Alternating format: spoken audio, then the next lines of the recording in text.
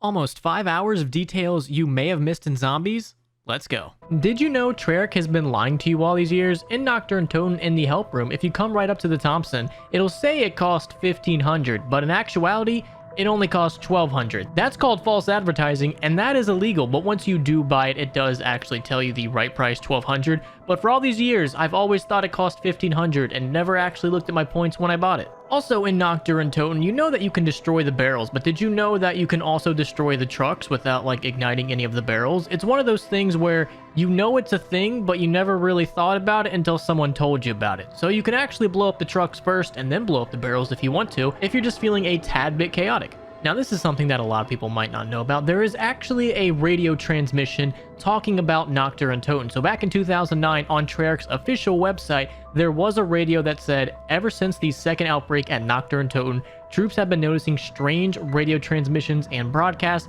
taking place in the dead of the night. I could not for the life of me find a video of this. If you happen to know of one, please let me know. But this was a very well-known thing that Treyarch did have this on their official website back in 2009. And it's kind of interesting to think about that this could have been one of the directions that Treyarch wanted to take Zombies, but just never went anywhere with it. Now Nocturne Toten is actually from the campaign and multiplayer. In campaign, there is a mission called Hard Landing, and it's pretty easy to tell when you get to Nocturne Toten.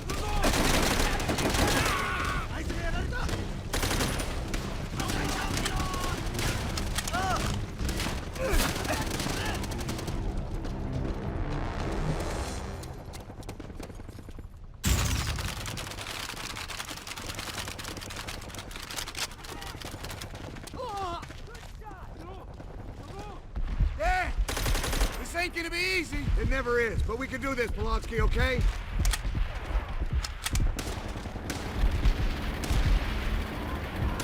Now there is a music Easter egg in Nocturne Toten, and no, it's not the Zombie Chronicles ones where you have to shoot all the barrels and stuff like that. If you come to this radio in the help room and you knife it, it'll turn it on and you could swap out between a bunch of different songs, and a lot of them are just some of the soundtracks from campaign, but it's still pretty nice to know that we had a music Easter egg all the way back in Nocturne Toten. It's no Kevin and Elena, but it'll do.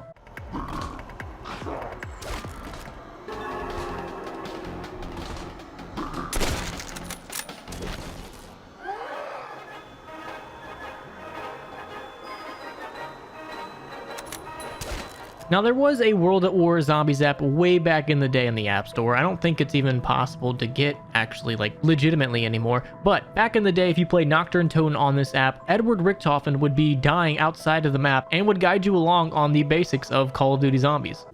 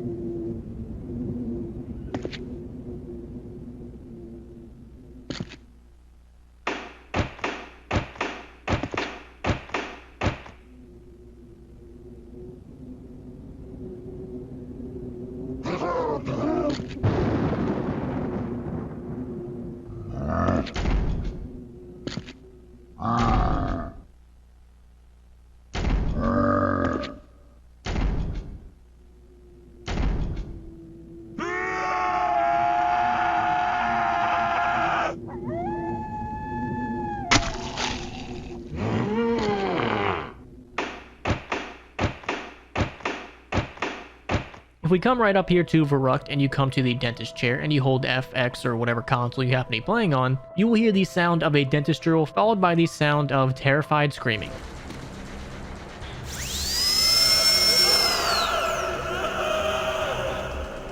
If you happen to be standing next to the power switch, occasionally you can hear a creepy robotic voice recite out the numbers 4, 8, 15, 16, 23, and 42.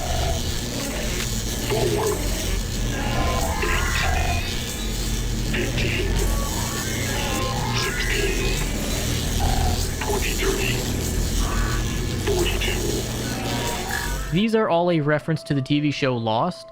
You don't know how popular this show was back in the day. This was before YouTube and Netflix were really like as mainstream as they are today. This show was everywhere and was like the peak of television at its time, and I never watched it, so I don't really get the reference too much, but apparently these numbers are frequently reoccurring in Lost and each correspond with one of the final candidates to replace Jacob as the protector of the island. I don't know, I never watched the show. Also around Verrückt, you will see a bunch of numbers written in blood. 19382406 followed by 922. This is a reference to the meteor that fell in Chicora, Pennsylvania on June 24th, 1938, which is also very similar to the Tunguska event, which we constantly see on the walls in various of zombie maps. And also 921, I've seen a lot of people say that this stands for the time that it happened, but I don't think that's the case. I think it stands for the Bible verse Jeremiah 9:21. Death has climbed in through our windows and has entered our fortresses. It has removed the children from the streets and the young men from the public squares. That just fits zombies too perfect for it not to be it. If you happen to be in the power station and you no-clip through the wall, you will see this cute little sign with a zombie on it that I feel like just gets missed a lot, and it's just really cool. It has nothing to do with anything, but I still think it's pretty cool. There's also a German sign that a lot of people might have seen, but never really gave it any thoughts, which reads, "All unattended children will immediately be sold to the circus." And if you happen to be next to the power switch, yet again, you will also see some writing on the wall, which a lot of people might just gloss over at first and never really pay any attention to, which says, "Wish too often and your wishing well will run," which definitely more than likely refers to the box. If you keep hitting it, eventually it'll just skedaddle and go somewhere else. Now in a couple rooms in Verrückt, there are going to be a bunch of writing on the wall in blood, and here's just a snippet of what they contain. Encoded in the Illuminati code, the words Living Dead and OMH 935 can be seen, and a bunch of sentences can also be read. Nerve impulses generated by the motoneuron activate the muscle to which the stretch receptor is attached. If within the warming world, showered fall and softened tide, from the pains tomorrow fish, lips be the wary curbside sun, some question, time question. You can also see Hans, one test, Teddy is the biggest liar, what now, I'm not talking to you. You can see tally marks adding up to 140, go away, go away, go away, go away, no, no, no, no, no, no, no, listen here, kill this dumb and kill that not so dumb. And there's also a bunch of images written in blood. You got a teddy bear crossed out, you have a crescent moon, a zombie eating a severed arm, a city with an explosion on it, graves and a skull, birds, an angry man, a foot stepping on a sun. And a lot of these are just constantly pasted over and over and over again in just different sections of the map. Now, if you happen to be in the mood for some tunes, if you come over to the toilet and you flush it 3 times, you will hear the first ever actual music Easter egg in Call of Duty Zombies history.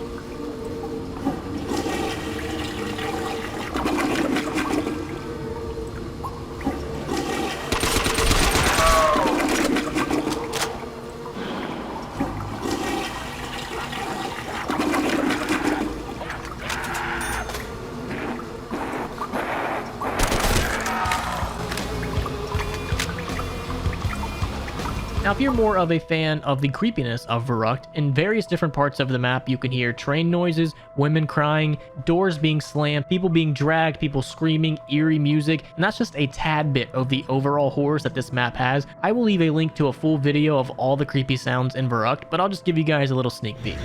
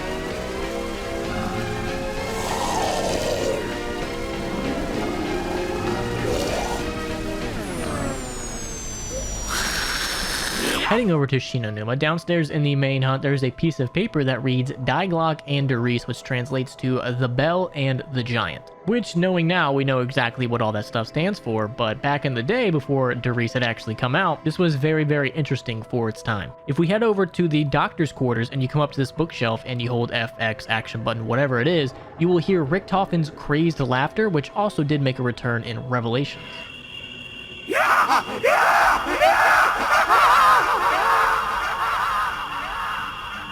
There's also a note right next to the perk machine that reads, might be powering Harp, but it comes with a risk. May consider using, and then that's all we got. If you no-clip outside of the map and you come to the side of this cabin, you will see some writing on the wall that says, the power will destroy us all. Now you've probably seen this poster around and you've always probably wondered, what exactly does it say? Well, the text reads, the arm is attached to the body by the shoulders. Sometimes you can rip them off the body with enough force. And very similar to the arm poster, you've also probably seen this one with the skull on it, which reads, Skull of the Homo sapien. This is a bony structure that is found in most animals. A lot of people might know about this one. Outside of the map, there's a large chunk of element 115, and when you shoot at it, your character will give you some unique dialogue. I wonder if that rock brought those freak bags. Oh, that rock! Must be where element 115 comes from. I think the Red Menace would be interested in this space rock. This rock is not of this place. If back in the day you happened to be playing Shinonuma on the Call of Duty Zombies app, once you opened up all the areas, a message will appear saying all areas unlocked, now go find the grave, and a shovel would replace the player's knife. And if the player looks hard enough, you can come across Peter's grave, and you can dig up the grave, and the player would be rewarded with a Wunderwaffe DG2. It really does seem like they had big ideas for the whole app thing until they, KO'd it and then eventually brought it back. But man, back in the day, they did go above and beyond for it. And speaking of Peter, if you can somehow manage to knock him down from his noose and he goes to the ground and you go up and interact with him, you immediately die and the game is immediately over. Now, similar to Verrückt, Shinonuma also has tons of creepy sounds throughout the map. If you come up next to this shed and you listen very, very closely, you can hear a woman crying.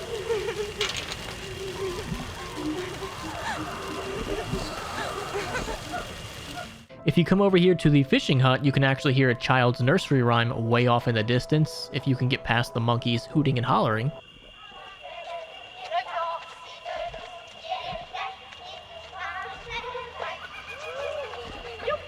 If you come to the comm rooms next to the radios, through the static and everything, you can kind of faintly hear people asking to be saved.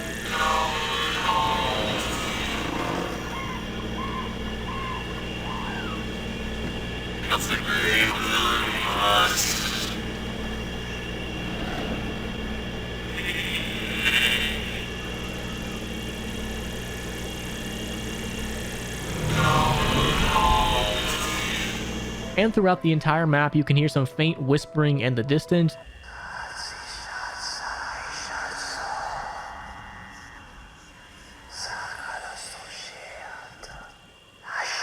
And keeping the themes with music Easter eggs. If you come over here to this telephone and you interact with it, the music Easter egg, The One, will start playing. And I think it's a very, very underrated song. I'm a huge fan of it.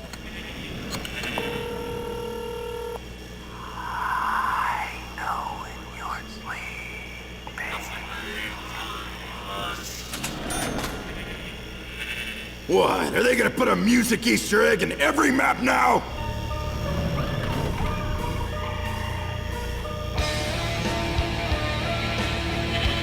Heading over to Der Riese, if you come near the trench gun, there is a sign on the wall where you can very faintly read the words, did not resist in Paris. There were lots of hints to a future Paris map in Der Riese that we unfortunately never got. Heading over to Jug, if you have no zombie near you and you sit down for a while, you can eventually hear the same lullaby that we heard in Shinonuma.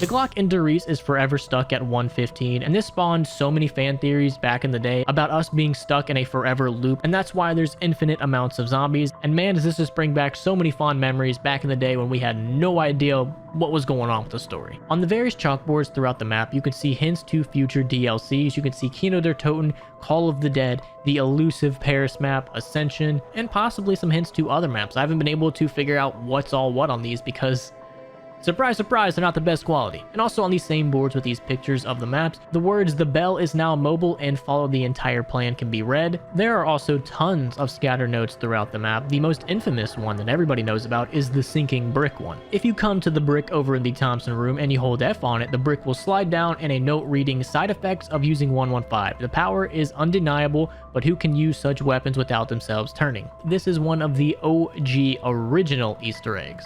Also near that very same note, another note near the double barrel shotgun can be read, "Is produced by bombarding an americium-243 nucleus with a calcium-48 nucleus. It then decays. After further decay, a metastable isotope is formed. This leads us to believe that transference of matter is indeed possible, and even the reanimation of bodies."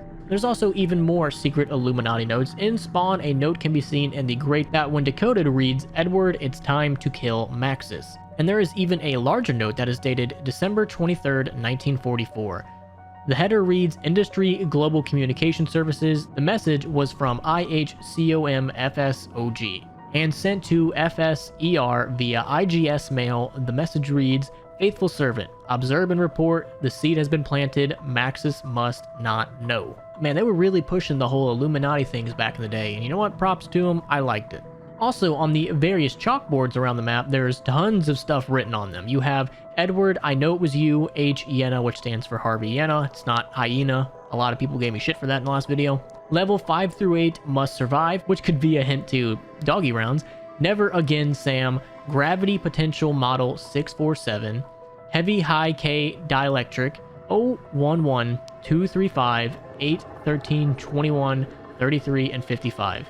This is a Fibonacci number used in the golden ratio, the theory for time travel. Yeah, that one also went over my head. I'm way too stupid for that. V equals delta x slash delta t. And this is the acceleration equation, derivative of velocity change in position over time. So this is basically like just notes for time travel. You can also read Treyarch and Illuminati. Experiment 935 was successful. The words "black sun" in German can also be read. Delgado, Haas Delgado from Billy and Mandy. Why is wrong? Why won't it work? Help. Tomorrow the project will move into full production.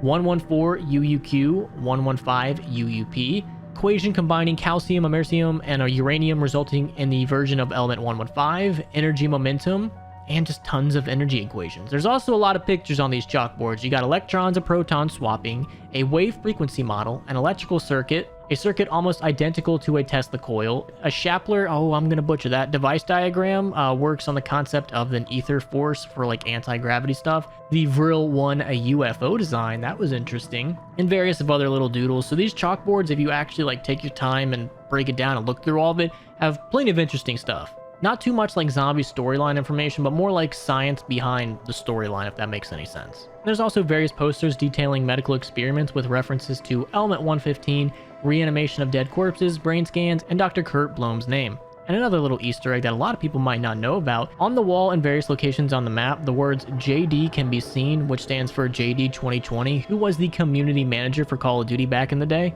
Near Teleporter B, you can see a newspaper on the bulletin board that reads, "The bees disappeared from Ludensworth." And around the map, you can find two instances of Group 935's Field Operations Manual. One right here in this little AC vent thing next to Double Tap, and another one outside of the map. And it reads, "It is the responsibility of absolute secrecy. No one is to know what you do, where you work, what our research has uncovered, or what our purpose will be.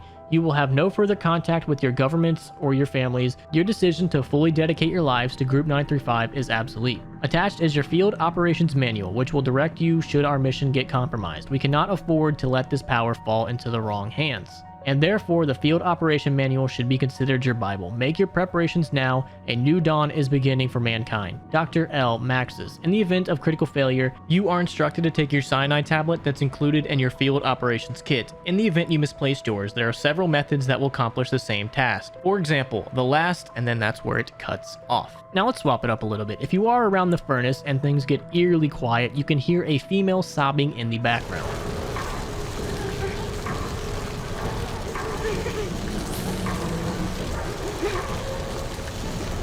Now everybody knows about going prone in front of a perk and getting some free points, but did you know in Darius, if you go prone in front of Double Tap, it will claim that you get 25 points, but in actuality, you get 30. You get 5 extra points because that last number will always be 0 and will never be a 5 in World War. So you can thank Treyarch for being very, very generous and giving you a whole 5 extra points. We have some more ciphers and stuff. In Spawn, in this barrier, if you look all the way down here, you can see some writing on the wall, which translates to a living dead. And there is also another little cipher over here next to Teleporter B that reads help. Now, a lot of people might know this, but a lot of old school zombies used to be based off of real things that happened back in World War II, and Der Riese is no exception. Project Riese, or the Giant, was a code name for a construction project of Nazi Germany between 1943 and 1945, and unlike Der Riese and the video games, this one consisted of 7 underground structures in the Owl Mountains, which at the time was in Nazi Germany, but today it is now in Poland. And allegedly this is where they did all of their scientific research for their secret Wunderwaffe program, and one of them was allegedly Die Glocke, aka the Bell, which was supposedly an anti-gravity machine that looked like a flying saucer and was used in conjunction with an above ground structure known as the Henge, and the Henge is the flytrap Easter egg that you see in Der Riese. The Bell was described as a saucer-shaped device made from hard, heavy metal that was filled with a substance similar to mercury and required enormous amount of electrical power for testing. And like I said, the Bell was alleged some sort of anti-gravity / time machine for the Nazis. And the theory goes kind of like this: the scientists and technicians who worked on the Bell who did not die of its effects were wiped out by the SS towards the end of the war, and the device was moved to an unknown location. And there's also a theory that the SS official Hans Kammler, I hope that's how you pronounce it, later secretly traded this technology to the US in exchange for his freedom, which does fall in line with a lot of zombies lore, so Treyarch really did their research. And the concrete ring, aka the Henge, aka the flytrap Easter egg, built in 1943 and 44, was supposedly used as a launch pad for the Bell, but other people seem to claim that it was merely just the structure for an ordinary industrial cooling tower, but I like the Nazi occultism a little bit more. So the real life Der Riese is very, very fascinating. Nazi occultism as a whole is extremely interesting. But speaking of the Henge and the flytrap Easter egg, if you come over to this section of the map and you have an upgraded weapon and you shoot a control panel located on the Henge, you will have officially started the first ever main Easter egg in Call of Duty Zombies history. And if you go around the map and find 3 teddy bears and you shoot them, you will get some unique Samantha dialogue.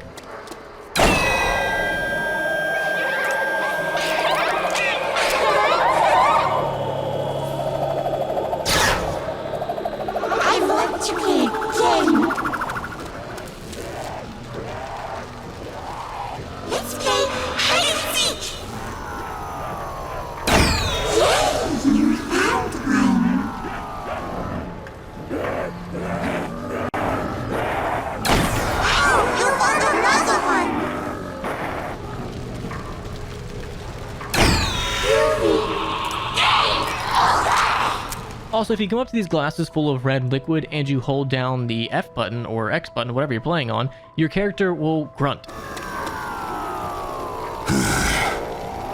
And back in the day, man, this spawned so many theories about you getting upgraded jug, you getting upgraded grenades, something being better. It doesn't do anything but that. But man, back in the day, people would tell you some of the craziest things. If you happen to have a sniper and you take a look at the moon, you will see some traces of 115 on the moon. Now nowadays we can assume that this was Griffin Station because Black Ops 1 Moon, but back in the day I don't think they were thinking that far ahead because Moon was supposed to be Paris, so they could have just said that, hey, 115 is located on the moon. If you happen to be chilling all the way in the back of the map near this teleporter and you happen to look down here, you will see Dr. Maxis's nameplate next to a bloody paw print. And if you happen to be near Teleporter B and you look out here, you can see a hanging man, but actually coming up to the hanging man will reveal that it's only the lower part and a rope. There is not much else to it. And if you throw a grenade at it or some kind of explosion at it, he will fling randomly around, which is pretty entertaining.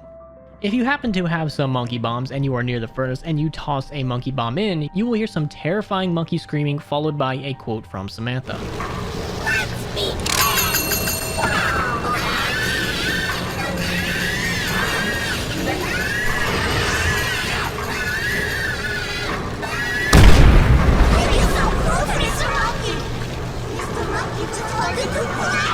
Also, around each teleporter, there is going to be a wooden plank with the abbreviations for France, Germany, and England written on them. And if you happen to be no-clipping outside of the map, you can actually come to the location where it takes you when you are teleporting. So when you teleport, you come to this location, and there are 4 places for each of the players. So when you're teleporting, you get sent to this location of the map, where your body stays for a second until eventually it takes you back to the mainframe.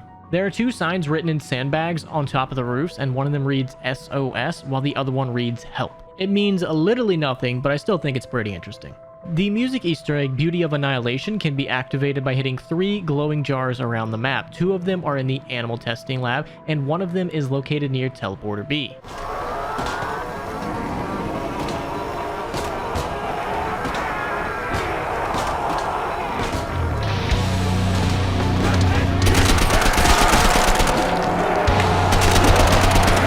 Kino der Toten has plenty of Easter eggs and lore just scattered throughout the map, and a lot of it goes unnoticed. But one of my favorite little Easter eggs that a lot of people might know about is the bleeding mannequin Easter egg. If you come to the dressing room and you shoot at this mannequin's heart, blood will start spurting out and it will start bleeding. There's really no significance to this whatsoever, but for some reason, I always have to shoot it every time I come past it. It's just a nice little fun Easter egg that literally does nothing. And also going unnoticed might be that these mannequins have 1942 written on their necks and also on their hips. Now, if you saw my previous video, you might recognize a note very similar to this. There was a letter similar to this located on Derice. And this one was also sent via the Industry Global Communications Service. And it is from IHCOMFSOG. And it is sent to FSER, which could be Faithful Servant Edward Richtofen, but because of the message, possibly not. And the message was sent on January 23rd, 1975, and it reads, "We have listed both Tabin and Saren. Be wary of the Doctor. His involvement should be minimalized if you want to make it out alive. We are unsure on how he arrived at this time and place. Do what you must."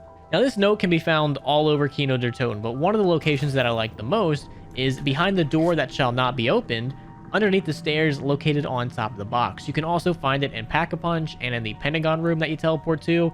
This note is not that hard to find. It's located everywhere. Now, a lot of people might not know about the rocket Easter egg in Kino der Toten. And honestly, I'm calling it. This is the main Easter egg in Kino der Toten. All you have to do is collect all the film reels and activate the radios, and you can launch the rocket. So after you go to Pack-a-Punch, when you teleport back before you go to spawn, you'll usually get sent to a room. You'll get sent to Samantha's good and or bad room. You'll get sent to the dentist office and or the conference room. And there's going to be 3 film reels that you have to grab. And once you grab them, you have to place each one into the projectors. The test subjects have been undergoing treatment for 5 days with little progress. I have been assured that given time, the programming will take hold. In the past weeks, we have made great strides in breaking through to their subconscious. I have had the projectionists make edits to the film. These changes have been very effective. Subject 26 has had a breakthrough. He is responding to the treatment and following basic instructions. The violent outbursts have been greatly reduced, and given time, we feel this method of treatment will be 100% effective in most cases. And after you've activated all 3 reels, you're going to want to activate 2 of the radios. One is located in the chandelier in the giant theater room. All you have to do is look up and shoot it. Our timeline for deployment can be accelerated, given the progress we have made in the past 2 weeks. If patient 26 can retain the impressions longer than 26 hours, we will have the process perfect. And the next one is located outside the map near Double Tap. If you look through this barricade right here, you will see it in the guard tower located on top. All you have to do is shoot it. Another setback. Patient 26 was killed this morning in the field test. He lost control and attacked one of our handlers.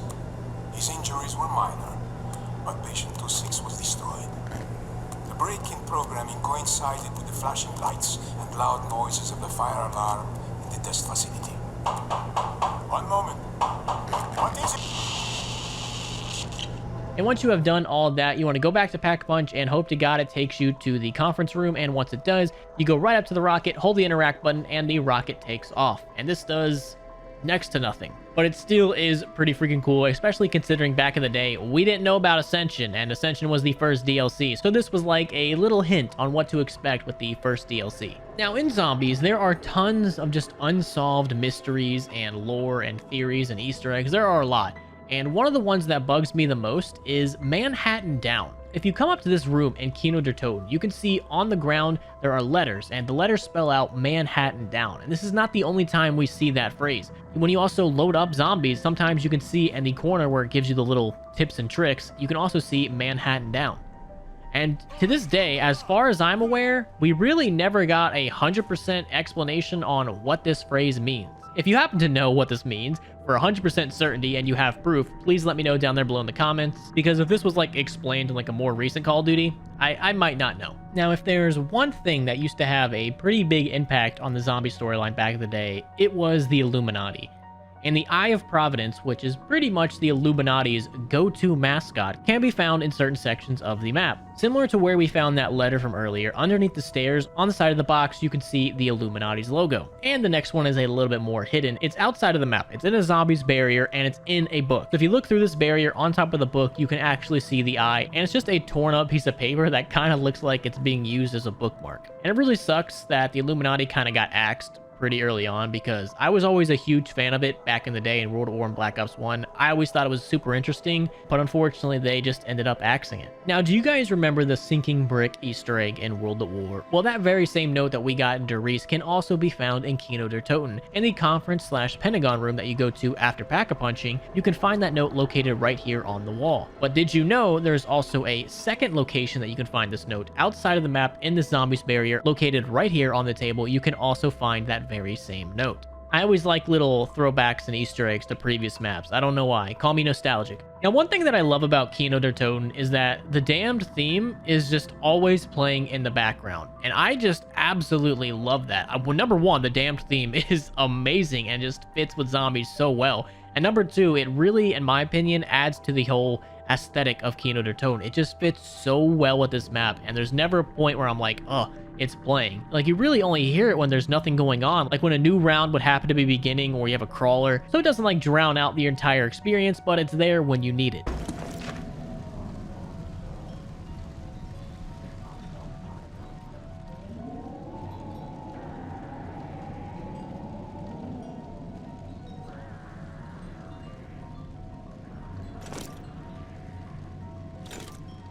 Now, right next to where we saw that note earlier in the theater room, there's also another note, which is Ignomo Jublius. And it seems everyone seems to unanimously agree that this either translates to a disgrace's joy or laughable mistake. And this might have just been a translation error when they were translating this, because I've seen a bunch of people say that this really doesn't make any sense with how it's translated, because certain words don't exist and don't mean what they should. I don't know, I'm not smart, I'm just giving you guys the information. Now, when you go to the Pack-a-Punch room, there's going to be a chalkboard, and on that chalkboard, there are plenty of little scribbles and pictures and equations, and some of them read, Experiment 935 was successful. Everything can be based off this model. The German word for black sun, 114 UUQ, 115 UUP. Tomorrow, the project will move into full production. I know it was you, Richtofen, help, and energy momentum. And a lot of this stuff is just very, very similar to the chalkboards from Der Riese. And also in the Pack-a-Punch room, there is a bulletin board that reads, when translated to, hold on men, we'll finish them. And underneath that message, it also translates to, yes, yes, sure. And also in the Pack-a-Punch room, there is a little desk that has Maxis's nameplate that you also can see in Der Riese, some Element 115, and a lot of the same posters that we saw in World at War of the Hellhounds and the zombies. Have you ever wondered what the sign in the alleyway reads? Well, it translates to a German Sun Cinema. Now, all around Kino der Toten, there are just tons of chalk writings, and probably the most known one is the Beware of the Six, which pretty obviously means beware of like Nova 6, but back in the day, I remember people telling me that this meant beware of round 6 because that's when dogs spawn in, but that's just not true because dogs can spawn in on a couple other rounds. But at this point, I'm pretty sure we all know that beware of 6 kind of reference to Nova 6 crawlers. There is also some chalk that reads Brimstone to Damnation. Fire and brimstone is an expression of God's wrath in the Bible. In Genesis 19, God destroys the cities of Sodom and Gomorrah with a rainfall of fire and brimstone. And funny enough, brimstone is also another name for element 16, which is sulfur, which is also one of the 3 components that were used to create Nova 6. Behind the projector, you can make out the words Ether Projectionist. The first word is written in the Illuminati language, so you have to decode it, which I did not do. And it's pretty funny because in the Wii version, this says JRP Projectionist instead. And we also have the usual knowledge itself is for the taking, and my personal favorite, Samantha, Amelia, Abigail, and JD. And as far as I am aware, we have never solved what these names mean. We know who Samantha is. Abigail could possibly be Misty. But who is Amelia? I don't think in the history of Call of Duty Zombies we have ever actually solved this. I don't think. And my personal theory is that because it says JD right there, and that stands for JD 2020, who was the community manager at the time, I'm taking a shot in the dark here that these girls are also probably daughters of some of the people that made zombies, and just as a little Easter egg, they decided to throw their names on the wall. I am calling that right now. If that turns out to be true, I want it known that I was the one that solved it. Now, have you ever wondered what the movie posters located around Keynote or Toten are? Well, you're in luck. Let's get into it. So one of the ones that you can see is Die Bismarck, which, if you don't know, Bismarck was one of the first of the two Bismarck-class battleships for the German Kriegsmarine at the time, and it was named after Chancellor Otto von Bismarck, who was the primary force behind the unification of Germany in 1871. And the Bismarck did not reach a very happy ending. It ended up getting destroyed by the British and sunk with a heavy loss of life. And this poster seems to be oddly similar to the Sink the Bismarck movie, which was made back in the 1960s. The other movie poster that you see throughout the map is called Faust. And on it says Duke of Parma, Faust, who is the main character, Gretchen, Archangel, and Mephisto. And Faust is the protagonist of a classic German legend. He is a scholar who is highly successful yet dissatisfied with life. So he makes a pact with the devil, exchanging his soul for unlimited knowledge and worldly pleasures. And this has been a basis for many literary, artistic, and cinematic and musical works throughout like the rest of time. And the last poster that you see is this one, not even going to try to pronounce it. And the text on the picture translates to, he created a woman, but he gave her free will. And this is based on the mythology of the name I can't pronounce, who was a sculptor that fell in love with the statue that he carved. And the poster itself is based off the 1927 film Metropolis, which was a German expressionist epic science fiction film set in the future, where wealthy industrialists rule the vast city of Metropolis from high-rise tower complexes, while the lower class of the underground dwelling workers toil constantly to operate the machines that provide its power. So if you're ever wondering exactly what these posters are, now you know. It's pretty interesting. I always love when zombies ties in real life stuff. So now let's get into some of the more creepy stuff around the map. If you are in the dressing room and things are oddly quiet after you've hit the rock, because if you still have that 115 rock not activated, it's kind of hard to hear it. But if you come right up to this window, you can hear some thumping coming from inside one of the crates. And man, the amount of theories back in the day about this was just too many.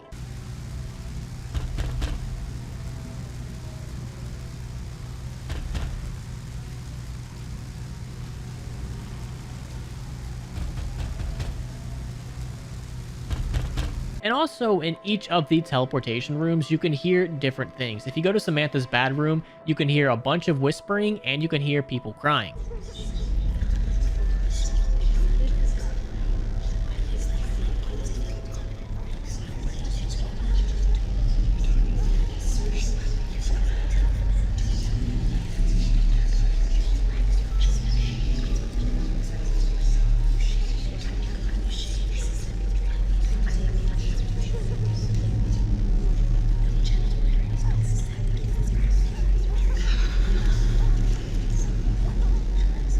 And if you were in her good room, you can hear whispering and a child's nursery rhyme. And that child's nursery rhyme has also been in previous maps.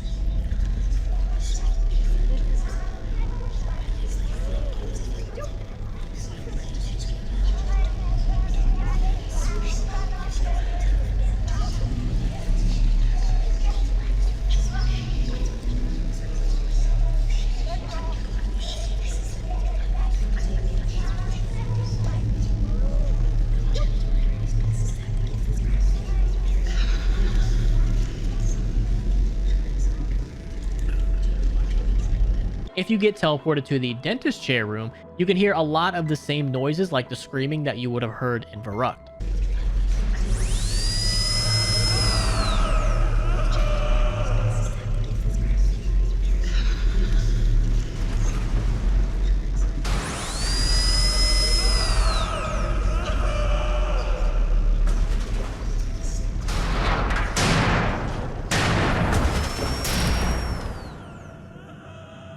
And if you are in the Pentagon room, you can also hear tons of whispering as well.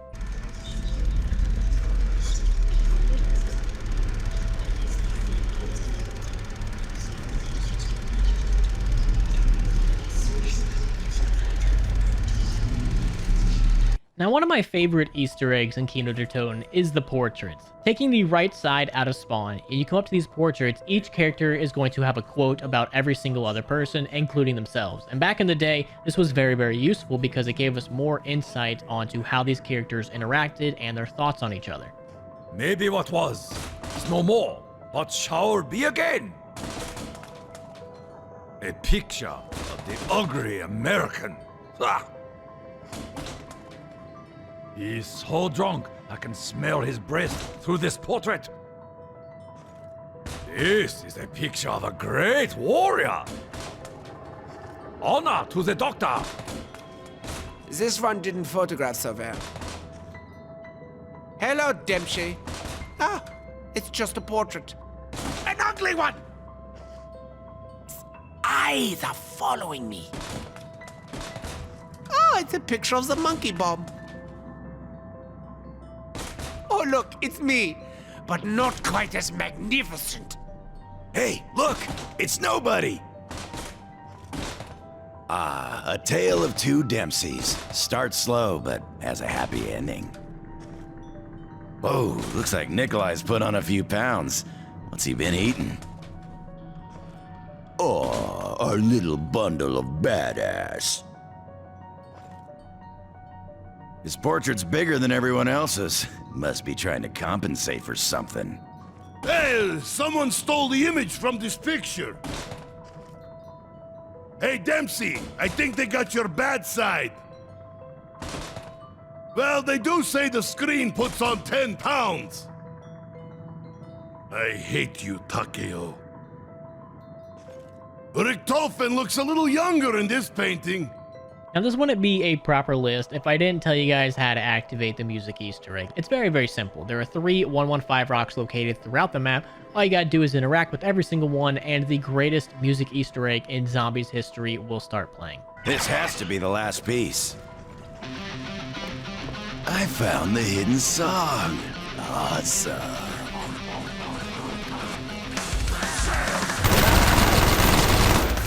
Now, if you were outside in the alley of Kino der Toten, and you look outside in the distance, you can see a giant tower. Well, this is actually the German TV tower Fernsehturm, for this word, which was constructed between 1965 and 1969 by the government of the German Democratic Republic and/or East Germany. And it was made to be a functional broadcasting facility and also a symbol of communist power.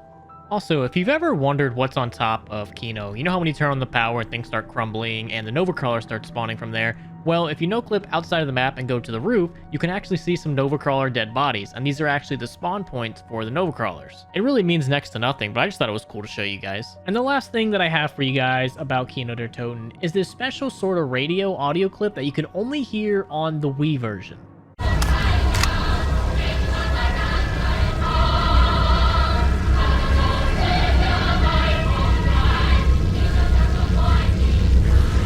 These villagers were portrayed in propaganda films as happy and highly motivated, although in fact, they were soon to suffer a terrible moral and physical collapse.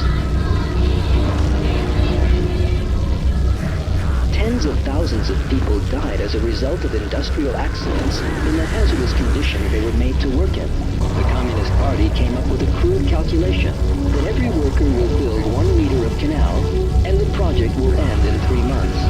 Yet it actually took more than 10 years to finish the canal. During the Great Leap Forward, factory workers' hours were doubled, and machines began to work non-stop. They were not even allowed to stop for maintenance and repairs, and so soon began to fall apart. Factories were ruined. At the same time, Mao announced another target for the Great Leap Forward. Steel production was to be doubled within 1 year. That production was not only from heavy industry complexes, but also from small furnaces and villages. As a result of communist ideology, Mao believed that workers' power held a magical force. With that decision, tens of millions of Chinese set out to produce steel by amateur methods. Everything made of iron they could find, from doorknobs to saucepans, was melted down in primitive furnaces in an effort to produce steel. Women cut off their hair and mixed it with the clay in the furnaces. Now, if we head over to 5, everybody probably knows about the Richtofen portrait that's in Pack-a-Punch, but did you also know that if you no-clip through that very wall, you will see a picture of Tank Dempsey just chilling out? On the top floor of 5, there are plenty of pictures and images hanging on the walls, but one of them has a picture of the very same mission in World at War that you can get the ray gun in.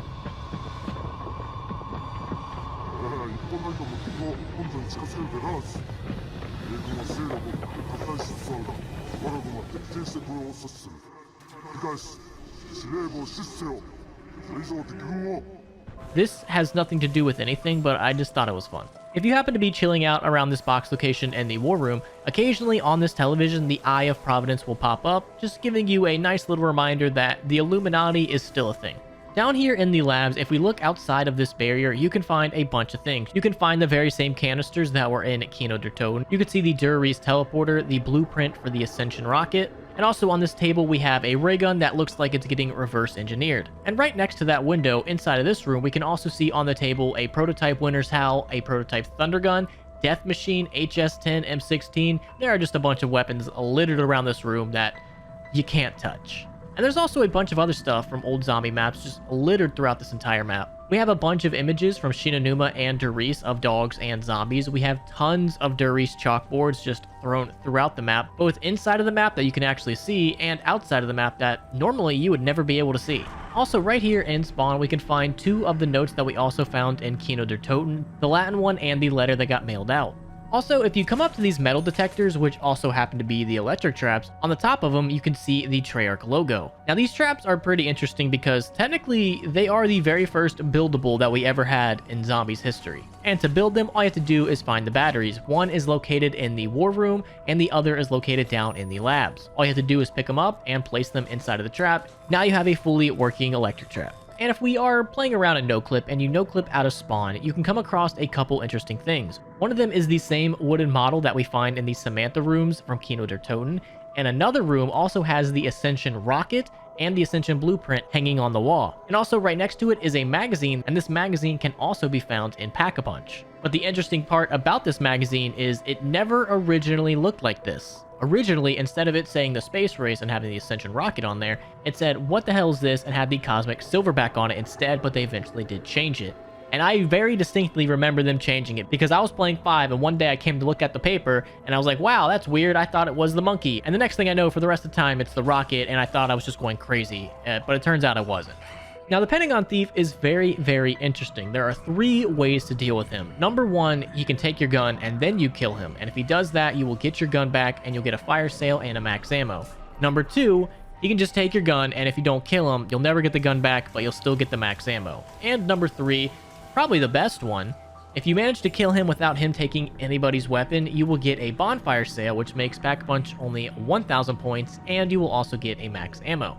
And speaking of the Pentagon Thief, he has a couple interesting things written all over him. In the Illuminati code, he has Living Dead written on him. He has the Group 935 logo. He also has the Illuminati's logo and a bunch of just random science equations that I am not smart enough to know what they are whatsoever. But I still think it's interesting that he does have Illuminati writing on him. Now, probably everyone's favorite little Easter egg in 5 is the pig. If you come down to the labs and you come into this room, there's going to be a fully alive pig in here, and you can either kill him or spare him. Even to this day, people say if you kill the pig, zombies gets harder, and that's just not true at all. But if you do kill the pig, you're going to hell. That's a fact. And the last thing on 5 is the music Easter egg. Around the map, there are 3 red phones. And if you hit all 3 red phones, the music Easter egg will start playing, and it's by Eminem, so I can't play it. I'll play the first 5 seconds for you. Here you go.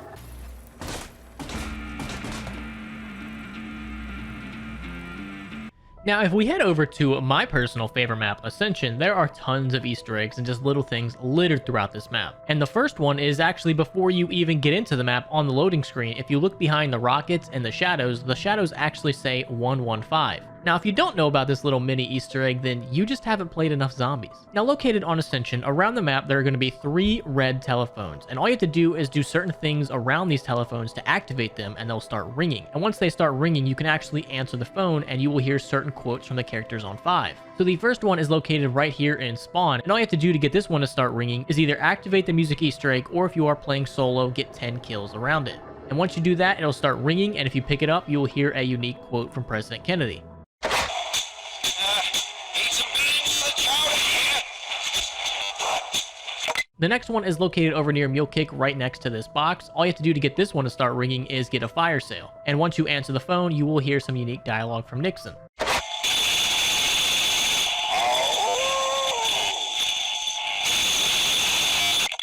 And the last one is located over near PhD Flopper, and all you have to do to get this one to ring is get the ray gun from the mystery box, and once you do that, you can pick it up and you will hear a quote from Fidel Castro. Now, the reason this Easter egg was so significant and so interesting was because it gave us a time and a place on when Ascension was taking place. So Ascension and 5 take place at the exact same time. And it's little stuff like this in Zombies that I just absolutely love. Now, there are also 4 Matryoshka dolls located around the map of the 4 main characters, and going up and activating each one will give you some unique dialogue and give you more insight to how these characters view and interact with each other. Big Dempsey, you're so big! Ah! Don't breathe on me. Oh, hi, Tikal. Stop tickling me. You ugly American. I will not work for you. Oh, the Emperor. Good day, Doctor. Hey, good looking. Your breath smells like death. Hey, what's up, Tack? You suck, Richtofen. Oh, hi, Dempsey. Oh, you look just like my sister. Your eyes are empty, Takeo. I hate you, Richtofen. Now, my personal favorite Easter egg on Ascension is the rocket Easter egg. So once you get Pack-a-Punch all linked up and you launch the rocket, you can destroy it. If you have a ray gun or really any explosive weapon, all you have to do is shoot the rocket as it's going up and it's going to explode. Now, that's badass and all, but the best part, probably the part you should always do it for, is if you head down to Pack-a-Punch after you blew up the rocket, you will have a nice, fat, juicy double points waiting for you. I know, Treyarch spoils us a little too much sometimes. But in all seriousness, it looks like Treyarch wanted to do a lot more with this Easter egg, but either ran out of time or just got bored or lazy or whatever the excuse is, and they ended up just giving you a double points instead of expanding on it. Now, there's a lot of Russian writing on the walls, but there actually is some giant storage tanks located outside the map that do have some more writing on it, and it translates to infected, control dissymmetry item, and baby/child, depending on what exactly you're using to translate it. And the control word that I can't pronounce is a device that's used to measure background radiation in a certain area. And I kind of find it interesting that they made this readable when it's really outside the map and you would never really see it. It really makes you think if this is really that important or not. Now, one thing about Ascension that a lot of people might not know. So have you ever seen the zombies do barrel rolls? Have you ever just seen them walking and then the second you try to shoot at them, they barrel roll out of the way? Well, that is because zombies in this map will actively try to get out of the way of your reticles. So if you start aiming at a zombie, they will actively try to get out of that way. And the best way to see this and notice this is to get one zombie that's walking and just slowly move your sights right to him, and he'll start dodging and ducking and trying to get out of the way. And this is just something that I don't think a lot of people know about, and is the reason you will see a lot of zombies barrel rolling and dodging your bullets. It's because they actually do try to get out of the way of your crosshairs. Now, located around the map, there are going to be multiple batteries laying on the ground. And for the longest time, people thought that these batteries were used in the continuation of the Easter egg, but by now we know that they're not. But the batteries will say Sparky on them. This is actually a reference to one of the developers, Alejandro Romo, whose Xbox gamertag or online handle was Sparky or Sparky McSparks. And I just love little Easter eggs like this that give credit to the developers that made this game that we all know and love. Now, have you ever wondered like the real life inspiration for Ascension or where it takes place? Well, you are in luck because people have figured that out. It takes place in this Russian word that I cannot pronounce, Kosmodrome, which was the world's first and largest operational space launch facility. It's located in the deserts of Kazakhstan, about 124 miles east of the Aral Sea. It was originally built by the Soviet Union in the late 1950s as a base of operations for its space program.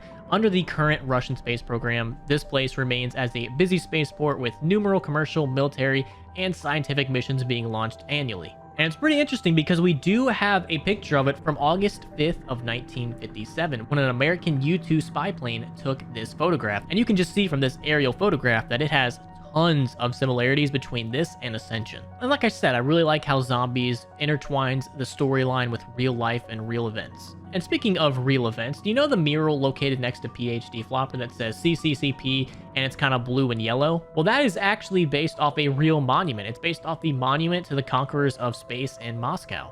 And in the game, it's just a tiny little wall thing, but in real life, it's a pretty big monument with multiple sides. And it's pretty easy to see that this is where they got the inspiration for the mural next to PhD Flopper because they look oddly similar. Now, located all on the ground on Ascension, you will find all these little scraps of paper, and they're really just copy and paste, but there is a little bit of information located on these scraps of paper. Right here, you will see some Illuminati writing that says Moon, giving you a nice little hint on what's to come. And we also have the Eye of Providence making yet another return, always slightly reminding us that the Illuminati is there and watching. Now, Ascension also introduced monkeys, and there are a couple ways that the monkey rounds can go down, and the monkeys themselves are fairly interesting. Even though they are incredibly annoying, they're still pretty interesting. When you throw a grenade at a monkey, it really won't affect them unless you time it just right, because they will just run over there, pick it up, and throw it right back at you, so you do have to be careful when it comes to grenades. And if you think the Gersh device is going to help you, well, it's really not, because the monkeys will just jump through the Gersh device and get teleported somewhere else on the map, and then come and kill you. And you better not let them touch a perk, because if you can successfully keep the monkeys from touching any perk around the map, you will get rewarded with a free perk. But if they can manage to jump on one for long enough, they will end up stealing that perk. So the monkey rounds are, in my opinion, a higher risk and high reward round. They give you a free perk and a max ammo, but they can also ruin your entire day.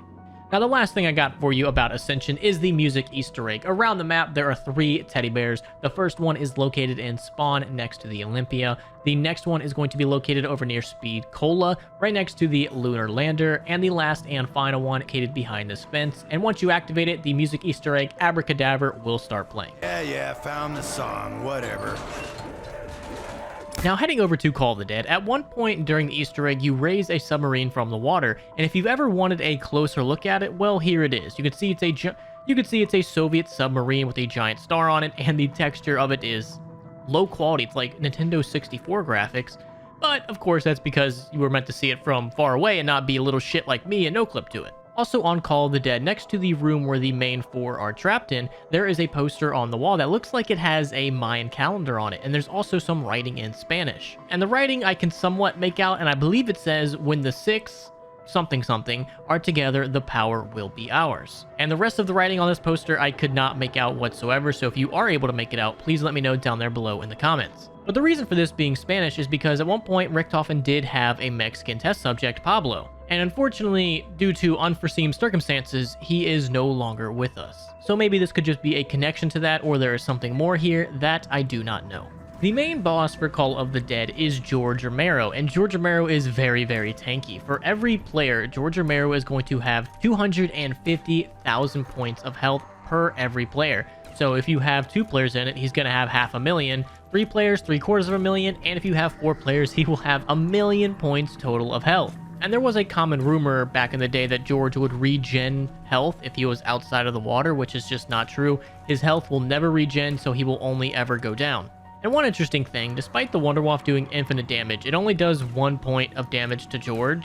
So you can't technically damage him with the Wunderwaffe, you would just need a lot of shots. And if you are able to kill him or make him go away without the VR11, he will reward you with a free perk drop and a free death machine, or if you have done the Easter egg, you will get a Wunderwaffe instead. And as annoying as George is, I think the rewards you get for getting rid of him are just as good. So getting a free perk and a free Wunderwaffe, I think kind of makes up for the fact that he's an annoying giant shit walking around the map. Now, George Romero has tons of quotes in Call of the Dead, but I feel like you rarely ever get to hear any of these. So I got a bunch of the more interesting ones and compiled them all together. So if you're not a fan of quotes, skip ahead, but there's a lot of really cool ones that you really never hear in game. You're wasting your time. What makes you think I want to change? Ha! That won't work on me. Ha ha! This is who I'm meant to be. You actors don't know anything. You can't kill what's already dead. Oh my God, what have I done? Please, forgive me. I didn't know what was happening. Am I dreaming? Why can I taste blood? Did I do anything bad? Where am I? I'm the zombie granddaddy. I'm just not feeling this scene. That all you got? And they call you talent. Get them off my set! The curtain falls. I'm going to recast. Your part's been cut. You've been recast. Welcome to the cutting room floor. Also located next to the trapped door, there is going to be a poster on the wall that is also a little Easter egg referencing Avenged Sevenfold, who also did the music Easter egg on the map, and the music Easter egg on the map is very easy to do. All you have to do is find 3 115 rocks around the map. The first one is located in spawn, the second one is located next to PhD Flopper, and the last and final one is located on the ship right here in the booth. And once you do that, Not Ready to Die by Avenged Sevenfold will start playing, and of course, that's really copyrighted, so I can't let you guys listen to that. Now, speaking of Easter eggs, as you do the Easter egg and as you are communicating with the gang that's trapped behind the door, they will also have a ton of extra dialogue that's not really used in the Easter egg, that's just miscellaneous stuff that you could hear as you're walking next to the door. And there's about 5 minutes of it, so if you're not interested in dialogue, go ahead and skip now, but in my opinion, some of this is really funny, some of this you rarely ever hear in game, and there's a lot of good, juicy storyline information in this, so I highly recommend you just sit here and listen to all 5 minutes. Hey! Is anyone out there? We're stuck in this room! For the love of Richtofen! Just because the lights ain't on doesn't mean I can't kick your ass. Now get your finger out of mine! This force field is good for something after all. Keeping me separate from Mr. Touchy-Feely over there. At least there ain't any fucking zombies in here. Feel like I'm on vacation. Butt maggots? Nah. Freak balls boot scrubber? Nah, that's lame. Zombitch? Use that one already. Oh, brain dead ass fodder. Seems more like a catchphrase for Richtofen. Wonder how they'll get that bottle in here. Oh, you know, sometimes I feel like I can't remember a time before the zombies. Wait, I really can't. Maybe it's the vodka, or maybe not. You know, Tech, between you and me, there's just something off about that guy, you know? Oh, crap, my head. Now I get it why Nikolai never sobers up. Okay, put this piece there, that piece here, hit this. What am I, a fucking knob jockey? Wait a second, why the hell is anyone trusting me to repair this thing? Oh boy, let's leave just to go on another wild goose chase. Only we're the geese, and the zombies are... well, they're something. Wait, there's a saying in here somewhere. Isn't there? Little help? Hello? There is a Russian stuck in the room! This is not good! You know, I kept the power off for my entire first marriage. First wife looked like Nikolai too much. Yeah. I can break these force fields with Russian head strike. Oh shit. Bad idea. Wait. My eyesight is clear. My hands do not shake. I can form coherent thoughts. I'm sober! I smell vodka and it's close. I need that bottle. How will they get it to me? Everything is right again. Takeo, you cannot handle your vodka. Here, and some more. Hey, hang on to your vomit. There's vodka in it. Everyone else is done drinking? Hey, more for Nikolai! You know, Takeo, you're such a great listener. But you still fuck monkey! I hate you. It's going to be sad to leave this tiny, tiny room. Richtofen, I hope you're leading us towards more vodka and less zombies. Excuse me, is there anyone out there that would be willing to help? Hello? It's so dark and quiet. Anyone up for a game? It's situations like this that make me wish I hadn't erased Marshfield, Marshfield, stuck behind a Marshfield. Do you know that tune? Remember, if you have to go to the party, I have designated this corner the party corner, meaning that if you have to party in a corner, this would be the corner that you would party in. Number 1 or 2 is acceptable. This is my personal hell.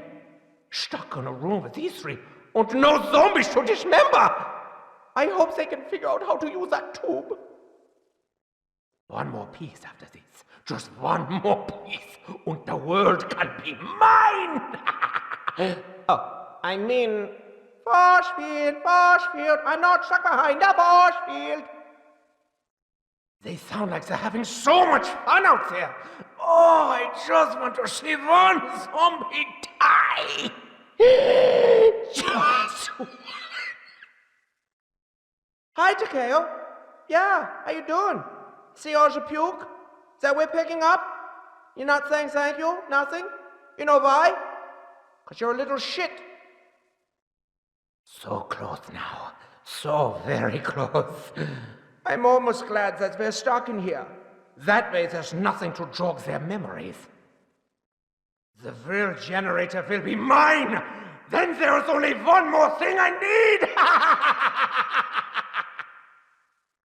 One of the wonder weapons introduced in Call of the Dead was the VR-11, which when used will turn a zombie into a human, and that human kind of acts like a monkey bomb and all the zombies run towards them. But once you upgrade this thing, it goes from being one of like the worst wonder weapons of all time to one of the best as long as you're not playing solo. Once you upgrade it, it still does the same old thing where it turns a zombie into a human and the zombies all chase it. And also if you shoot that human 3 times, he'll explode and kind of do some damage to nearby zombies. Both of those two things are absolutely useless. The best part about this wonder weapon is if you have a friend in the match and you shoot your friend, the friend basically gets insta-kill and the zombies will ignore him. So you can kind of imagine just how good this would be for going for high rounds. And also this thing can get rid of George Romero when it's upgraded. All you have to do is shoot George when he's in the water and it'll go away. So co-op wise, this might be one of the greatest wonder weapons of all time, but solo wise, it's useless. And one little quick thing that I did find, like in previous maps, like in Kino and 5, we found those letters that were mailed out, and I also found one on Call of the Dead, but I could not read it at all. I don't think this one was ever meant to actually be read. I got a sniper, couldn't see anything, so if you are able to manage to make out the words on this, please let me know. Now, when you think Call of the Dead, you usually don't think creepy vibes or creepy atmosphere, but that is exactly what some of the ambient sounds try to give you. And in fact, it's so creepy that Warzone actually used this very soundtrack for one of its Halloween events.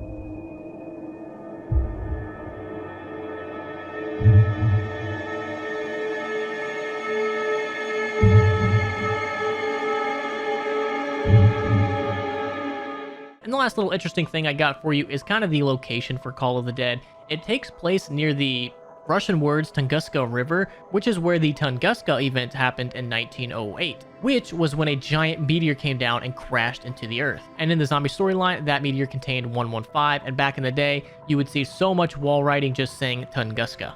Shangri-La probably had the least amount of information that I could find about it, but it still has a lot of interesting stuff. Like, did you know that you can actually get a free perk in Shangri-La, but it's very, very difficult? All you have to do is use the monkeys to your advantage. So when you normally get a drop, the monkeys will scramble to take it, grab it, and take it back to Pack-a-Punch. And as they are doing that, they will constantly change the drop. Well, if you let them do that to a max ammo, for like a fraction of a second, they will have a perk drop. And if you can manage to kill them while they have that, you will get a free perk. Now, like I said, it's very difficult. In all my years of playing zombies, I have never once done this legit, and even trying for this video, I was unable to do it, knowing full well that that's exactly what I was trying to do. Maybe it's just a skill issue, I don't know, but I'm going on record saying that this is one of the hardest free perk Easter eggs out there. Now, a lot of people might know about this mainly because of the recent videos that Glitching Queen has been putting out, but in the files, these mountains over here are referred to as Mars, and I will link Glitching Queen's video down below in the description because I think it's just really interesting and fascinating. But it seems like the zombie storyline back in the day was going to take a much different direction than the one it did. Jimmy Zielinski might have wanted to do a lot more tie-ins with Mars and just take the story in a completely different direction. And if you want more information on that, go check the link in the description. The Shrink Ray is one of my personal favorite wonder weapons. I think it's just fascinating and it's really fun to use, but saying that, it's not completely safe. It can still cause you to go down if you're not paying 100% attention. Once you make a baby zombie, the zombie can still kill you. It still does damage to you, although it takes a lot. So a baby zombie will take 15 hits to down you. That's if you don't have Jug. But where the problem comes in is if they can get a couple hits on you and then they grow up and then continue hitting you, they can actually down you very fast. And this has happened to me on multiple high round runs, so just throwing it out there, the Shrink Ray is technically one of the best wonder weapons in Black Ops 1, if not the best, but it still can be kind of dangerous if you're not really paying attention. And also, the name itself, 3179 JGB 215, can actually be translated into coordinates. If we take J, G, and B and use their number in the alphabet, so J is the 10th letter in the alphabet, and we do the same for G and B, we can transfer that into coordinates, and those coordinates will actually take you to the Himalayas. So this gives us a rough idea on where exactly Shangri-La could be taking place. Another little interesting Easter egg in Shangri-La is if you take the minecart, you will hear the lullaby that we have been hearing in Zombies for a very long time.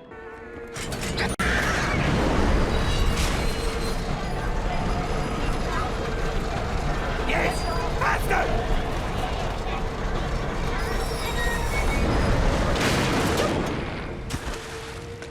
There is also an Easter egg. I think this only works on Xbox. It might work for PlayStation because I know damn well it does not work on PC, where if the player stands at a certain spot and then does up, down, A on their controllers, the monkeys in the room will start exploding. And unfortunately, I don't own a console, so I have never been able to do this Easter egg, but it's one of those Easter eggs that didn't get solved for many years after the map's release.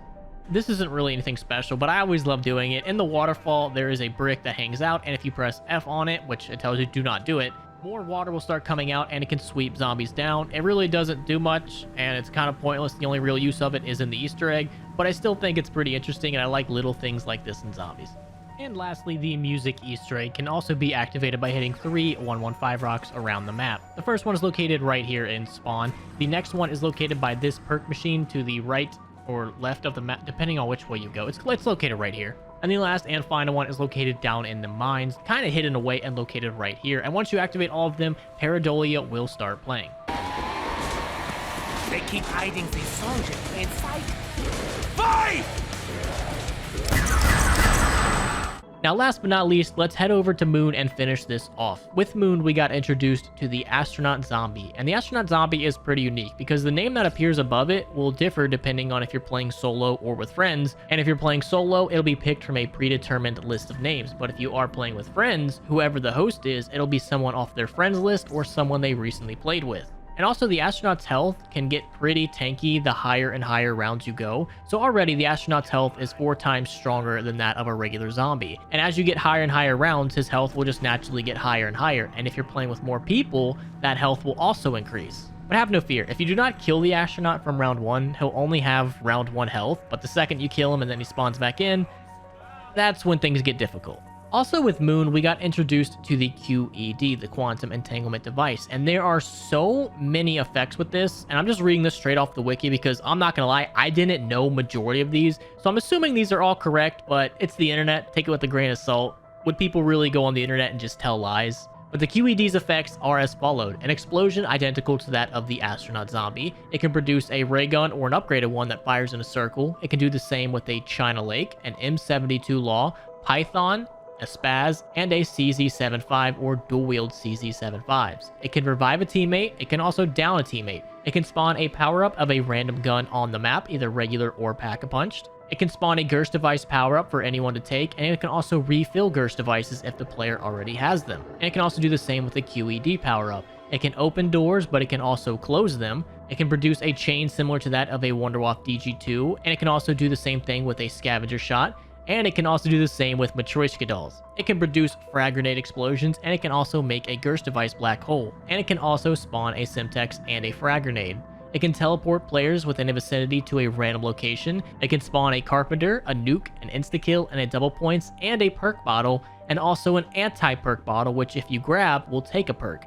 And it can also do the same thing with bonus points, a fire sale, and a max ammo. It can spawn in a death machine. It can also spawn in more zombies. It also has a chance to convert the player's weapon into a Pack-a-Punched one, and can also do the opposite and revert it from Pack-a-Punch to the original. If you throw it at a perk machine, it can give all the players a free perk, and last but not least, it can also be a dud and do nothing. And also with Moon, we got introduced to the Hacker, and with the Hacker, you can hack multiple different things. You can hack Pack-a-Punch to get the gate to close and get 1,000 points. You can activate the excavator controls to get some money. You can hack doors to make them cheaper. You can hack windows to get some more money. But if you do too many windows, you'll end up losing money. You can hack players to transfer money. You can hack mystery boxes to get cheaper spins or to keep the mystery box from going to a certain location. You can hack wall guns to get cheaper upgraded ammo. You can hack Perca-Cola machines to get refunds. And you can also hack power-ups. If you hack a regular power-up, you will get a max ammo. And if you hack a max ammo, it will turn into a fire sale. But that costs 5,000 points, and that's very, very expensive. Now let's change gears a little bit and go to the loading screen. Now there's tons on here that I could dissect, but honestly I think it's pretty self-explanatory. But the one thing that I feel like a lot of people missed back in the day was right here on the bottom, and this text right here that's pretty illegible. It actually says, "Have fun with Papa in Poland. Mommy will miss you, but she has work to do in Dresden." And if you don't know what this is talking about, this is actually talking about Samantha's mother. I remember back in the day theories about how she died and hearing people say that she died in Dresden, but never seeing the proof to back it up. And this right here was how we got that information. And if you do not know what Dresden was a city that the Allies bombed into oblivion. And after the war, a lot of controversy started popping up about whether it was justifiable on bombing it. But it seems like Treyarch originally wanted Samantha's mother to be one of the casualties of Dresden and eventually changed it because I guess no one could read it because, I mean, how could you read it? Look at that. That's basically unreadable, especially for back in like 2010. So it seems like they originally wanted Samantha's mom to die in Dresden, but eventually ended up changing it to make her die during childbirth. And speaking of loading screens, when Treyarch uploaded their video Treyarch Zombies A Brief History, they gave us a glimpse at a different Moon loading screen with some minor differences here and there. And maybe one day I'll make a video where I dissect this entire loading screen and go through every image and show you guys what exactly it says, but that would make this video just so much longer, and it's already long enough. Also, probably one of the most known facts about Moon is that it originally was supposed to be Paris. Moon was originally going to be the infamous Paris map, but at the last second they decided to change it up and go bigger with the map instead of just doing it in Paris. But one of the cool things about it is in the game files, Moon is still referred to as Paris. So like I always say, maybe one day we'll get that elusive Paris map. Now, one thing I like about Moon is that there's multiple music Easter eggs on this map. One of the more interesting ones is the Avenged Sevenfold one. And to do this, all you have to do is get the achievement One Giant Leap. And to do that, all you have to do is in Moon become trapped in the receiving area and free yourself through resurrection and co-op. So that means you have to get yourself trapped by the excavators and then die and then respawn with your buddies, and then the music Easter egg will start. So it's a little bit of a sacrifice, but I mean, you get a cool music Easter egg. Why wouldn't you do it? And there's also a ton of other 8-bit musical Easter eggs. There is a remake of Damned called Redamned, and this one is activated by going up to the computer in the labs next to the biodome and activating it, and the music will start playing.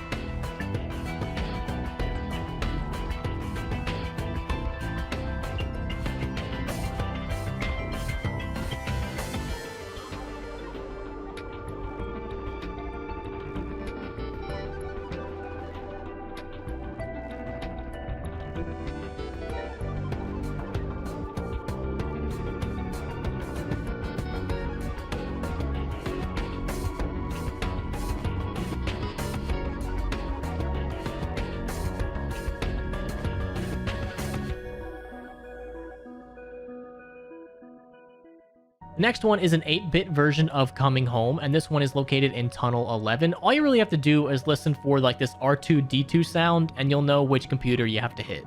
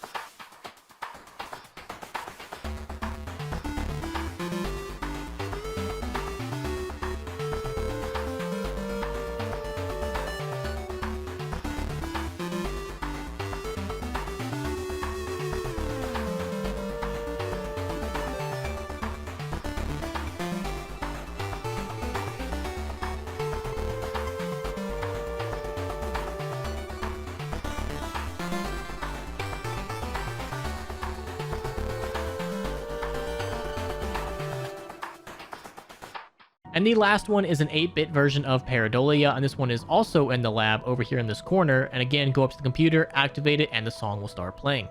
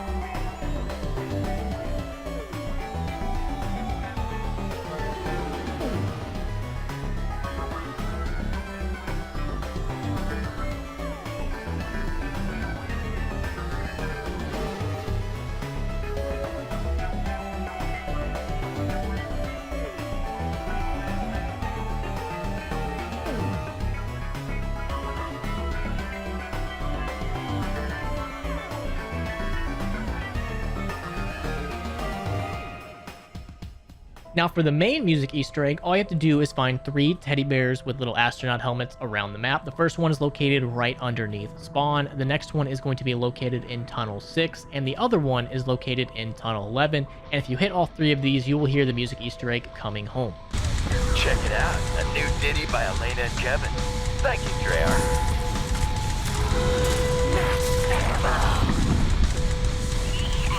Juice time! One thing that I think Moon doesn't get enough credit for is the overall atmosphere that it gives you. Just sitting around the map and listening, you can get a good feel for the ambience and the overall mood that it's trying to put you in, and it can be kind of creepy. Once you start listening to this, it really just makes you question your life and the universe as a whole. They did a fantastic job with some of the background noise.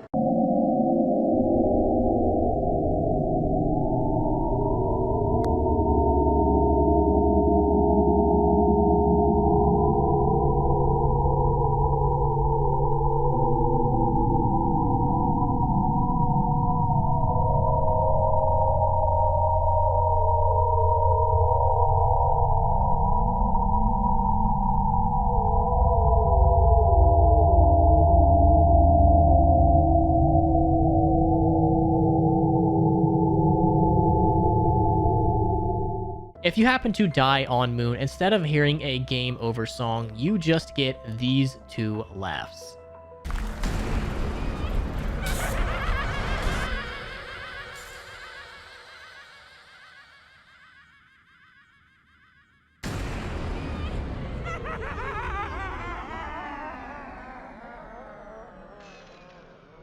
Once you have activated power in transit and you head back to the bus depot, as you are wandering through the terminal, you can hear some announcements in the background. This is something that you probably heard of, but never really paid too much attention to what was being said. The red zone is for loading and unloading of passengers only. No parking is allowed in the red zone. Cleanup required in the men's restrooms. Station personnel, please report to the men's restrooms. Speedway's bus lines does not allow solicitation in its waiting areas. Please do not give money to peddlers. All persons waiting in the Speedway's bus lines terminal must be holding a valid ticket. For your safety, please stay clear of the mechanical repair bays. All children under the age of 17 must be accompanied by an adult. Bathroom stall fraternization is strictly prohibited. Speedway's bus lines personnel are patrolling at random intervals. There is no sleeping allowed on the bench seating. Please do not block the aisles with personal belongings. Please alert station agents to unattended baggage or packages. And a cool, interesting side note to go off of that, the bus station and the bus in transit are actually based off the real-life counterpart. Sometimes, occasionally, you can hear this quote from Ted. Welcome aboard. Please have a seat. Thank you for choosing Consolidated Coach Corporation Bus Lines. We know it's a big decision who you ride with, and we are privileged to have been chosen. New route announcement engaged. Now approaching Consolidated Coach Corporation Bus Depot. And the Consolidated Coach Corporation is actually the Greyhound bus lines that we know today. The Southeastern Greyhounds lines started in 1926 as the Consolidated Coach Corporation. So a lot of the ways the bus looks and the whole bus station in general are all inspired by the old school Greyhound bus lines. And I did find some old Greyhound bus terminal announcements from like the 1940s and 50s. There's really not too much of a connection with this and Zombies, but since you got to hear the Zombies version of the PA announcements, I thought it would just be really cool to show you guys the real life counterpart. The coach operator will be at the entrance door to take your ticket. Lynchburg coach now boarding at gate number 2. All aboard, please. Ladies and gentlemen, may I have your attention, please? For the comfort of all passengers, cigar and pipe smoking are prohibited on board our buses. Federal regulations permit cigarette smoking only in the last 3 rows of seats. Thank you for observing these rules while aboard your bus. Relax, enjoy your trip, and thank you for going Greyhound. Now also in Spawn and Transit, you have a bunch of posters on the wall. You can see them all in the main area of Spawn and also through the door that you open with the turbine. And all of these posters seem to have some real-life counterparts or be based off of some real-life stuff. Like for an example, let's take this pylon poster that has power on it with some red numbers in the bottom right that I can't really make out. Maybe my eyesight's just too bad, or maybe I'm just turning into an old boomer. And also this logo in the bottom left. Now naturally, of course, knowing what we know that the pylon stands for, the whole Easter egg thing, but if we take all that away and we just look at the bottom left, that logo looks oddly similar to the Office of Civil Defense's logo, which was an agency of the United States Department of Defense from 1961 to 1964. It was eventually renamed in 1972 and then was abolished in 1978. And all of its duties were eventually given over to FEMA.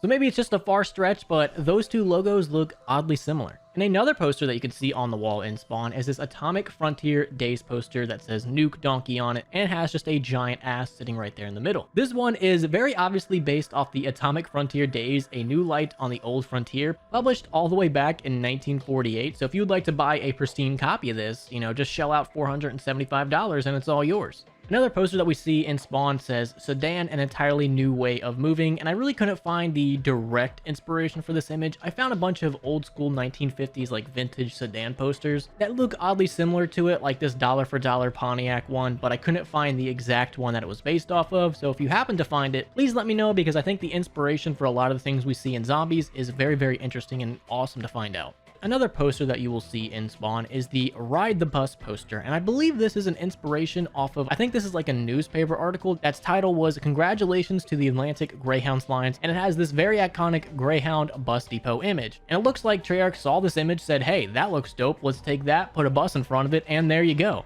Also, there's this one interesting poster in Spawn that when you look at it, it's pretty cool because it will give you 10% off your entire purchase at GamerSupps if you use code CRAZY. And I'm even so generous that I will leave a link to it down below in the description. So make sure to use code CRAZY at checkout, get that 10% off. Now we also have a couple other pictures. If you go to town and you go into the bar, you're going to see a close-up image of an ear with what looks like a knife in between it. And this is actually a much bigger picture in real life. This is just an up-close section of that picture. The entire picture is the Garden of Earthly Delights and is much, much bigger than the one you see in the bar. And next to that, we also have an image of what looks to be people like taking over a castle and setting it ablaze. And similar to the ear one, that one is also a small part of a much bigger picture called Tondal's Vision, which is this weird image that I can't even begin to describe. And the last one we have is based off of the real-life Tower of Babel painting, which, knowing now that we know Transit, the Tower of Babel Easter egg, it all kind of fits together. And this very same image can also be found in yet another area. So up behind the bar, up in this 2-story building, if you have a sniper rifle or if you can go no clip, you can actually see the Tower of Babel located back here as well. Next up, if you are playing with more than one player, because you have to for this next part, and you are taking the bus and one of you goes down, you can revive the other one from pretty much anywhere on the bus. The bus mechanics are a little janky at some points, and this just happens to be one of them that works in your favor. Also, I'm a huge fan of creepiness in zombies. I love when Treyarch adds like creepy sounds. Transit doesn't really have too much of that, but one of the ones it does have is if you are walking through the cornfield, you can hear a bunch of like what seems to be scuttling on the floor and some very, very creepy laughter and giggling.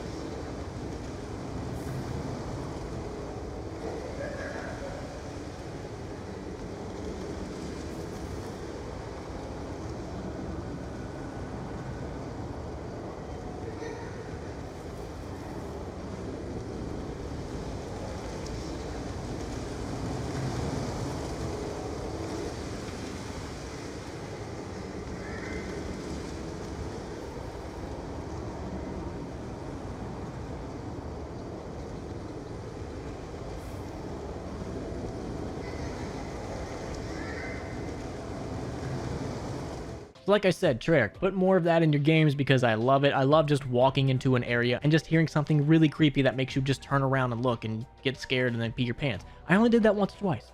Another little interesting fact is all the zombies wear clothes related to a mental asylum, whether it's a straitjacket, medical gowns, work clothes that identify that they work at the Hanford Sanatorium. But one interesting fact about all that is on the uniforms, sanatorium is misspelled. Now, without looking it up, I would never be able to spell this correctly, but the I is misplaced. It is not where it should be. This is how to spell sanatorium, and this is how they spelled it in-game. Treyarch, do better, or idiots like me are going to overanalyze literally everything in your game. Now, usually I don't like to include radios and stuff like this in these kind of videos because I want to make an entire video just doing nothing but radios, but this one requires like a step or two to actually turn it on, so I thought, hey, it counts, and they are very, very interesting radios. So you want to make your way all the way to farm. You don't want to have power turned on yet. You want to come into this house and activate this television.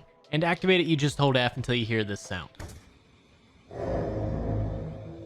Once you have done that, you want to go turn on power and then come back to this television, activate it again, and you're going to hear all of these radio broadcasts. What has occurred cannot be undone.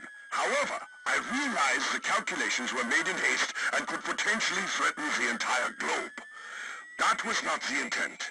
I considered a possible plan B should this occur, but this plan would consist of creating global polarization devices that would... It appears I have difficulty speaking. Devices when the power... Shut the power... Me. Hello. This is Jackass Flats, calling any human community within broadcasting distance. We're located at standard map coordinates 37 degrees 07 north, 116 degrees 03 west. This is a warning to anyone contacted by a group of mysterious voices. Several of our party began to hear the voices, and their competing instructions and incompatible demands drove a wedge down the center of the camp. Half of the camp is carrying out the demands of only through electronics. This voice is a big, long, and its ultimate goal's unclear. The other voice cannot be heard by humans who have not been on the long madness this way lies. Neither of these instruction sets will understand. Those of us who have not chosen a side have been hunted by both sides, seeking to force us to assist them. Oh God, they found us! Oh!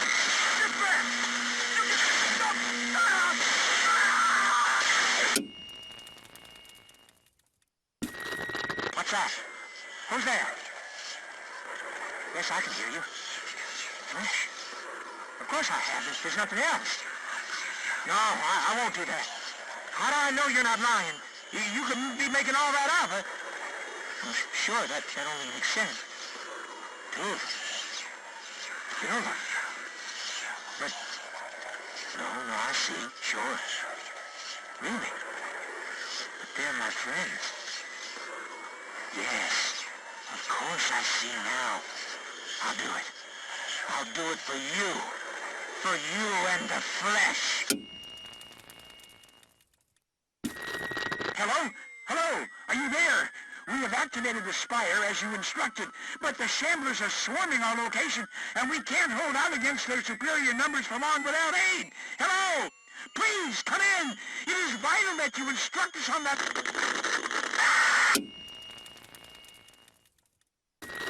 You think you're so smart, huh? You think you can manipulate everybody into doing what you want, but we know the truth. Your calculating works and your sinister agents? You mean to destroy this planet and kill us all? We're not gonna help. No way, no how. So yeah, you keep talking. But no one's gonna hear you because we're destroying everything. Everything electronic starting with this evil radio box thing. Voice! Come in, unidentified electronic voice. We've been attempting to activate your spire as instructed, but one of our members began hearing the other voice you warned us about. He turned on the rest of us and shot one member of our crew and wounded another before we restrained him. Hello? Hello? Damn this thing! Why doesn't it answer when we call it? Hello? Very, very interesting radios that give you a lot of cool information on the events that took place before transit.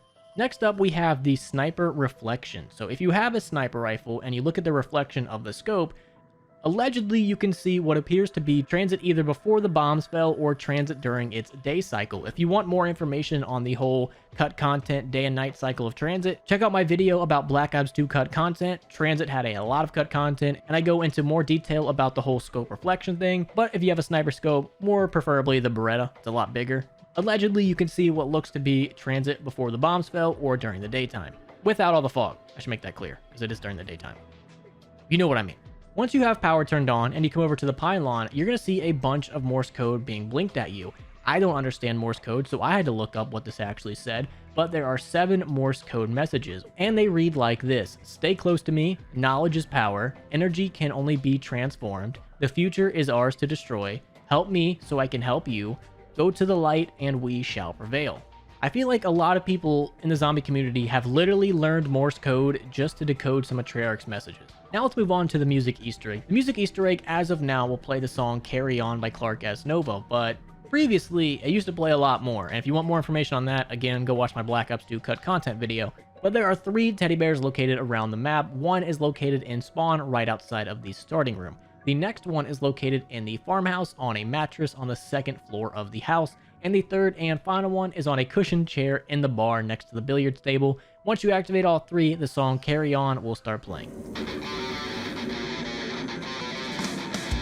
Like a dream where I'm falling and calling out, my resistance is silent. With transit, we got introduced to the bank and the whole point system. One thing a lot of people might have forgot if you don't really play transit with friends like I do, because I don't have any, is that you can also share points. If you have the Galvanuckles and you come over here to these set of keys and you punch them, you will be given the option to give a friend 1,000 points. Once you do that, there will be a money drop and a friend can just go up and pick it up. And also very similar to that, once you make your way into the bank, you can deposit as much money as you want, and you can also withdraw as much money as you want. I believe the cutoff is 100,000, but still, walking into any zombies game with like 10,000 or more points, you're set. Now say you didn't know all that and you're like, hey, I want to get to town as fast as possible. If you don't know this, then you just haven't played enough transit. There is a shortcut. As you leave the diner on your way to the farmhouse, on the left, right next to this truck, there will be a nice, beautiful little shortcut that will take you directly to the town. It's very easy to miss, and if you don't know what you're looking for, you'll probably end up in farm without having realized you passed right by it.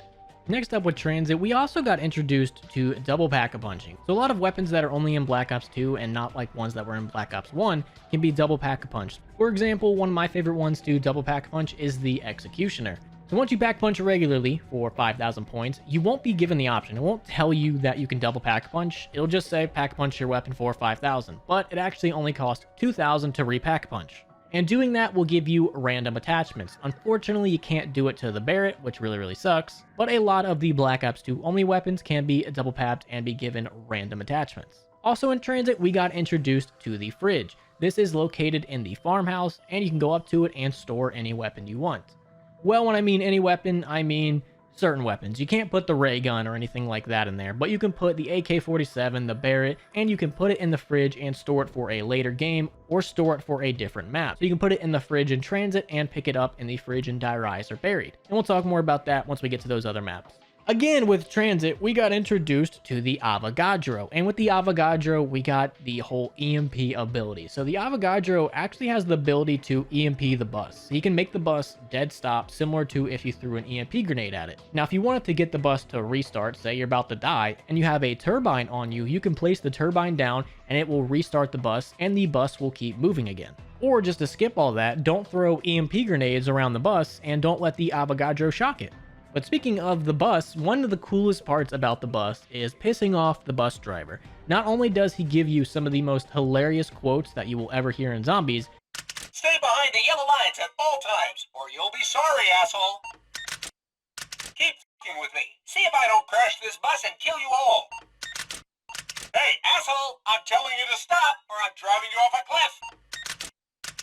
You! Now I am not stopping. You! Get your ass off my bus! Door privileges have been f***ing revoked. But he can also throw you off the bus, lock it, and skip destinations. All you have to do is shoot him or punch him enough times to start hearing some of these quotes, and that'll happen. Now, one cool thing that you can do in Transit is you can turn off the power. But did you guys know that you can also turn on perks again without having to turn on power? All you have to do is have a trusty turbine, place it down next to the perk, and you will have access to that perk. Normally, if you turn on power and you already have a perk bot, that perk just loses its effect, but if you have the turbine, you get to keep it. And talking about the whole turning off things and EMPs and stuff, you can also EMP a zombie. So once you spawn in on Transit, you're going to see the zombies kind of just sitting there, motionless as if they're sleeping, and you can actually wake them up. If you get too close to them, you run and or you shoot, but if you're just walking around, they're going to stay asleep. You can recreate that very same ability if you have EMPs.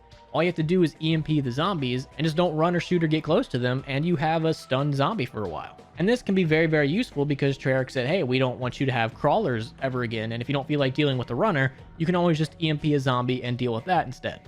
Also with Black Ops 2, we got introduced to persistent perk upgrades, which are tiny little upgrades that you can get by doing random things throughout zombies. I'm just going to go over them real quick to keep this video not as long. So I will leave a link in the description to a more in-depth video. You have a Quick Revive perk, which allows you to revive players twice as fast. You have a Juggernog perk, which gives you double the health. There is one for extra headshot damage. There is a discount version of Tombstone. There is a Steel Barricades one, which doubles the time that takes for zombies to rip off the boards. There's an Insta-Kill Pro one, which makes you invincible, and any zombies that hit you automatically die. There's the most famous one, the ray gun off the Olympia. Eventually, if you buy the Olympia enough times, you'll get the ray gun. There is PhD Flopper, which is only available on Buried, but it's not full PhD Flopper. You will still die from cooked grenades and fall damage. There is a better mystery box weapons, which just gives you a better chance to get better weapons in the mystery box. There is a refund on perks one, which will give you 1,000 points per buying a perk. There is a half off one where all the players can earn a 50% discount on all items during a double points. There's long shot sniper one, which will give you more points per kill with sniper rifles. There's also double pistol points, which will give you double the amount of points that you get when you are using a pistol. And like I said, if you want more information on how to exactly get these and everything else, link to that will be down below in the description. Also on Transit, as much as we hate denizens and how it's just one of the worst things to ever been introduced in zombies, they are somewhat useful, even if just a tiny bit. They can be used to teleport around the map. Once you have power on and you come up to one of these street lights and you have a denizen coming at you, you will jump off of your head and dig a tunnel, and if you jump through said tunnel, you will randomly teleport to a different spot on the map. And this is very helpful, but also very frustrating, because sometimes if you want to get to like a certain location, you're going to be doing this multiple times before you actually get teleported to that spot. Now, next thing is not really confirmed to be true. At least I've never seen it officially confirmed, but I choose to believe it's true because every time I do it, it works. If you are sitting on the bus and you are waiting for Ted to move, all you have to do is go to one of the 4 mattress thingies on the ground and stand up and crouch multiple times. And once you do that, Ted will sound the horn and he'll take off. And this works every single time I've ever done it. So if you are tired of waiting on Ted to move his ass, just go up to one of these cushions, stand up, then crouch, as if like you're trying to tell someone you're friendly in Minecraft, and Ted will eventually start moving the bus. A little helpful tip that I don't think enough people know about. Now, say you're bored and you're like, hey, I want to go to the diner in transit, and you make your way to the diner, you can actually hear the transit load screen music just playing peacefully in the background. Well, as long as you don't have any zombies and people dying on you next to you, then it'll be peaceful.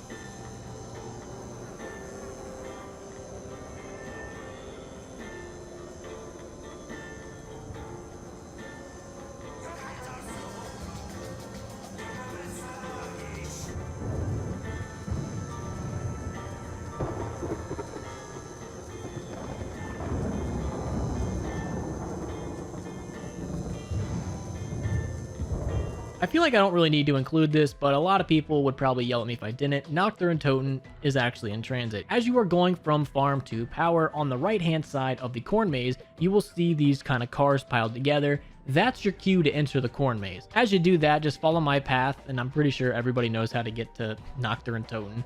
But in case you don't, follow my path, take a left here, and you're going to end up in Nocturne Toten. Now, unfortunately, you only have the spawn area. You can't go up the stairs or anything, but it's still a nice little cool Easter egg that you're going to have to go to if you're trying to build like the jet gun or the nav table. Now, a little Easter egg that probably a lot of people may not know of is if you come to the outskirts of town and you come up to the Forest Cafe, right underneath it you can see some words, very, very faintly, I might add, but it does say a good place to dine. But the inn and dine is actually kind of scribbled out, so it says a good place to die. But you really need to be like looking at it to actually understand and see what it says, because it's so hard to read. One of the more well-known Easter eggs is if you are at the diner, the only lights that are lit up on this giant sign spell out now die, and also on the diner itself it says die, and right underneath it it says on for you. Everyone probably knows about this, but what kind of list about transit would this be if I did not include it? And speaking of signs, there is also one in town that reads Moon. Can you take a guess as to what that stands for?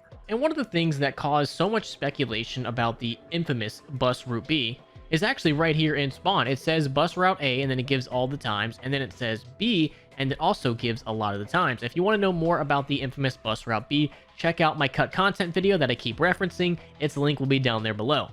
But yes, bus route B was eventually at one point in time going to be an actual thing. And the last thing about transit that I have for you is the little flush sound that you hear whenever you drop down the outhouse at power.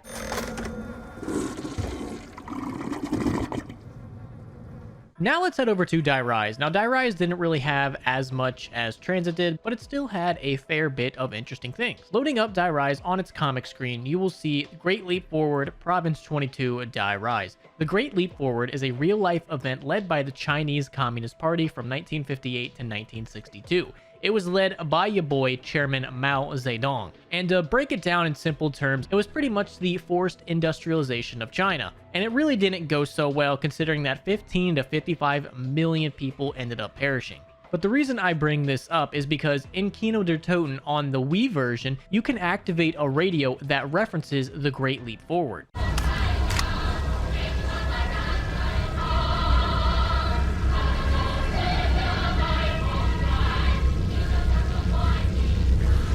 These villagers were portrayed in propaganda films as happy and highly motivated, although in fact, they were soon to suffer a terrible moral and physical collapse.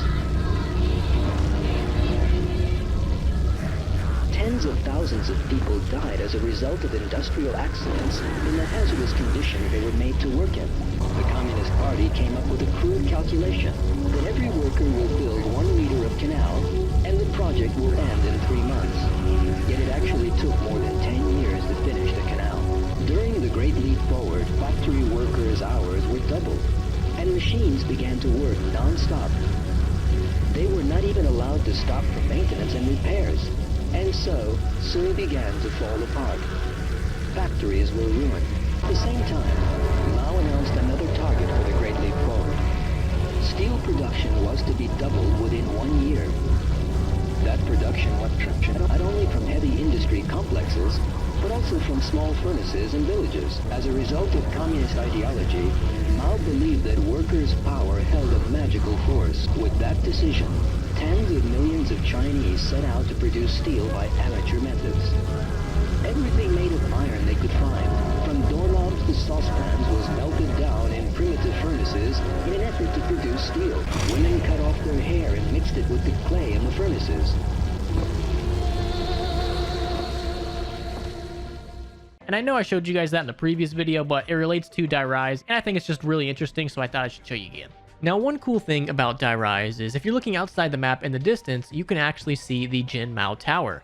And in real life, the Jin Mao Tower is also in Shanghai, China, in the Pudong district. And if you look at them side by side, you can definitely tell just how crazy similar they are. And speaking of similarities, on Die Rise, you can find this mural that shows a city skyline. And in this mural in the back, you can see the Jin Mao Tower as well. Well, if we take a look at the real life skyline, it looks eerily similar, and it's insane with how close this is to the real life counterpart. Die Rise has a decent amount of perks, but one perk that is on the map that you sadly cannot get is PhD Flopper. If you take the big elevator out of spawn, as you are taking your terrifying flight down, you will get a little glimpse of PhD Flopper down the hallway. Treyarch really put this on the map as a big middle finger to everyone. One cool thing about Die Rise is that if you're playing as Samuel Stuhlinger, due to his history of him eating zombie flesh, you can hear the zombies groaning and trying to talk to you as you play the map.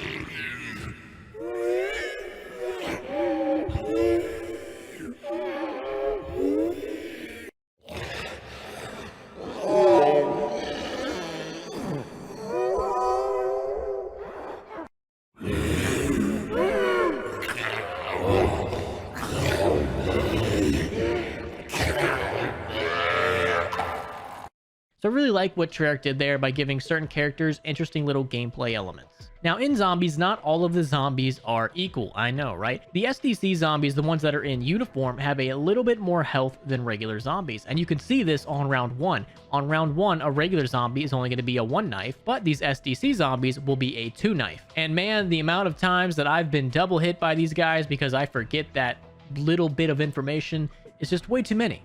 Now, there is a way to get a free perk on Die Rise, and it's very, very easy. All you have to do is wait for a jumping jack round, and end the round with 100% accuracy.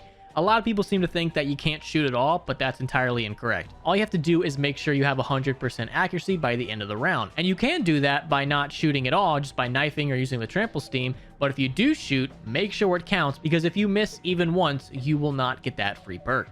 And I really kind of like this on Dire Eyes because it's so easy to get all the perks. Even though there's not really that many, it's still incredibly easy to do. Another little feature that I think is kind of useless on Dire Eyes, like I see where they were going with it, but it really is kind of useless. You can call the elevators. As you take the big elevator down from spawn, you will run down this hallway and you can see a bunch of little keys littered all over the ground. If you pick up one of these keys and you take it over to an elevator, you can put it in the key slot and that'll call an elevator down. And the reason I don't like this is because you still have to wait for the elevator to go down if you want to jump on it. I find it much more important to be able to ride the elevators than to buy whatever's on it. Maybe this feature would be a little bit better if the elevator went all the way down so you could jump on it, but just stopping right there in front of you is very, very annoying. Because we all know the elevators in Dire Eyes are one of the most annoying aspects, and this key thing helps a little bit, but not a lot. Especially considering the fact that if you want another key, you have to go all the way back to that area to pick up another one. Now, there is a bank and a fridge in Dire Eyes, and it's right next to power. These little shower areas act as the bank. You can deposit and withdraw all your money, and the fridge is literally on the other side of that wall. You can place whatever you want in there as long as it'll let you, as long as it's not too powerful of a gun. You can place a bunch of stuff in there and pick it up on a different playthrough and or on a different map. Now, there are also some TV messages that you can hear as you're playing the map. All you have to do is go up to one of the numerous TVs that are on the map, hold down the F or the use button, depending on what console you are playing on, and give it a little bit of time, then let go, and then activate the TV again, and the messages should start playing. Now, you do have to occasionally hit the TV again to make sure it keeps playing, and I kind of like that a little bit, because sometimes if you're trying to activate a radio, a zombie will come and you'll have to run away and you won't be able to hear the rest of the radio. So I do like how you have to activate the TV every now and then to keep it playing. So that way you can activate it when you're safe and then like there's no zombies near you. But I'll shut the hell up and I'll let you listen. Attention all on this channel. This is George Barkley, former assistant director of the CDC facility in Druid Hills, Georgia. Prior to the destruction of our headquarters, our research found evidence that contaminants are now infecting the very air we breathe. As such, exposure of some sort appears inevitable for all survivors. Symptoms are variable, but most subjects display short-term memory loss, psychosis, delusion, and paranoia. Short-term memory loss has also been reported, but as of yet, I have been unable to confirm this. We advise all individuals to monitor their fellow survivors for signs of the above symptoms, paranoia in particular. Ask yourself, are those closest to you really who you think they are? Are they following their own secret agenda? Are they perhaps plotting against you? The dangers presented by such symptoms cannot be overstated. It was with deep sadness that I myself was forced to euthanize 14 members of my own team. My condolences to their families. I hope this message serves as a warning to all survivors. We must all do whatever it takes to ensure our future as a species. Thank you. If there's anyone out there, please respond.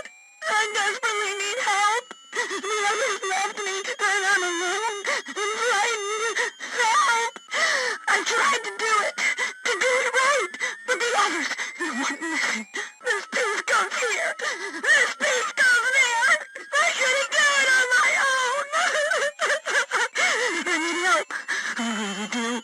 The German man stopped talking to me, and I don't know what to do. I don't know what to do. Science has failed us. He has abandoned us. In this new world, we alone are your salvation. We alone can light the way. Hear our words. Heed our call. There is but one path to enlightenment. Just as they would consume us, we must consume them. We are the living, and we are the dead. We are the flesh, and the flesh is us. We will not starve. We will thrive. Redcon 5, this is Saber 1-0. Our sweep failed to find any evidence of survivors on site. Broken Arrow is not viable for new FOB. That's a negative, sir. Records appear to have been destroyed in a fire prior to the facility being overrun. Sir, we believe staff may have been trying to destroy evidence implicating them in the outbreak. Understood, sir. Confirmed drop in T-5. Retreating to safe distance.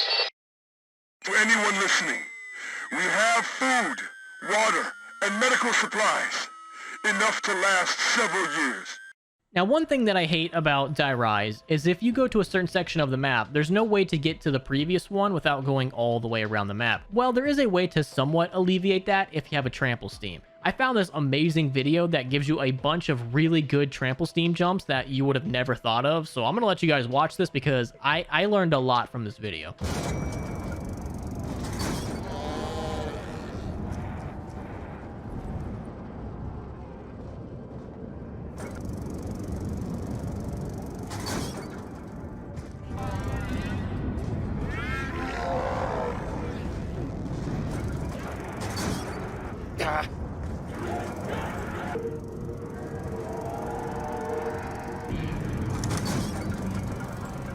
So hopefully you guys learned some new trample steam spots that are really going to help you out. Also, in the comic book of Die Rise, if you look on the right hand side, you will see the outline of a head. Now, whose head this is, your guess is as good as mine, but I still thought it was interesting enough to point out. And one thing I did as I was walking around Die Rise looking at literally everything was translate almost everything that could possibly be translated, and I found a couple interesting things. There are tons of do not urinate signs located all throughout the map that I never noticed until now. And if you translate it, it literally translates to no pissing here, and I had a good little laugh once I read that. If you happen to be on top of this building where the giant dragon is, and you have a sniper rifle and you look all the way out here, you will see two signs way off in the distance. This one translates to Zombie Bank, and the one directly next to it with the old guy doing some funky dance moves translates to Black Pill Vitamins for Immortality. One thing I did find scattered throughout Die Rise are these various tanks, and on the bottom of them has some Ukrainian writing. And if you translate it, it translates to Control Diametric Point, and then usually the bottom will translate to like little children or kids or something like that. But that's not exactly correct. That bottom part is the name of a small town located very close to Chernobyl. And there is a real life version of this sign that someone was able to find, and it was just so cool that I had to show you guys. So I don't really know if Treyarch meant to put this in the game or if this was just leftovers from a different map or campaign or something like that, but I still thought it was cool enough to show you guys. Now, the last thing I got for you is going to be the music Easter egg. There are going to be 3 teddy bears located around the map, and all you got to do is hit all 3, and you do not have to do it in any order whatsoever. The first one is located over here next to the SVU. This is in the same building as Spawn. The next one is in the upside down Buddha room next to the Allege. The last one is going to be next to the power switch, and once you hit that, We All Fall Down by Kevin Sherwood will start playing.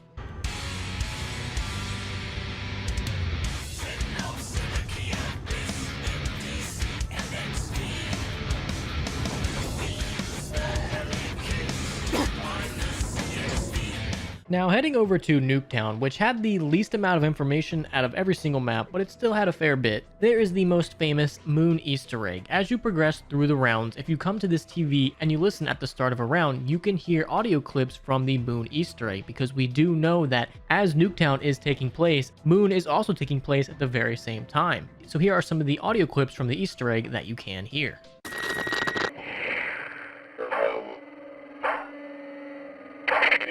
I knew I should have invented an egg-moving robot. Stupid Maxis. This is rules. What is stupid accent?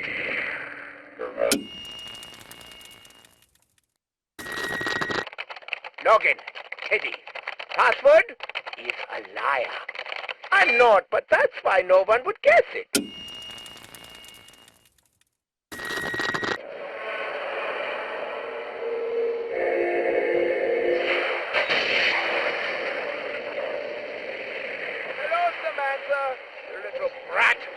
Time is coming!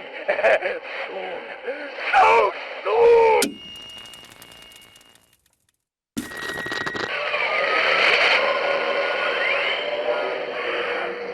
Oh, this is going to be so much fun! Finally, we can confront this little beast. Quickly, power up the machine!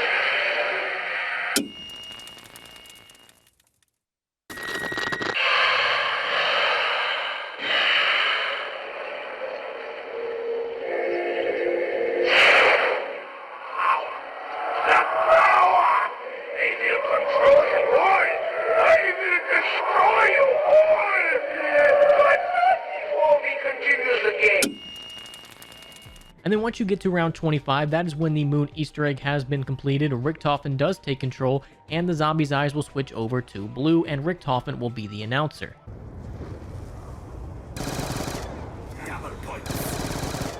There is also the bunker Easter egg. If you come over to the bunker and you start knifing it, you will hear some audio of Marlton. It's very hard to hear, so you want to have your audio settings just right. But if you do have them set just right, you'll be able to hear some of these quotes. No! My electronics ruined! The amperes have hurt me to the quick! This device will prove my mental superiority once and for all. The cyclonic forces contained herein shall make me unstoppable. Execute them before they overwhelm us! Throw a pair of eyes already! There are zombies on the damn roof! Visibility here is near zero. What is the point? I cannot believe this is the best route to where we are going. The air is thick with the sounds of carnivorous beasts. Please respect my personal space. Oh, what an interminable wait. Just because one is different is not a valid excuse to simply banish him. He asked me to leave? I was the one reporting the disgusting behavior. Makes no sense. At some point in time, as you are playing Nuketown, you will hear the bus horn from Transit in the background. According to the zombies timeline, Russman stole the transit bus from an abandoned Broken Arrow facility, and I guess as he was dipping out, he decided to honk it a couple times just, for good luck.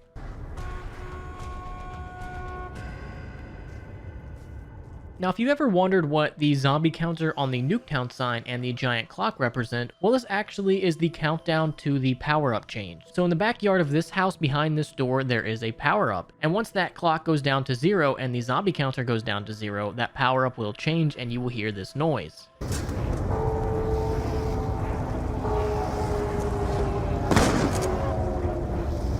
That signifies the power-up is changing. Now, if you don't grab the power-up, it will reset. So you can get the 100 kills, get the clock down to 0, and the power-up will change yet again. Once you grab it, it's done. You can't grab it ever again. I really think they should have had a power-up constantly spawning there. I feel like it would have made high rounds for Nuketown a little bit more interesting, especially considering the fact that really the only wonder weapons you have are the ray gun and the ray gun Mark II. And there's really no way to determine the whole perk situation. It really is just at random. The only way you'll really know when a perk is coming is when you hear the air raid siren,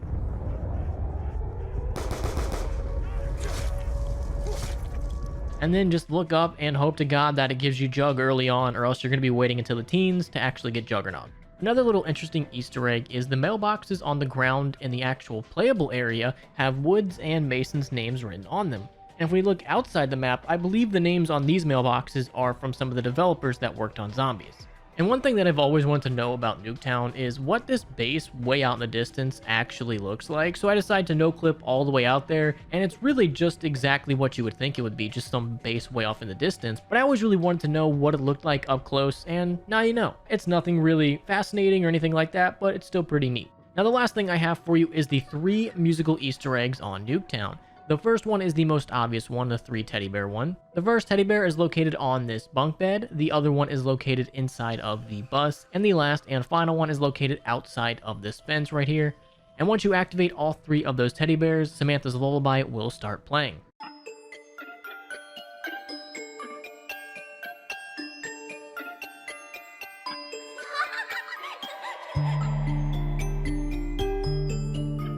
The next Easter egg is the 8-bit coming home Easter egg, which was also on Moon. All you have to do is shoot off every single mannequin's head, and that can be kind of annoying because I feel like every time I try to do this, I always forget one. But once you get all of them shot off, this song will start playing.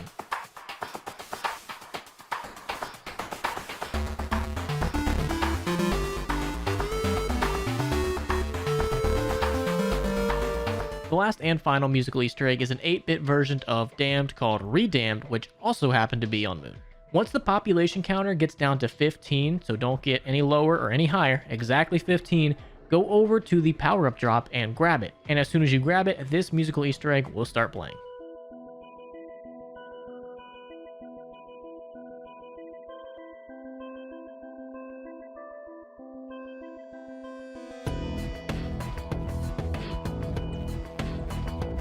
Jumping over to Mob of the Dead, did you guys know about Mob of the Dead's secret ending?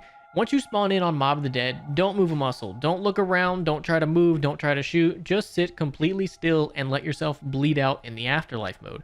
Once you do bleed out, you will get a different ending from the one you usually get, and it goes a little something like this.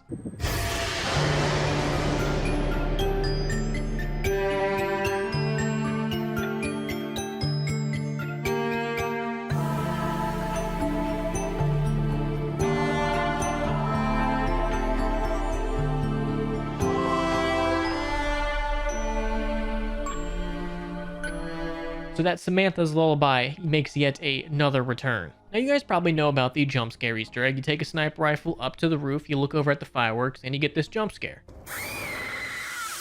But did you know about the secret jump scare Easter egg that is so rare that a majority of the zombie community has never seen it? All you have to do is be playing on Mob of the Dead. You cannot be on the Golden State Bridge. You have to have some background lightning being played, and you have to have the plane zapped. Now, once you have met all of those conditions, you also have to get extremely lucky. I think it's like a 1 in 100,000 chance that this is actually going to happen if you have met all of those conditions.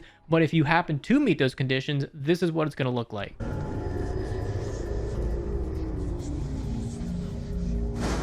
It's very, very fast. It's hard to notice, but there is a second jump scare. I Am That Michael made an entire video going into more detail about more of that. So if you want to know more about these scary lightning jump scare Easter egg, go watch his video. He goes way more in depth with it. On Mob of the Dead, you can also grab the Silver Spork and the Golden Spork. To do this, you have to have at least visited the Golden State Bridge at least once, must be playing on original difficulty, have the Hell's Retriever and or Hell's Redeemer, and have the Asagat and or Vitriolic Withering. Step 1, you want to come over to this jail cell and toss your tomahawk over at it, taking down the poster and revealing the hole in the wall. Step 2, go into Afterlife, go around the corner, come right up to the spoon and zap it. You will hear a laugh knowing that you did it correctly. Step 3, come into the cafeteria, toss the tomahawk over at the spoon, and you will hear this Brutus quote. Your number is up. And that will give you the silver spoon. Next step, go up to the infirmary and go up to this lone bathtub and interact with it. Once you do, a silver spoon will appear and start stirring the blood. Next up, go down to the showers and get about 50 to 70 kills with the Asagat and or Vitriolic Withering. You will hear that mystery box-esque laugh once you are done. And as soon as you're done, you want to head right back up to the infirmary, interact with that bathtub again, and you will be given the Golden Spork. It's really very easy to do, and all you really need is the Asagat and the Hell's Redeemer, and you can get it pretty quick. Speaking of Easter eggs, there is a 115 Easter egg on this map. Normally you would interact with this to get the part for the plane, but instead of putting on the numbers for that, if you activate 115, this will happen. I don't think so.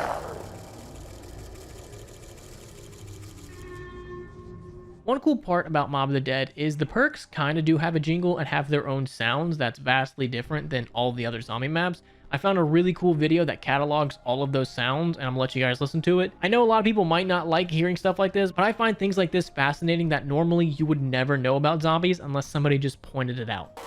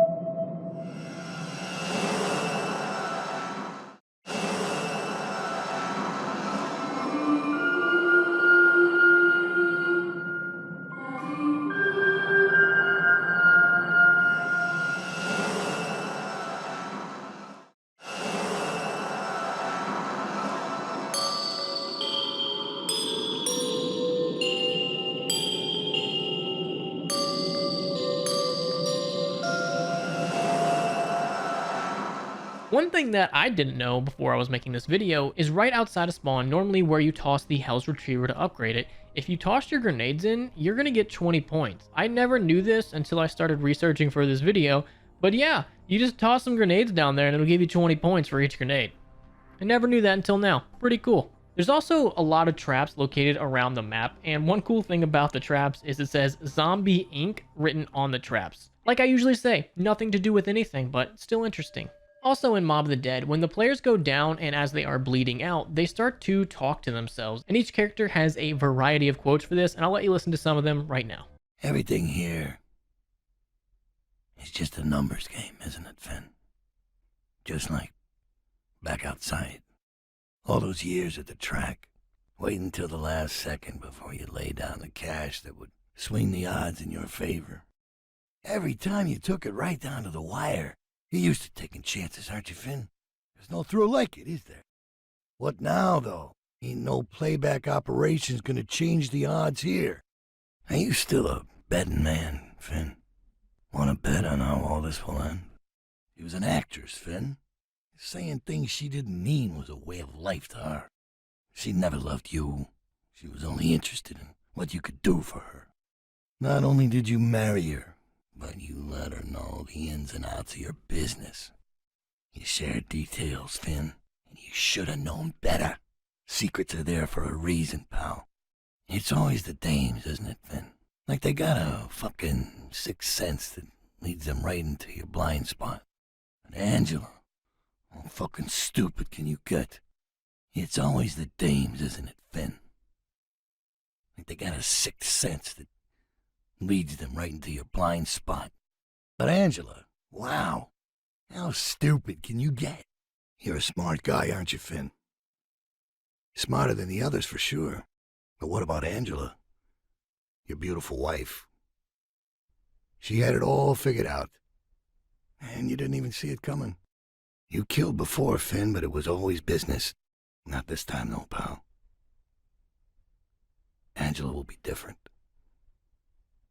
She deserves it. Doesn't she, Finn? She knew all the cards to play and all the buttons to press, didn't she? That little bitch. Rejection hurts, but it's not the worst thing, is it, Albert? What really hurts is to be ignored. You know how that feels better than anyone, don't you? Sure, they want your skills, your expertise, but only on their terms. They don't care what else you have to offer, how different you could be. If only they noticed you. Is that why you lie to them? Why you promise things you can't deliver? Be careful, Al. One day your promises may come back and bite you. Are you scared, Al? You should be. If they don't already suspect you, they will soon. And then what? What will you do when the truth's revealed? When your whole house of cards comes tumbling down? Will you confess? Or will you run? Where will you run, Albert? All around the mulberry bush? There's nowhere to run, nowhere to hide. You know there's only one way this is gonna end, Al. Poor Weasel. They all look at you the same way, don't they, Al? They don't see a man when they look at you. They see a weasel, a rat. You're a survivor, Al. No shame in that. Even a rat survives. You can take it, whatever they throw your way. Still, wouldn't you like to know what it feels like to be respected? Just imagine what you would do if you had the power that they had. You'd have to show them, Al. You'd have to show them just what the weasel is really capable of. You worked hard to get where you were, Sal. All those years, pulling and pushing those guys into shape, teaching them the value of respect. You had to kiss ass to all those creeps in City Hall, the mayor's office, and worst of all, Chicago's finest. They were all too happy to take your money, kickback after kickback, bribe after bribe. Where were they when you really needed them? You worked hard to get where you were, Sal, but that was the outside. Where you were. It ain't where you are now. What do you think will be waiting for you when you get out, Sal? You think the city will be just as you left it? Can you trust your lieutenants to keep order? To keep peace? You know the answer to that, don't you, Sal? You know human nature. You know what greed can do. They'll fight like rats over every scrap of turf, every nickel and dime. The only thing waiting for you is chaos. Is that really what you want? Hey, Sal, what's the matter? You can't escape your own guilt? Do you feel it?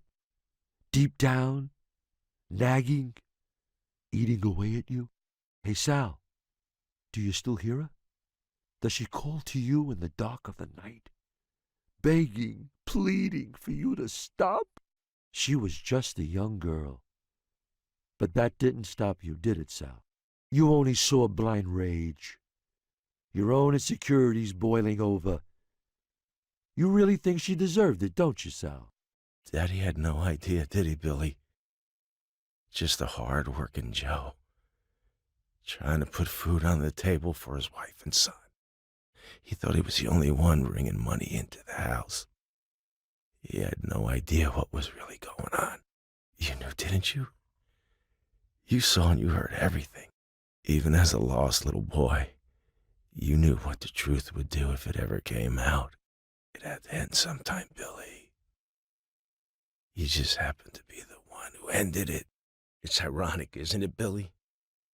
The harder you try not to feel anything, the more it actually hurts. You used to think you could push it all onto someone else. Someone who actually deserved it. So many victims. So much pain. But you can't push it away, can you? Even when you hurt others, doesn't make it stop, does it? You ought to just accept what you are, Billy. A monster. You always seemed like such a sweet boy, Billy. Losing your mother must have been so hard for you. So young. So beautiful. Everyone told you how brave you were. Everyone but your father. Do you think he knew the truth, Billy? What really went on in that cold, dark heart of yours? Now, have you ever wanted a free Blundergat and or free Acid-Gat? Well, you're in luck. All you need is the Hell's Retriever. There's going to be 5 skulls located around the map. You pick up each one of these skulls with the Hell's Retriever and then go over to the Warden's office and you will get a free Blundergat and or Acid-Gat. These can be grabbed in any particular order. The first one is going to be up top on the roof over near the jump scare Easter egg. The next couple are going to be down by the docks. This one is going to be located right next to Juggernog. This one, in my opinion, is the hardest one to hit. The next one is going to be over near PhD Flopper. Next up is located right outside of spawn on this toilet, and the last and final one is located outside of the Warden's office up on this pole. Once you have grabbed all 5 of those, you just want to be in the Warden's office and a Acid-Gat and or Blundergat will appear. Now, say you already have the Blundergat in your inventory, this will give you a free Acid-Gat, so you can have both the Blundergat and Acid-Gat at the same time. Also in the Warden's office, there is the Tower of Babel picture, the same very one that we have seen in transit, located right here next to Speed Cola. Always love the good old references to previous maps. One cool thing in Spawn is, if you look on the bookshelves, there's a lot of random books, but one book in particular that I found very, very funny is the Alcatraz Swim Team Yearbook. I don't know why, but the thought that Alcatraz has a swim team, not only that they have a swim team, but they also have a yearbook for it, is absolutely hilarious, so I just had to point that out for you guys. Now let's see who remembers this. Leading up to the Mob of the Dead release, in the main menu on Black Ops 2, they would give you updates and previews for the upcoming DLCs, and one of the things that they eventually gave us was Al's journal, and it reads, "I've completed the aircraft schematics using only components that I know can be found within the grounds. However, everything hinges on gaining the trust and help of some of the facility's most notorious residents. They may make fun of me sometimes, but they know I can do anything if I set my mind to it. I've planned enough jobs for them in the past to know that I can convince them to join me as Icarus takes flight." Speaking of Icarus, same old story. The editor defaced my art, scrawling nasty little comments on every page. When I get out, I'll show him how wrong he is. And speaking of throwbacks, do you guys remember this still image? This was one frame of the Mob of the Dead trailer, and it's really, really creepy because it's not like an in-game shot. It's just a teddy bear and a jail cell, and just looking at this image by itself is very, very unsettling. Located down by the docks, you have all of these crates, and on the cover of the crates, it says Zombie Shipping. I always love when Treyarch adds little stuff like this, like the trap saying Zombie Inc., and this saying Zombie Shipping. It's just nice little cute things like that that I really enjoy. Located around Mob of the Dead, there are numerous ciphers, and thank God there's smarter people out there than me because I would never be able to do any of this. But the first cipher reads, when I realize that the current lack of cooperation from Chicago's finest leaves us at something of a disadvantage. I find your latest report extremely troubling. The alliance that exists between our outfit and the Northside gangs must be sustained, lest we face a repeat of February 19th, 1929. Cipher 2 reads, the answer is simple, no divorce. No matter what ideas Angela may have about making a new life, she needs to understand it's not going to happen. I didn't pluck her pretty little tush from coastline obscurity just so she can turn around and screw me as soon as the times get tough. No divorce. She can leave this marriage the day she leaves the earth. Cipher 3. I know it's been a long time, but I wanted to write you just so you know I'm doing well. It's been a long time coming, but I finally managed to make a success of myself in the city. Work's been good to me these past few years, so much that I decided to take a little bit of time off. I'll write you again when I get back to work. Maybe I'll even send you some pictures. Cipher 4. Enclosed are some more recent illustrations of my proposed comic strip, Icarus from Mars. While I understand that you were less than enthusiastic about my previous submissions, I would urge you to look again with fresh eyes. Laid up in the hospital means I've had more time than even to devote to my craft, and my artwork is improving by leaps and bounds. Eagerly awaiting your response, Albert Arlington. And the last cipher reads, urgent, the giant is in France. And throughout the ciphers in the journal, they've always referenced this comic. Well, if you get all of the torn comic parts put together, you get this image. And just as he said, there is tons of criticism littered all over this. He was not a happy camper. Around Mob of the Dead, there are numerous regulation signs talking about different things. Yard privileges, clothing, complaints, dining room recreations. There are tons of them, but the one that sticks out is Regulation 666. And this one is called Deal With It. Do not get too close, they are not your friends. Destroy their brains for quick extermination. If you are bitten, please kill yourself. And that one's just a little bit different than all of the other regulations. Last but not least is the music Easter egg Rusty Cage by Johnny Cash. This is activated by hitting 3 bottles scattered throughout the map. The first one is in the spawn area, the next one is in the infirmary, and the last and final one is down by the docks. Once you activate all 3, this song will start playing. Where the hell is that music coming from? Also, you can activate the song Where Are We Going by Kevin Sherwood by inputting the numbers 935.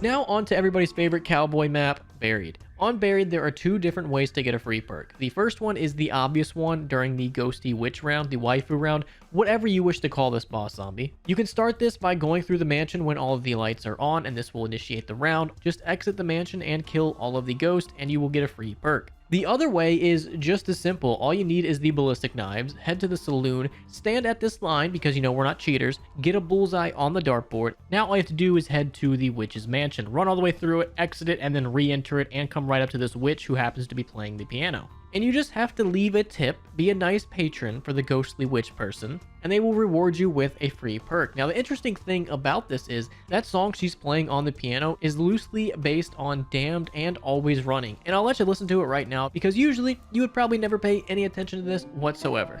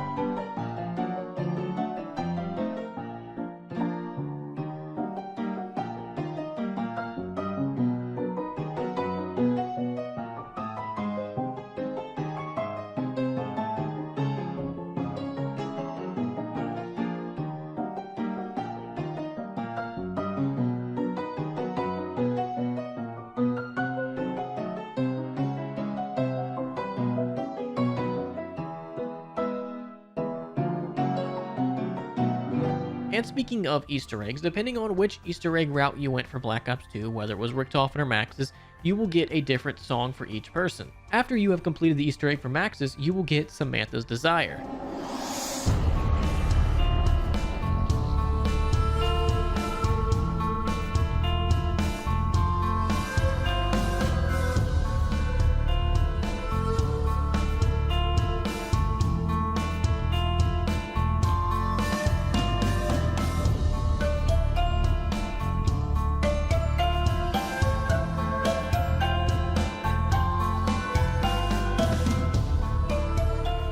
And if you completed it for Richtofen, you will get Richtofen's Delight.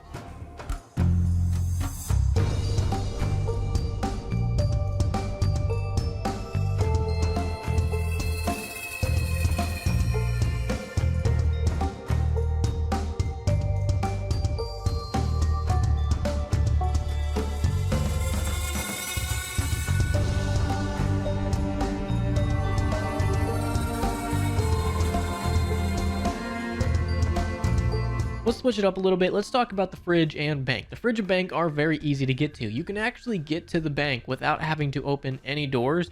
All you have to do is run like all the way around the map, but trust me, it's just way easier to open the door. And the fridge is just right around the corner from the bank. And the interesting thing about the fridge is you can put your weapons in there, but say you put the Python in there on transit and you try to take it out on buried, you will be rewarded with, wait for it, the Remington New Model Army. Now, unfortunately, if you put the New Model Army in the fridge and try to take it out on Die Rise, you will get the Python. So map-specific weapons do not transfer over. Now, as you make your way through the mansion, you will see a picture of this dude. And you might be like, why is this dude so popular? Why is there like 15 portraits of him just like hanging around? Well, this is a very real scientist called Michael Faraday.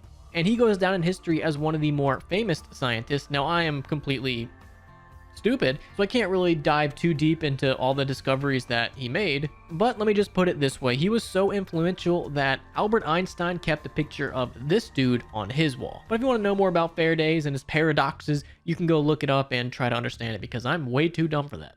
And speaking of the mansion, if you're walking around outside of it, you can hear the ghostly witch start whispering at you and creepily telling you that you're pretty much gonna die here and like never leave. It's really creepy and I love it. You know you are here. So many souls shredded forever. I am the lady of the house. You will stay forever. This is my house. You do not belong here. I can see you. No one can help you. Don't be alone. Look behind you. You should leave. Can you feel my presence? This house holds many secrets. What do you want? Where are you going? And speaking of creepy sounds, when you're walking through the mine shafts, at one point you can hear what sounds like footsteps running really fast and some creepy laughter.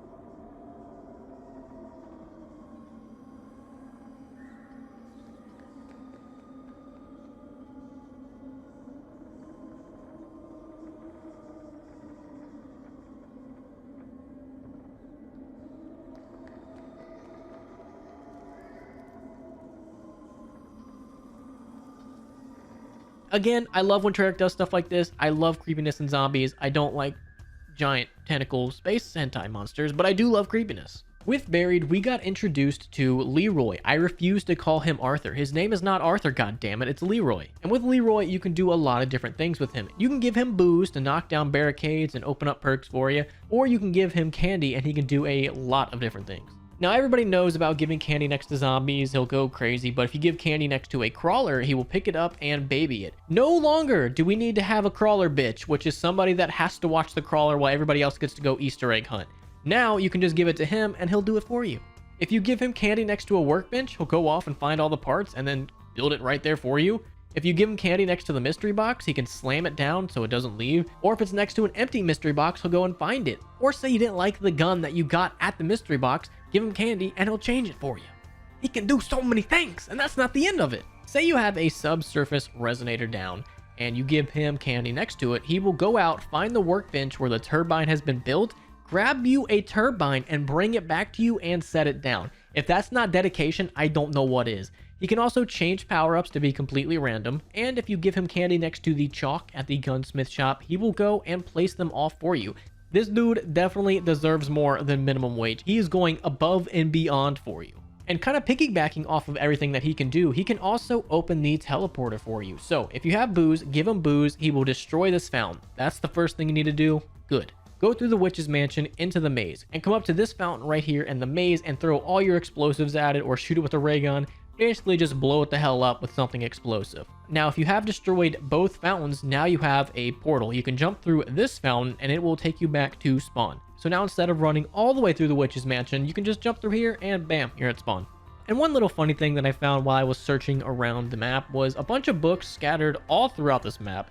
And they're all just the same copy and paste book. There's like Frankenstein, Grimm's Fairy Tales, but one that I found very, very funny was Alcatraz Swim Team Yearbook. It makes a return. You thought we were only ever going to see an Alcatraz. Well, no, because that Swim Team Yearbook is going to follow us wherever we go now. It's huge. It's crucial to the Easter egg. And by that, I mean it's just copy and paste and they just need to add more books to the shelves. But I still thought it was pretty funny that the Alcatraz Swim Team Yearbook found its way to Buried. And honestly, I think they just need to keep like randomly hiding that yearbook in random zombie maps from now on because it's hilarious. Now, in case you didn't know, Buried is based off a real-life ghost town. It's actually based off the Calico ghost town all the way out in disgusting California. It was founded in 1881 as a silver mining town and was later converted to a county park named the Calico Ghost Town. And forever ago, Treyarch went out there, surveyed the ghost town, and said, hey, we're going to make a zombie map based off of this. And they did. And that's not the only thing they took from this. Knowing that this is a ghost town, I'm assuming they thought, hey, let's make a ghost boss zombie, and thus we have the witch, the ghost, the waifu, whatever you want to call it in Buried. Now, Calico has many of ghosts, hence it being referred to as a ghost town. And one of the more famous ghosts is named Lucy Lane, and she seems to be the inspiration for the ghost that we have in Buried. And Lucy ran one of Calico's general stores alongside her husband, John Robert Lane. Her former home is now a museum dedicated to her and her husband, and she is sometimes seen sitting in a rocking chair, slowly rocking back and forth. And the nail in the coffin for me is that she was buried in a black lace dress. Do you know who else has a black lace dress? So I'm not saying she was definitely the inspiration for the ghost because there's like a lot of ghosts and they were probably all morphed into one, but I would say this one is the biggest one. And the last cool thing from real life that Buried has is the hedge maze. This hedge maze in Buried is based off the very real Kaiser Memorial Maze, which I believe is in St. Louis, which is a real life maze, and they look oddly similar. Not oddly similar, they are very similar because they are the same thing. So if you ever want to check out the Buried hedge maze in real life, check out the Kaiser Memorial Maze. And the last thing I got for you guys on Buried is the music Easter egg. There's going to be 3 teddy bears located around the map, hitting them in any particular order. The first one is going to be in the witch's mansion, right over there next to a double tap. The next one is going to be in a barrel in the candy store, and the last and final one is up near Quicker Vibe. Hit all of them and Always Running will start playing.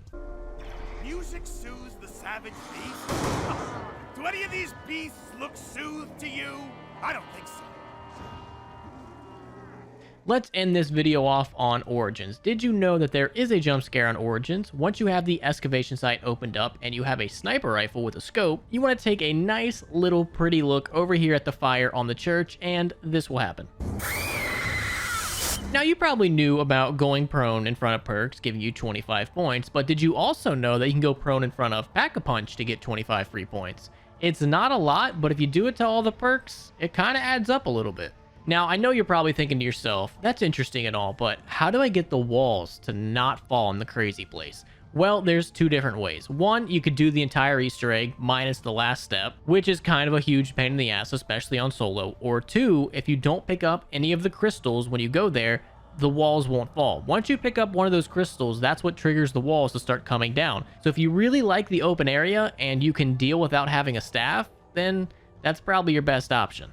But say you're like, hey, I want to do the Easter egg, let's get it done. Well, at some point, you're gonna need a zombie blood. And there is a way to get a free zombie blood. There are 3 carriages on fire around the excavation site.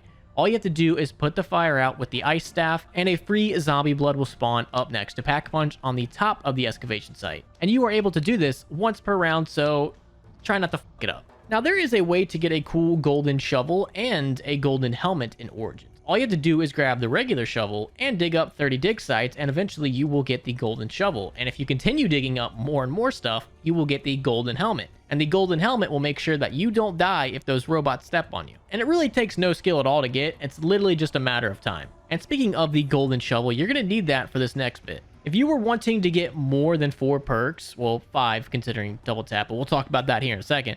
If you were wanting to get as many perks as you want, there is a way to do it. Once you have the golden shovel and you get a zombie blood, you want to real quick run around the map.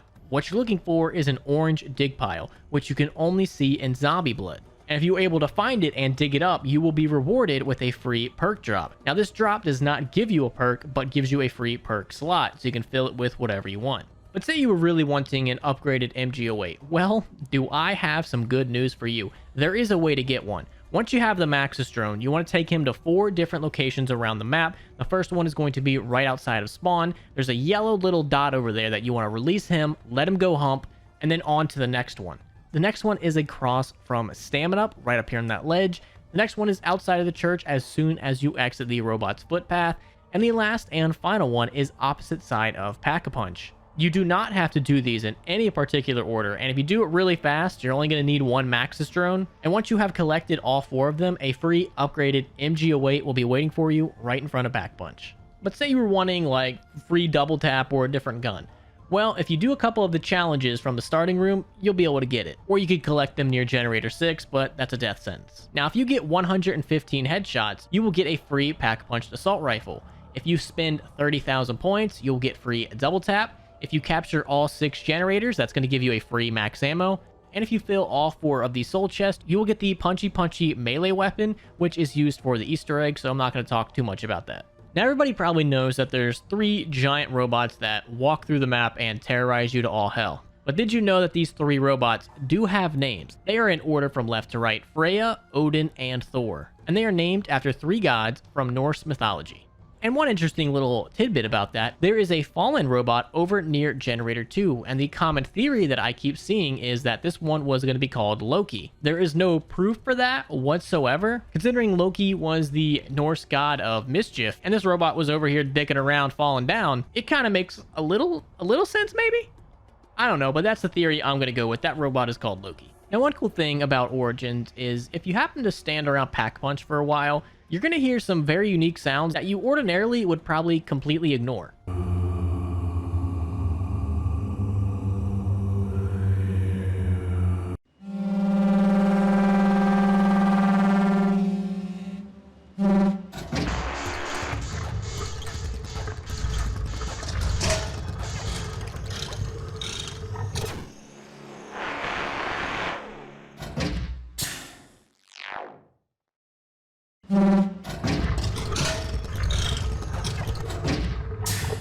Once you have zombie blood activated, you will hear a lot of creepy whispering and sounds.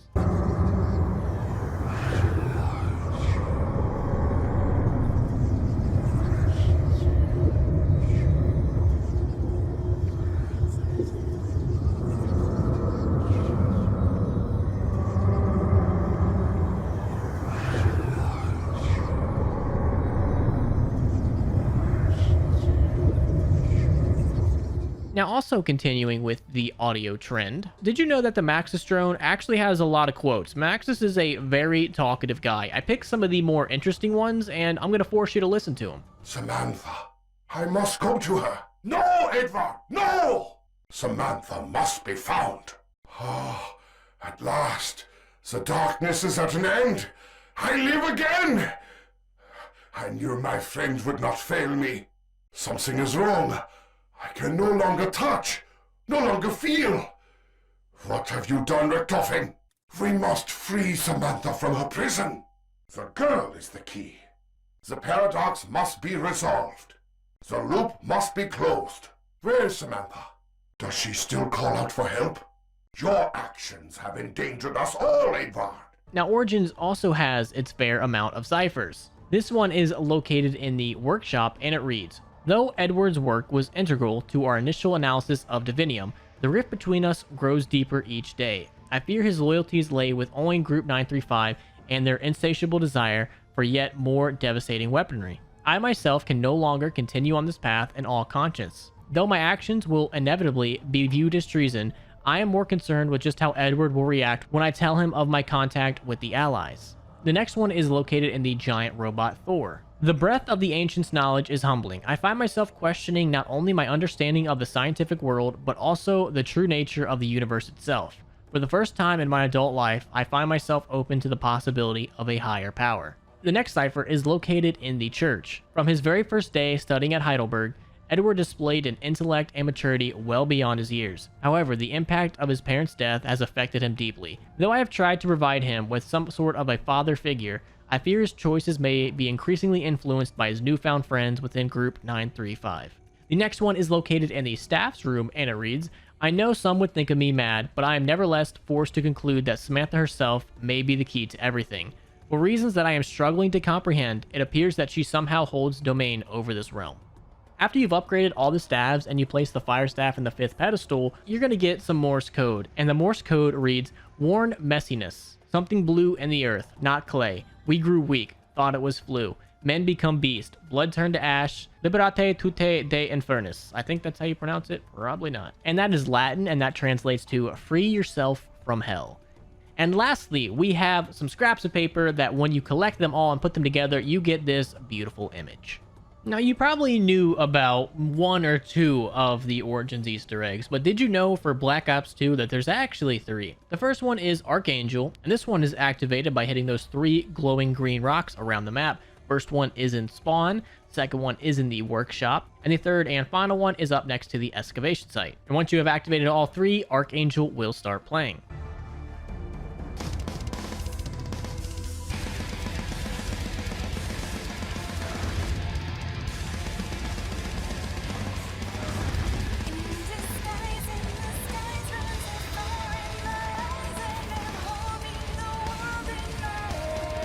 Now, the next one is the intro song, Shepherd of Fire. This one is activated by hitting 3 red radios around the map. The first one is located on the scaffolding in the excavation site. The next one is inside of the giant robot Freya, which was over near the church. And the last and final one is to the left side of the fire area in the crazy place. Once you hit all 3, this copyright song will start playing. Now, the last and final musical Easter egg is called Ether, and this one is activated by hitting 115 around the map. So you want to go over to Generator 1. There are 2 1 panels on the ground. You want to go prone in front of each one and interact with it. You will hear a sound telling you that you did it. And once you have gotten both of those ones, you want to head over to Generator 5, make sure it's turned on, go prone in front of the 5, interact with it, and this song will start playing.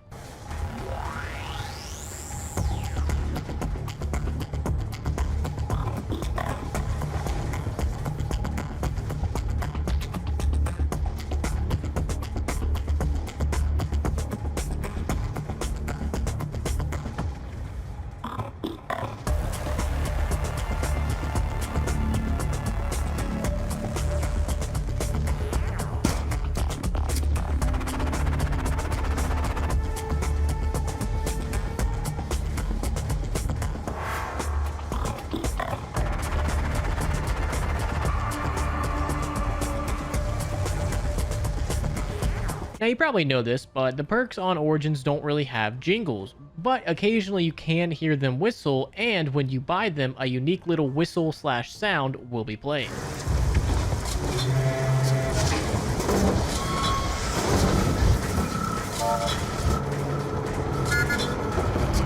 Now, I wish they would have done more with zombie blood, because if you go to the crazy place and you get zombie blood, on this wall you can see a message that says follow the steps. And it really sucks that they didn't really do too much with this, and this is really all we got. One of the more funny things is on the giant robots' backs, there is a there's 2 very crudely drawn trains for literally no reason.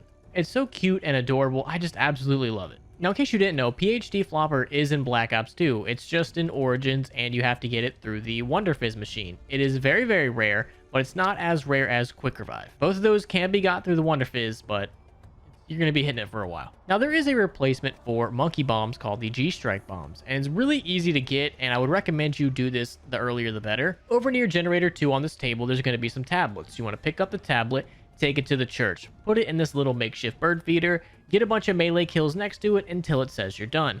Pick it back up and take it all the way back to Generator 2. But you cannot touch any of the mud, so just walk on the wood path the entire time. Place it back down on the table, get a bunch more melee kills until it tells you you're done, and then finally pick up your G-Strike bombs.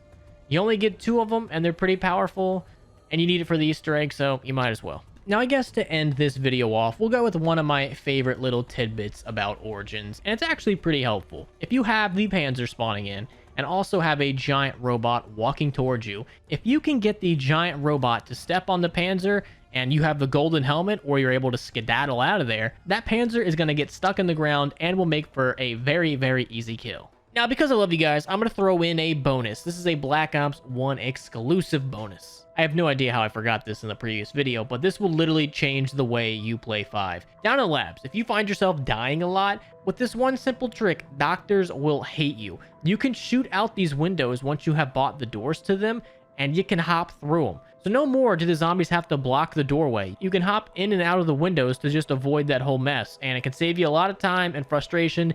Just remember that you can do it because it will save your life.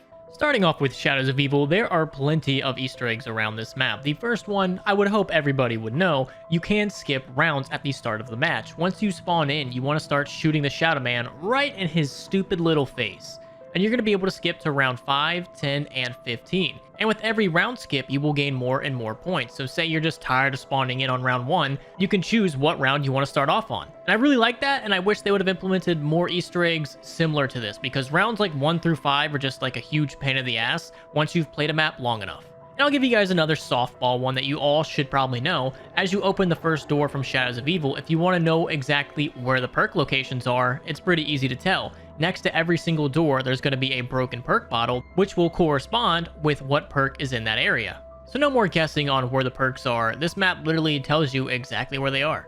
The Harvest Pods were another re-return, very similar to the Dig Piles in Origins, and depending on when you harvest these things, and depending on what rarity it is, you can get a plethora of different things. You can get the RK5, the LCAR9, the Locust, the KRM, the Bootlegger, Blood Money, Max Ammo, Double Points, Insta-Kill, Fire Sale, Nuke, a Zombie, a Ray Gun, if you're lucky, the part for the Apothicon Servant, a Bloodhound, a Haymaker, a Parasite, a Man of War, and a Death Machine. There are numerous of things that you can get, all depending on what rarity you open it up at. In Shadows of Evil, we got introduced to the Monkey Bombs replacement, the Lil Arnie. And there is a way to upgrade this on Shadows of Evil. The first thing you're going to need to do is get 100 kills with it, so make sure you keep track and get a lot of max ammos. And after you have the 100 set kills, you're going to throw 3 Little Arnies at 3 very specific items. The first one is going to be a top hat on one of the mannequins in Nero's lair. The next one is a bow tie in the boxing gym. And the last and final one is a walking cane in the Ruby Rabbit. Once you have done that, you want to go to the Black Lace Burlesque and throw a Little Arnie at the ritual stand, and then this will happen.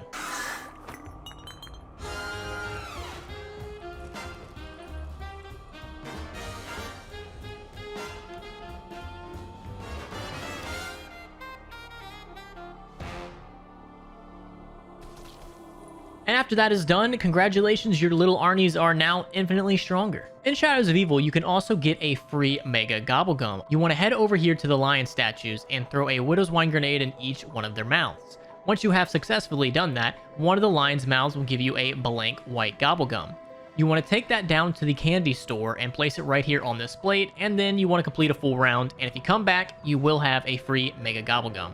The hardest part about that step is getting all of the grenades in the lion's mouth. You want to make sure a zombie's very far away, because if you only do 3, you have to wait until you get 4 of them. You have to do all 4 in a row without missing. It's very hard, especially when you're playing solo. Well, it's not hard. It's more tedious than anything. Now, did you also know in Shadows of Evil that you can upgrade the trip mines? Now, there are 2 different upgrade paths you can take. If you start one and then you try to do the other, I think you just lock yourself out of both. So you want to be very, very careful. Like, once you buy trip mines, I would advise you to go straight to trying to upgrade them. So there is the Cream Cake Trip Mine, and all you have to do is successfully damage Devil of Donuts food carts around the map. There are going to be 4 of them. One is in the junction near the Gobblegum machine. The other is in the canals near the Gobblegum machine. There's also one in the Footlight District, right next to where the fuse can spawn, and the last and final one is in the Waterfront District, right next to one of the box locations. And you want to throw a trip mine down and have a zombie walk near it and successfully damage each one of these carts. And once you do, it'll look a little something like this. Case closed. The other upgrade path is the Donuts Trip Mine, and you pretty much do the same exact thing except for kind of reverse. You want to damage the Holly's Cream Cake food carts. The first one is in the junction near Stamina Up. The next one is in the canals in front of the buyable door towards the Ruby Rabbit. And the last and final one is in the Footlight District in front of the Perca-Cola machine. And once you have done it, it'll look a little something like this.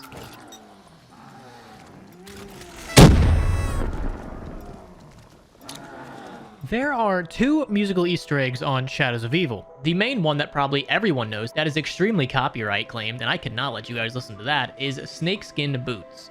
There are going to be 3 little wooden radios scattered around the map. One is in the boxing gym, the next one is in the Ruby Rabbit, and the last and final one is in the Footlight District on a bench, right up here in this train station. And all you want to do is hold F, X, whatever you're playing on, and the musical Easter egg Snakeskin Boots will start playing. The last song that you can activate is going to be Cold Hard Cash. There will be a bunch of parts for a microphone stand scattered throughout the map. All you gotta do is pick them all up. The first one is the wire. This one is under the stairs next to the Ruby Rabbit. The next one is a microphone stand located in Nero's lair. The last and final one is going to be the microphone itself, which is located in the subway area right next to this trash can.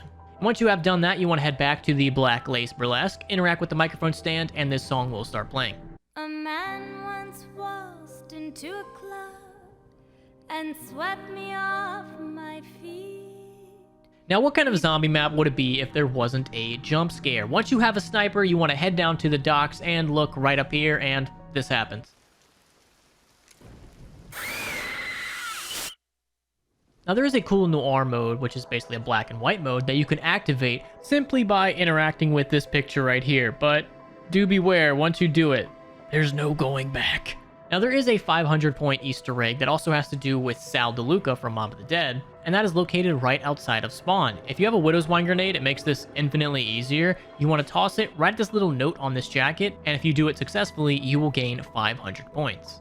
Now, if you're ever walking around Shadows of Evil and you're like, hey man, these posters look oddly similar, that is because this Escape the Tomb poster was actually originally in Mob of the Dead. It's the poster that you knock off the wall with the Hell's Redeemer. There are actually loads and loads of references to Mob of the Dead in this map. And speaking of references to Mob of the Dead, there is also a map of Alcatraz located in the subway. It's kind of hard to see with all this other stuff over top of it, but it just adds to the numerous references of Mob of the Dead. And even Jack Vincent himself has a lot of references to the mobsters from Mob of the Dead.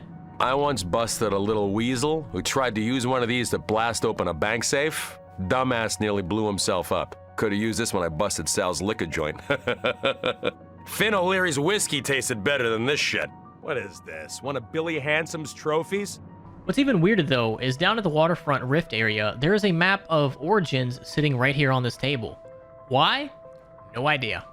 And speaking of references, one of them, if you go over here to the cinema and you look at the date, it says November 6th. Nova 6, November 6th, and that also happened to be the day that Black Ops dropped. Now, I hope this reference is actually correct, but if you go down to the docks, there's a light post with a green light on it, and this might be a reference to the most overrated book in existence, The Great Gatsby, where the character constantly stares at a green light at the end of a dock on the opposite side of the bay. Now, I'm not gonna lie, I did not know this or get the reference because that book is wildly overrated. I think that's because it's like one of the only decent books that they force you to read in like high school. Now, located all throughout the map, there are tons of stores with wildly different names. And in case you didn't know, all of these stores are actually references to people that worked on the game.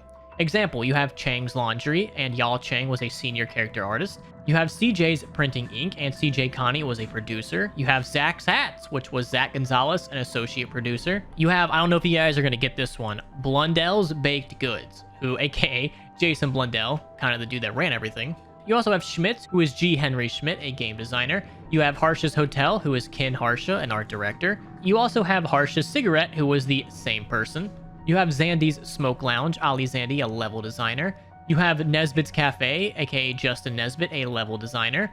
And there's also some more Mob of the Dead references. You have DeLuca Shipping, aka Sal DeLuca. You got Al's Barbershop, which was Al Weasel Arlington. You have O'Leary's B and L, who was Finn O'Leary. So like I said, this map was just teeming with Mob of the Dead and so many references. But it does not stop there, because if you look around the map, you will also see tons of boxing posters, and these boxing posters are also people that worked on the game. You have Huska, an environment artist, versus Livingston, the tech lead of zombies. You have Solder versus Saunders, a CG artist versus level designer. You have Nesbit versus Zandy, a level builder versus a level designer / artist. And these are just scattered all throughout the game, and it keeps going because if you go to the boxing gym, all of these dudes on the wall are Treyarch employees. They're not just randy people that they're like, hey, let's just use this random. It seems like every one of these people actually worked on the game. And I really like that. I love when they give shout outs to the people that actually made this game. Now let's take a little side note here. There are plenty of ciphers around the map. The first one is going to read, "The elders will continue to seed space and time. I must lead them to the place they cannot see." The next cipher reads, "Although they have discovered the way, Primus will fail." The third cipher reads, "M is interested in these worthless beings. All of his work will be undone." The fourth cipher reads, "The formless one will be their downfall." And the last cipher reads, "I am willing to do what must be done. The plan must not fail." And similar to a lot of other maps, there are multiple scraps of paper located throughout the map. And once you get all the scraps of paper put together, you get this image. And once we had put this image back together, it kind of gave us a whole new direction for where Zombies was heading versus where it had been. Now, the last thing I got for you guys about Shadows of Evil is going to be the Margwa mask, a wildly forgotten thing nowadays. To get this, you're going to first have to have killed 5 Margwas, and then once you have done that, you want to take a ride on the tram. There will be 6 Margwa hearts along the way, and you want to shoot every single one of them. As you are leaving the waterfront, it's going to be on the left side, and it will be on the blue Morgue City gas and electric sign.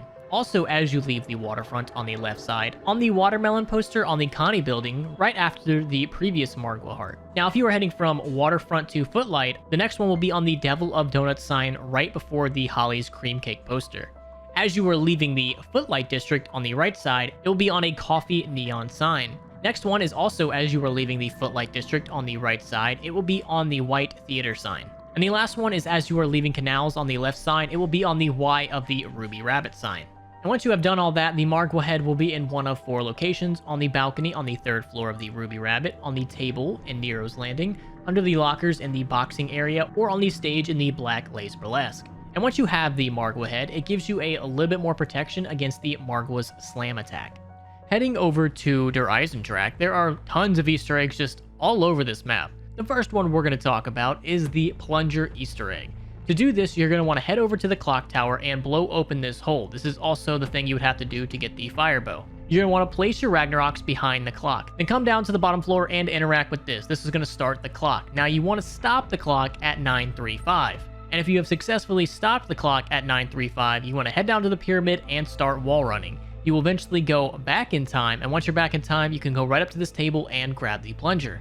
It's a little easier to do if you're doing it with multiple people because they can kind of help you with the clock, but it is definitely achievable solo. And you can also upgrade the plunger by killing a Panzer. Once you have killed a Panzer or dealt the killing blow, you will get the upgraded plunger, which is kind of like a fiery version of it, and for 1 minute, it is an insta-kill, so you can knock out Panzers and or zombies with it.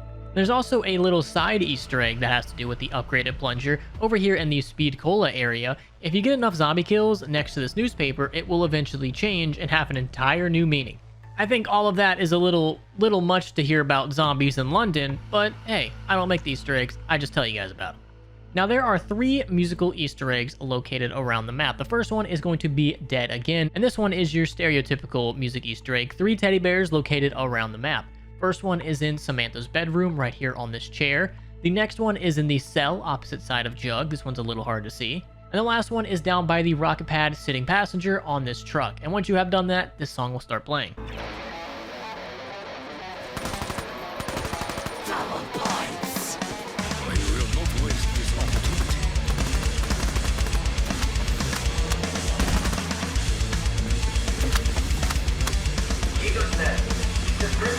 Another little musical Easter egg that's not really like a map Easter egg, more like you activate it and a tune plays for a little bit and you can constantly reactivate it, is a modified version of Samantha's Lullaby. So if you activate the music box in Samantha's bedroom, this song will start playing.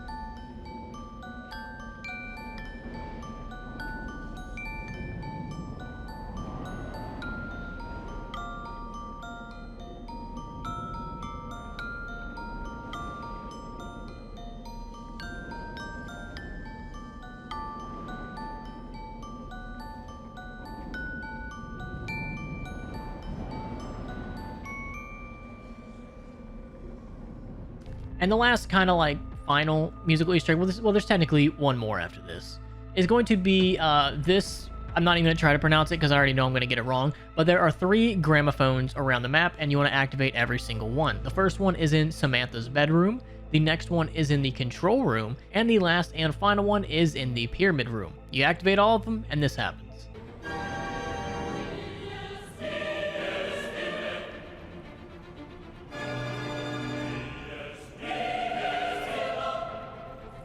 Spirits are restless here, tortured by the work of our adversaries.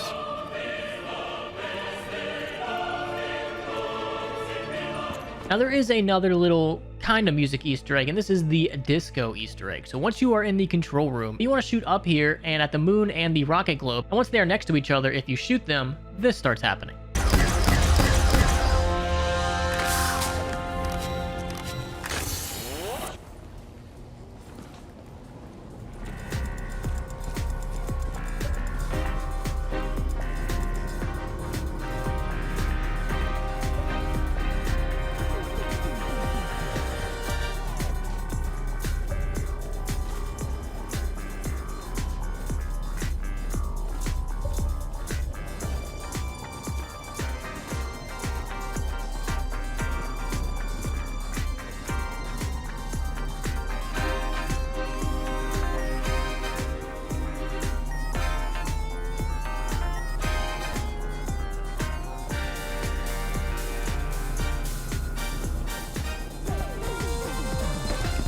And that's not even the beginning of all of the Easter eggs on this map. There's also the skeleton Easter egg. You can change all of the zombies into skeletons for however long you want. If you have the gobblegum in plain sight, it's going to make this step so much easier. There are 3 skulls located around the map, and if you use the in plain sight gobblegum, you can very easily see them. And you want to take your bow around the map and shoot every single one. And you can do this in any particular order. The first one is going to be located right next to Double Tap. The next one will be over here by Mule Kick. And the third and final one will be overlooking the courtyard. And once you have done that, the zombies spawning in from there on out will be skeletons. And if at any point you want to change them back to zombies, all you have to do is come over here and interact with these 3 skulls, and bam, now they're zombies again. Now there is a way to get a free Mega Gobblegum, and this one is definitely not as easy as Shadows of Evil, but what you're going to want to do is head into the teleporter room and pick up this plant. Now you're going to want to travel back in time by doing the Wisp step. While you're in the past, you want to put this plant right back where you originally got it, and then once you return to the present, the plant will be all grown up and you can get your free Gobblegum. A little bit more tedious than just getting Widow's Wine and tossing them in Lion's Mouth. Now, if you've ever wondered about the second tram and spawn, well, you're in luck because there is a way to get it. Once you spawn in, you immediately want to toss your grenades right inside of this tram. And if you have successfully done that, every 5th fuse that you use will bring up the second tram, and it will have way better goodies than the other one. You can get like upgraded guns, monkey bombs, all sorts of goodies, but again, it's only on the 5th tram fuse. Located around Der Eisendrache, there are plenty of posters, but if you find this one, you might notice something very, very interesting about it. The guy in the background that is mourning his master may or may not be Leroy, I refuse to call him Arthur, from Buried. In Black Ops 3, we learned that Leroy actually has a pretty significant role in the overall zombie storyline, and this was a pretty interesting way to show it. You really wouldn't recognize it right away that it's him until someone kind of points it out to you. Next to Samantha's room, there is a projection room, and in that projection room, you can see tons of images that kind of give you the build up to the moon base. You have Griffin Station Phase 1 underway, you have a deceased test subject, you have the test subject's preparations, where we can see that Dempsey is being put in the pod, that we later get a little bit more information when we do the Easter egg. You have them examining a keeper's body, and you also have the excavation of the pyramid that we eventually got on Moon. So it's not too deep into the overall lore, but it does give us a little bit of information about the lead up to certain maps and certain events. Now, Der Eisendrache is a very real place. It is actually based off the, I'm gonna butcher this, Hohenwerfen Castle in Austria. And if you look at pictures of this place side by side, it is very, very scary about how accurate some of these places are. Now, naturally, the spawn area is a little bit different, and the tram isn't exactly the one in real life that you see in game, but overall, Treyarch did a really, really good job of kind of laying out the map almost exactly like the real life thing. And I will link a video down below of the Smith Plays. He actually went to this place and did a really good vlog of the overall thing. So if you want to see more about that, check out the link. It'll be down there below in the description. But this castle is very, very interesting, and it's very old. It was built in 1075. Like, that doesn't even seem like a real year. And really, up until Common Day, it was really like your stereotypical European evil kings and evil shit. But in World War II, it served as a Nazi education camp, and after the war, it was used as a training camp for the Austrian police. Nowadays, it's literally just a tourist attraction, and it's been in multiple different movies and video games, mainly being Call of Duty Black Ops 3. But I can't stress this enough. Go watch the Smith Plays video. It's 7 years old at this point, I think, but it's very, very good. Around Der Eisendrache, there are plenty of books. You have some like some field operations manuals, German military zombie manuals, spirits and huntings of ancient places, but one that I thought was very, very interesting and kind of fit with the whole Leroy thing was a book called Lost Ghost Towns of the Old West. It's all the little details about zombies, especially stuff like this, that I just absolutely love. Now, if we head back to Samantha's room for a bit, you're going to see tons of drawings on the wall. And a lot of these drawings have some sort of significance. And at the time when this map came out, we really didn't know too much about where the story was going. But going back and looking at it with a little bit of hindsight, it all makes sense. The first picture, we have what looks to be like a sun with a smiley face and a house in the middle of like a grassy field. We also have Samantha and Fluffy being best friends forever. We also have this image, which looks like a chemistry set or something like that, with also what appears to be like a locked box labeled secrets, and on the bottom it says Dr. Groff has secrets. We also have what appears to be Samantha riding a fucking dragon, and it says Daddy says there used to be dragons a long time ago, this giving us a lot of hints on what's to come. And we also have Samantha in what appears to be a very, very dark forest. We also have one that Samantha drew of her daddy. You can see his bald little head right there. Of what appears to be a portal with a door inside.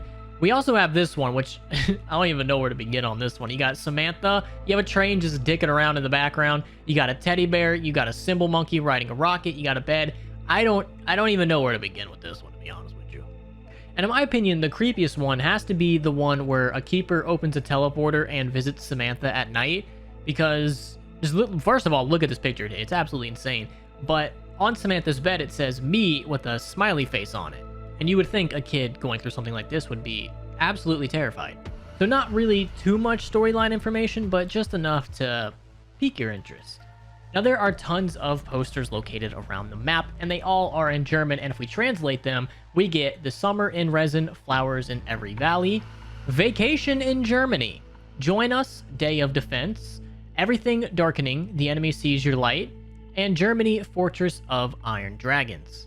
Some of these posters, not gonna lie, look pretty badass.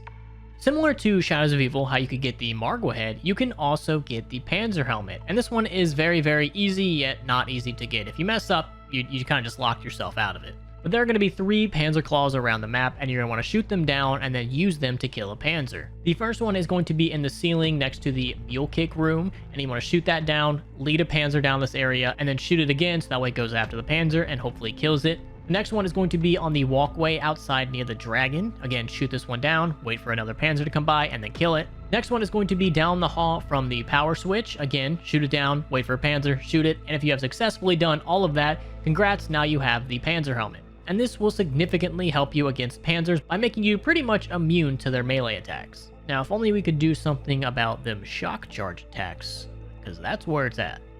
Next up, we have the BRM Easter egg. You can find the BRM wall buy in Der Eisendrache. All you have to do is activate the no gravity and then run around the entire thing, hitting all of these little square switches. If you have successfully done that, congrats, now you can find the BRM wall buy located right here. This is a very simple and easy thing to do, and in my opinion, it's not really worth it. I'm not really a big BRM kind of guy. The last thing I have for you is the spawn Easter egg that was only recently solved a couple years ago. To do this, you're going to want to stay, I believe, on round 1 and 2. I think if you go any farther, I'm not sure you can do this or not.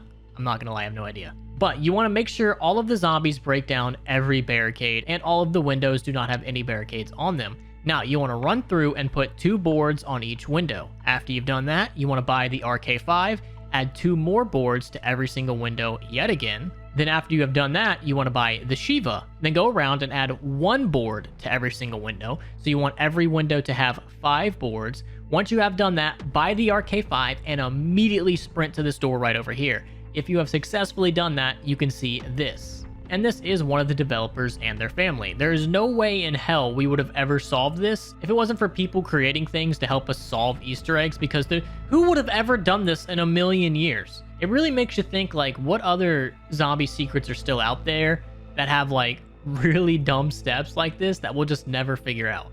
Last but not least, we do have a ton of ciphers. There's a lot on this map. First one reads, "Father introduced me to a new friend that just arrived. His name is Edward. He is nice, but he doesn't like to share the toys." Cipher 2. "The last test subject, the Mexican, died, but during the autopsy, I have discovered the key to create the undead army that we seek. We are now ready to capture the 4 test subjects identified in Report 44. Cipher 3. "After the great battle, they stood upon the mound. Their light shone down and cleansed all the sickness for as far as the eye could see. They are the first, they are the last. Visions of fractuated worlds and strange rooms haunted our dreams." Cipher 4. "I have received another toy posted by M." Cipher 5. "I met the reporter who was to deliver the artifact. He said he was going to bring it in his truck in a crate. But when I arrived, the reporter was babbling and acting wildly, waving a letter in his hand telling me to stay away. The crate containing the artifact had been sealed away with some ancient magic. When I told him I must have the artifact and moved toward the crate, he attacked me. I acted in self-defense, stabbing him in the chest." Cipher 6. "Mission log entry 45. I am over the site looking down through the open door. I can see weird distortion below me like a localized aurora borealis. I would normally cancel the operation, but we don't have time. Luckily, I have taken experimental weapon version 3 that no one has seen before from my previous missions. Never say never, Peter." Cipher 7. "After the success at the Rising Sun facility, Division 9 is moving with Phase 2. The island facility is now operational and initial testing is underway." Cipher 8. Like I said, there's a lot. "We have discovered that there are beings that can travel between dimensions without the aid of teleporters." Cipher 9. This is kind of like a graph thing that somebody smarter than me definitely did, because I would never do this. "Division 9 has completed the resurrection of the ancient beast for your western front. We expect Group 935 to reciprocate the favor." Cipher 10. "I cannot appear directly to you. I can only help you in your way. You guys are really making hard work of this. M." Cipher 11. "After sending him on countless suicide missions, he refuses to die. He is in your hands now. Don't fail us." Again, tons of ciphers, and that's not even the end of it. You have your typical scraps of paper, and this really set up the next map for us. Because once you put all these scraps of paper together, you get this image, which is all written in Japanese. This reads, "To my beloved Emperor, it has been several months since I last received orders from you. I cannot help but say that I am at my wit's end. Since I have landed on the island, I, your foolish servant, have continued my inspection and recording of Division 9's activities. However, despite being directly dispatched by you, they regard my work with suspicious eyes. As such, I have been barred from and forbidden access to almost all research areas. The situations continue to worsen. The installation commander ordered me to hand over my weapons for the duration of my stay. If he hadn't shown me the relevant papers ordering me to comply to maintain security, marked with your signature and seal, I would no doubt have objected. I have never raised any doubts whatsoever concerning your judgment, sir, but I am concerned that these circumstances may prove a great hindrance to my mission. I understand how important the Alliance is for a righteous cause and final victory, but the influence of German Operative Force Group 935 has become increasingly worrisome. Over the last few months, the number of officers they have here has increased. I cannot help but think that it is they who are propelling the plan. Judging by what I have seen, the research done by Division 9 has been far beyond acceptable. In fact, their aberrational methods of weapons research can only be described as abnormal. Not only do they use prisoners of war for living body tests, but they also have been trying to control the supernatural powers of Element 115. I therefore think that if we permit them to continue their work, dark clouds may soon loom over our great country.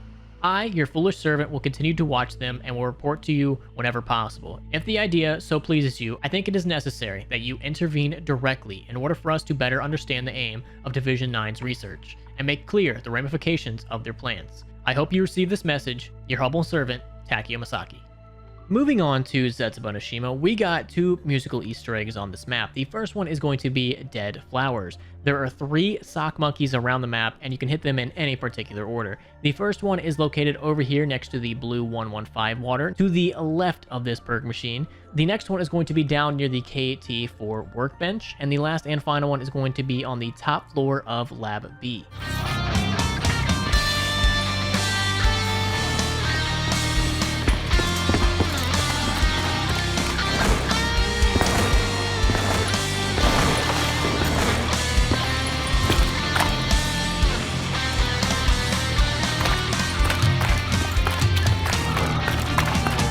next musical Easter egg is going to be like a little remix of Samantha's Lullaby.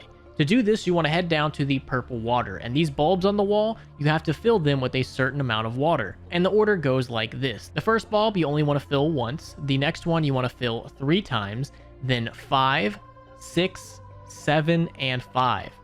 And if you have done it correctly, you can interact with the last bulb and this starts playing.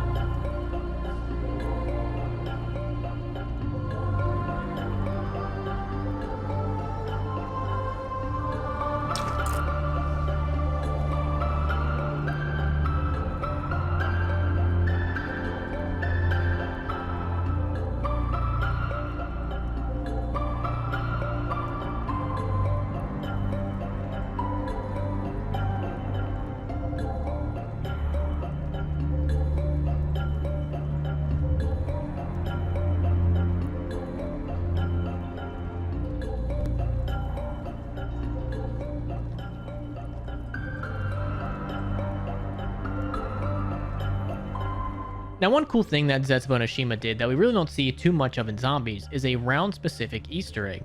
Once you have gotten to round 50, if you're over here near Lab B, and you look off in the distance, you can see a large, gigantic-ass monster menacingly and creepily walking in the distance. There really is nothing much more to this Easter egg other than that, but it's still one of those rare cases where we have a round-specific Easter egg like this, and we really don't see too much of that besides like Classified, and that's a shame. Now, there is a cool Easter egg where you can make your player throw up. All you have to do is eat a plant that gives you a free perk while not being able to hold any more perks. So for an example, if you have Perkaholic and you do the free perk Easter egg and you try to get a free perk, your player will throw up like this. And to do this, it's actually very, very simple. You're going to want to water a plant with every single type of water. So you're going to want to water with green, blue, and purple water every single round. And you do not want to fertilize it with the KT4. I repeat, do not do that. And if you do it correctly, you will get a really good chance of spawning in one of these fruit plants. And all you gotta do is eat it and watch your character do this.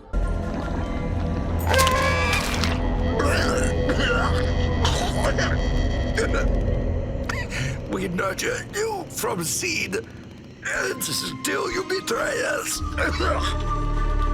Now, there is a jump scare on this map, and in my opinion, it's one of the more scary ones we've seen in Call of Duty Zombies, and I believe you can only do this in co-op. I don't think you can do this single player. So you want to come down here to the test specimens room. You want to have a sniper rifle, and this back right one, you want to look at it very, very carefully and go up and down on it to make sure you hit the sweet spot. And once you have done that, a doppelganger will randomly spawn in, and once you approach it, this happens.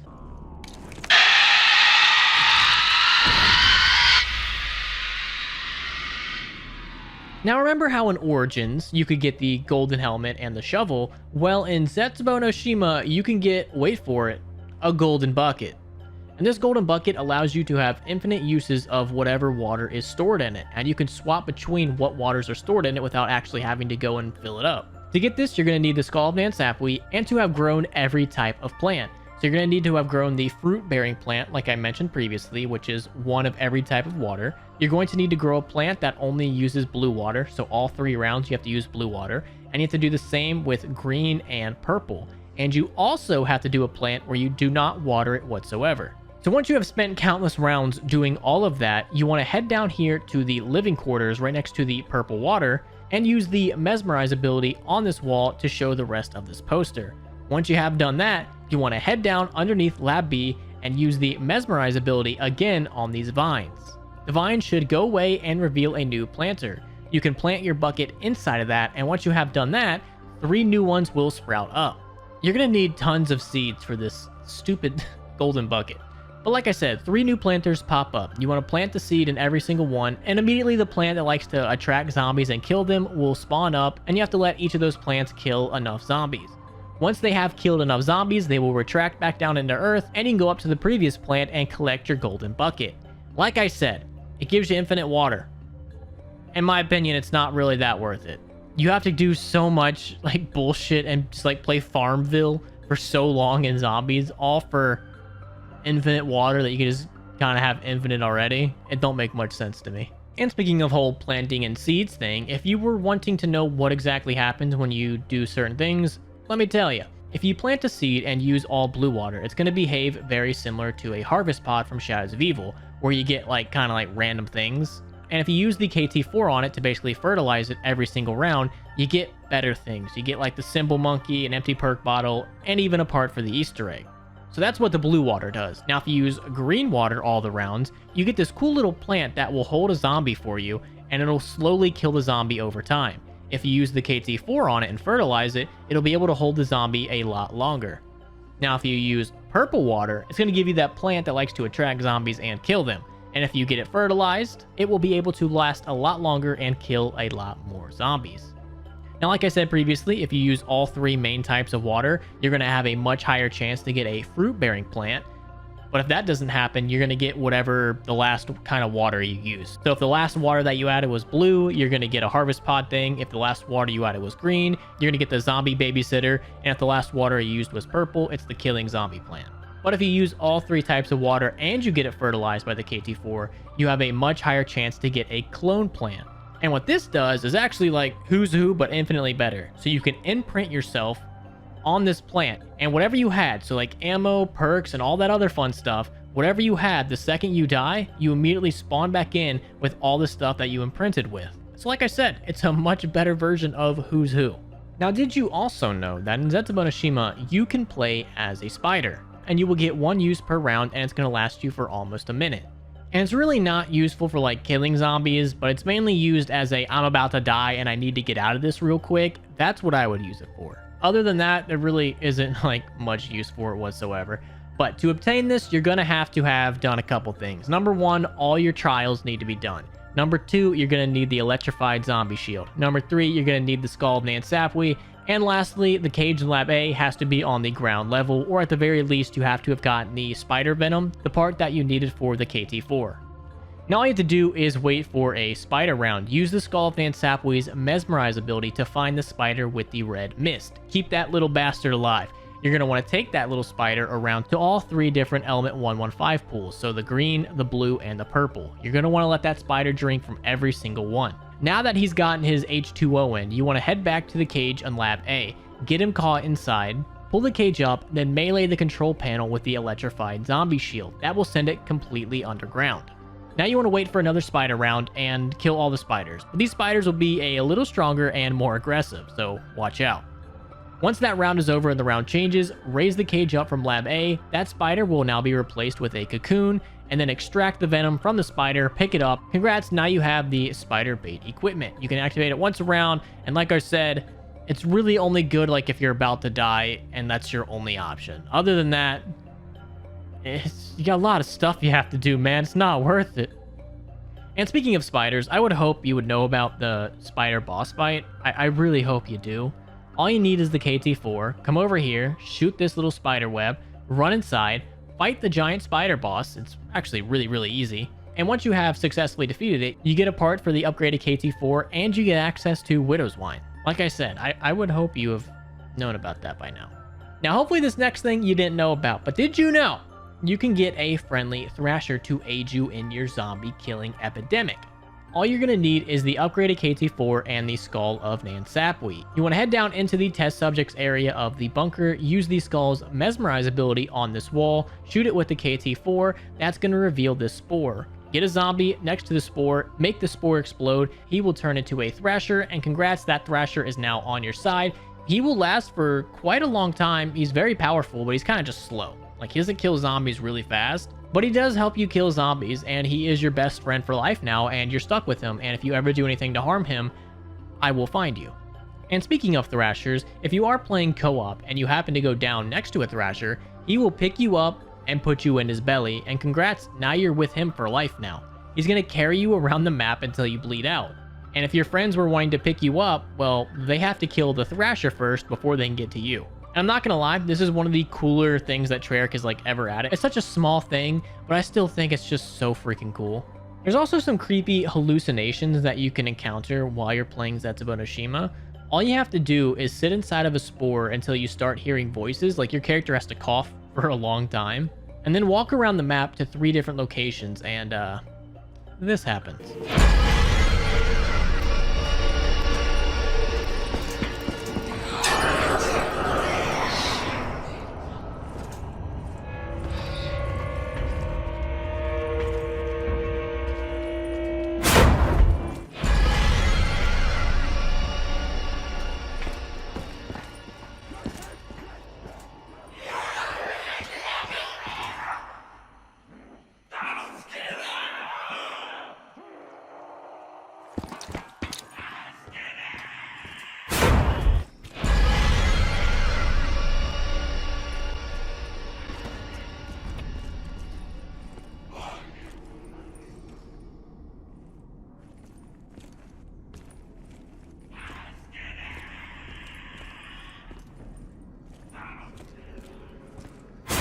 Now let's talk a little bit about history, because we all know history is pretty based. Division 9 was made up for the zombie verse. Treyarch decided to add it in here, but did you know that Division 9 is based off of reality?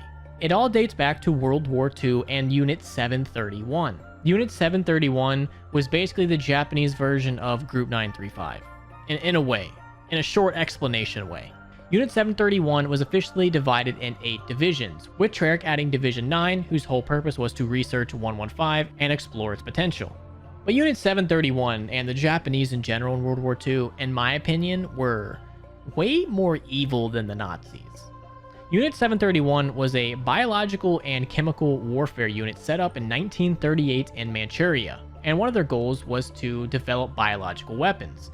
And they used Chinese civilians and POWs as human guinea pigs to study the effects. A lot of these prisoners were murdered, were used in vivisection and other terrible medical experiments, such as living humans being infected with very deadly diseases such as the plague and anthrax, and then getting cut open without anesthesia to see how these diseases affected the organs. Female prisoners were forced to become pregnant and then used as experiments, and they also used various weapons on live humans such as grenades, trying to figure out what distances worked best. They used flamethrowers on people. They also used people tied to stakes to test out pathogen-releasing bombs, chemical weapons, explosive weapons, bayonets, knives, and all sorts of... Unit 731 was evil as shit. They also did like a bunch of stupid tests that had nothing to... They injected like horse urine into prisoners' kidneys, amputated limbs, re-sewing them on to other stumps, just doing evil shit for no reason. I tell you this mainly because this whole sort of history has been lost, and I feel like a lot more people should know the actual barbaricness of Unit 731, aka Division 9. A lot of people don't know that the Japanese were actually pretty freaking evil back in the day. Okay, so now that we've got all depressed and everything, let's talk more about Easter eggs and stuff. You can find the Mob of the Dead plane sometimes flying up in the sky if you're lucky enough. Eventually you can catch it coming out of a portal and disappearing in itself. And very similar to that, the boat from Shadows of Evil can also be seen outside of the map. I'm not sure if this was like supposed to be the exact one from Shadows of Evil or if this was just like a reused asset, but I still thought it was cool enough to point out. Now, one thing that I really like about Zetsubo Nishima is that it made the map kind of spooky. Definitely not like Verruct spooky, but they did add a lot of background noise that I actually really love. Randomly around the map, you can hear that same whispering that you would have heard in Shinonuma.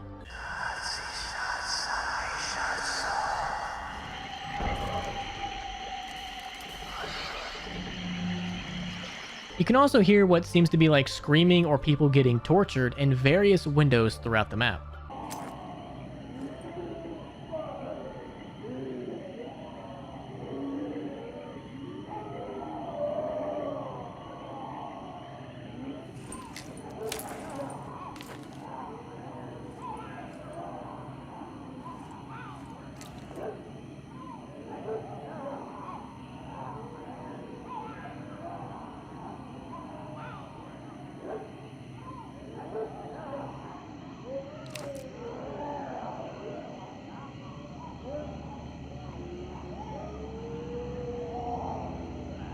And in the Pack-a-Punch area, you can also hear the same sound that you would have heard in Verruct and Shinonuma around electrical equipment.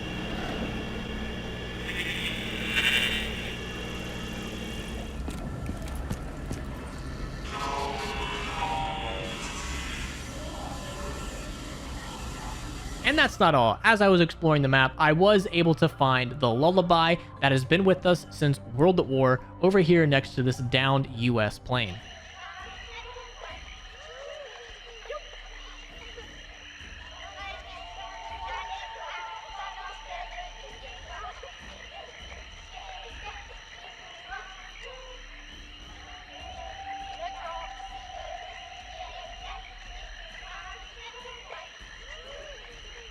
It's very refreshing hearing that lullaby. We haven't heard that in a while in these videos. And the last two things I have for you before we get to all the ciphers and everything, I found some Japanese writings on the wall. And using Google Translate to roughly translate it, this one I believe says evil lurks or evil is here or something along those lines. While this one I believe says something along the lines of fated to die, or it is your fate to die, something like that.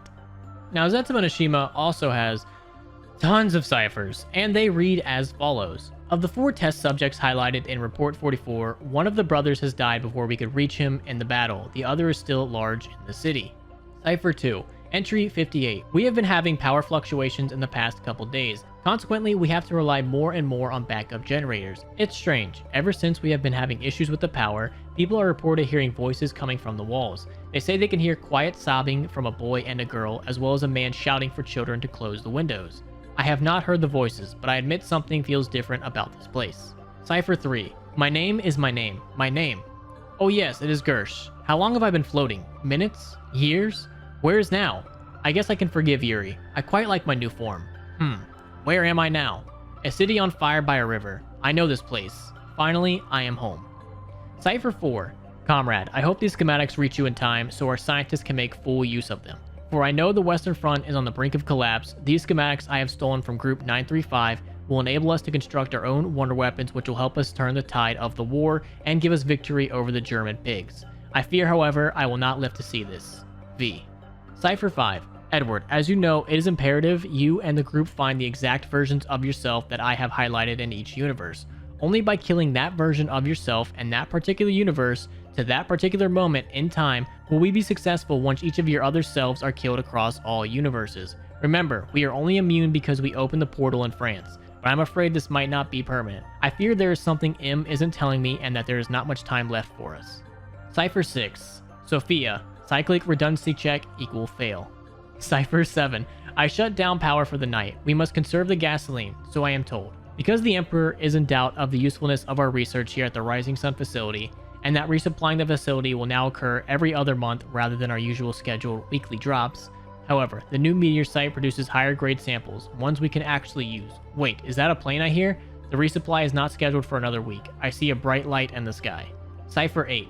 Richtofen must understand that using these teleporters to jump between dimensions is both dangerous and imprecise. At any point, the fabric of space and time could collapse if the improper amounts of 115 are not maintained. I'm also concerned about the unknown effects of trans-dimensional jumps. I have noticed even with my brief travels that new memories and emotions have flooded my mind, suddenly appearing from nowhere. I am also sure something is happening on a molecular level as well. Cipher 9. Entry 56. Just finished a very long shift. We were awaiting the test subject's arrival from the castle, but they never showed. Those Group 935 pigs didn't even bother to radio the asylum to let us know that they were not coming. I'm getting sick of those arrogant scientists.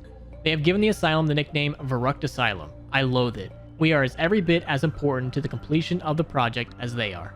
Cipher 10. Urgent telegram. We have just received word that the private plane carrying the expedition crew encountered freak atmospheric event which caused it to crash, killing all on board, including the famous explorers Brock and Gary. This comes week after their announcement about the location of Shangri-La. Cipher 11. Division 9. Project D. Update to Group 935. The specimens have been manufactured to be asexual.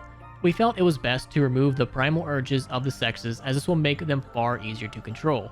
That being said, they are still extremely dangerous. You must have mechanical control collars and proper frequencies set and applied when these specimens reach the juvenile stage. After seeing what they are capable of, your stalemate on the Eastern Front with the Russians will soon come to an end. Cipher 12. While the loss of the Rising Sun facility was unfortunate, the Emperor was so impressed with our final results that he has approved the construction of the new Division 9 facility on the island that we selected. He assured me personally that he will spare no expense in advancing our research. You and I both know that what we accomplish at this new facility will win the war for Japan. There is also scraps of paper that when put together and deciphered, you get this message.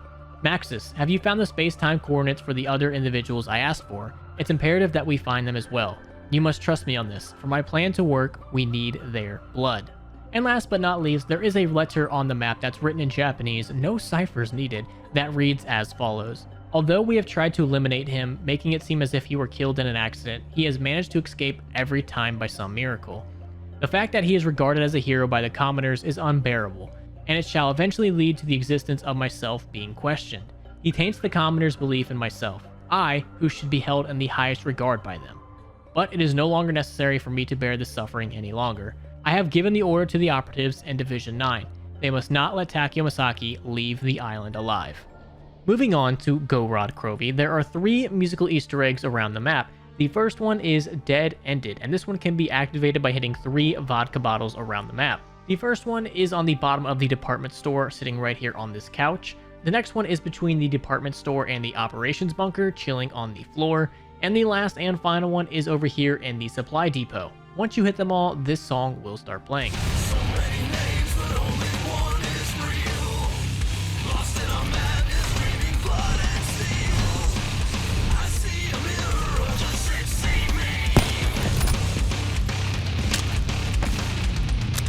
You can also activate Ace of Spades, and I can't let you listen to that whatsoever. But this can be activated by hitting 3 Ace of Spade cards around the map. The first one is on a blackboard in the same room as a double tap. The next one is on Sophia's desk in the Dragon Command Center. And the last and final one is on the table to the right of Pack-a-Punch. And again, I cannot let you listen to that one. Now there is one more musical Easter egg called Samantha's Sorrow. And this one actually has like a little Easter egg that goes along with it. To start, you're going to need monkey bombs, and you want to throw monkey bombs in 3 different areas that are being set on fire by the dragons. Once you have done that, go back to spawn. There will be a Samantha doll right in front of this tombstone. Once you activate it, a hide-and-seek Easter egg begins. You have a limited time to find 5 Samantha dolls around the map.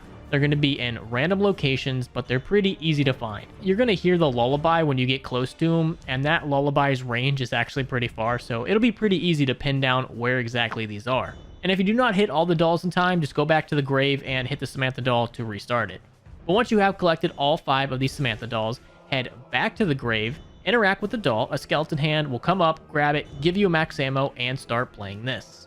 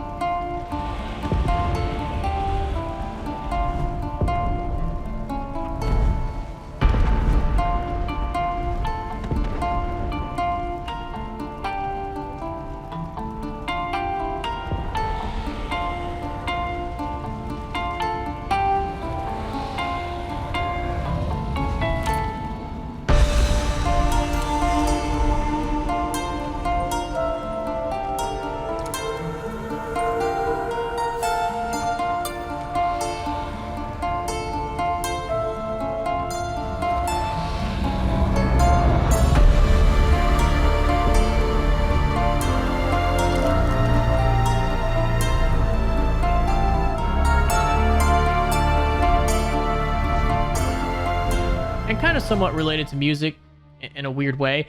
Around the map, there are several musical sheets on pianos, and the song that it is showing is called Revelations, which gives you a little hint to the next Zombies map.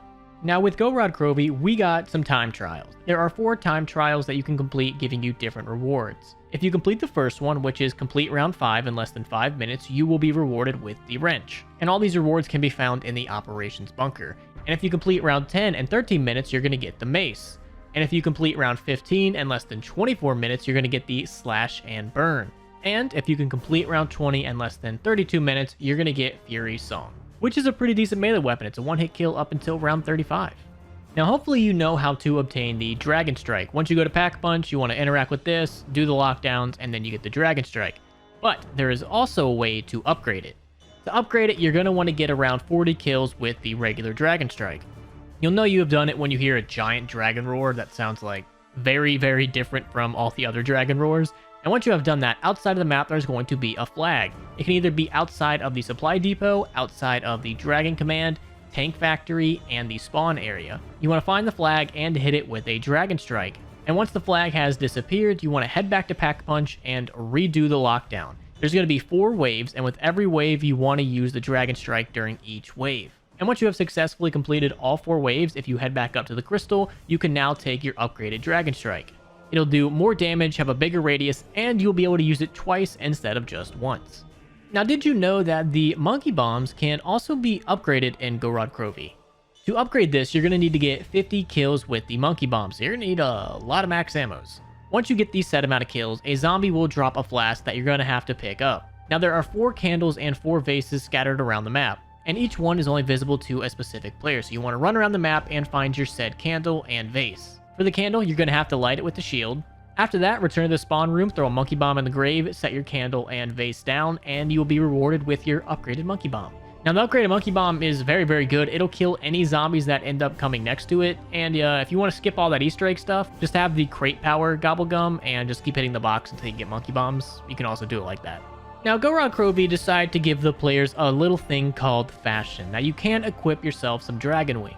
To do this, you're going to have to do a couple of the following. You're going to have to ride the dragon to Pack-a-Punch from every single spot. So from Dragon Command, Tank Factory, and Supply Depot. You're also going to have to acquire the Dragon Strike, and you're going to have to acquire the Gauntlet of Siegfried. And once you do that, you'll be able to pick up the Dragon Wings. And when you equip it, you get the following: 30% explosive damage resistance, 30% fire damage resistance. Summoning the dragon to go to Pack-a-Punch is now free. And as long as you are near the dragon summon platform, you can teleport to Pack-a-Punch instantly instead of having to ride it for 30 seconds. You can also get the Mangler helmet, and to get this, you just have to shoot off the helmet of 5 Manglers and shoot off the arm cannon of 5 Manglers. And after that, you can equip the helmet, and you will get 30% damage increase to Manglers and 50% damage reduction from the Manglers. And lastly, you can get the dope-ass Valkyrie drone hat. Just shoot off all the arms on 6 Valkyrie drones and shoot off the red camera on 6 Valkyrie drones. And after that, you can equip it, and you will get 30% damage increase to Valkyrie drones, 50% damage reduction, and 50% electrical damage reduction from the drones and from electrified zombies and or the traps. So like I said, Gorod Krovi definitely wanted to give you a little bit of a swag as you are walking around the map. Now, one cool thing in Gorod Krovi that I really like is during the boss zombie when you're fighting Nikolai, just in the background, you can hear the Russian national anthem. And it's one of those things where it definitely fits, and of course it's there, but it's a really nice touch, and I just really like it. You will be father for my minigun! Calm yourself, Russian. You must listen. We are your allies.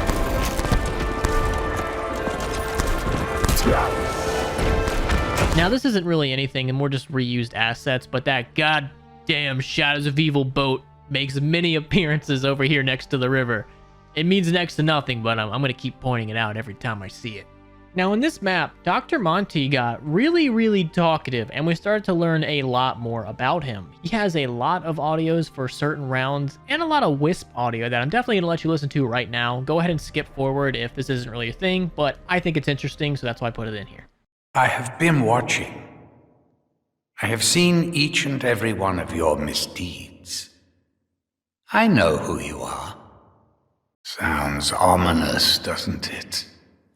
Good, because it fucking is. The entirety of the universe is fractured and broken. Something that you clowns hold more than at least some degree of responsibility for. Guess what?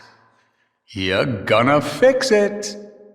Look, just do what you usually do. Listen out for radios and things, and I'll help wherever I can. Hello? Testing. Do you hear me? Testing. Actually, I don't know why I'm doing all this. I'm almost 100% certain that you can hear me. So let's not fanny about.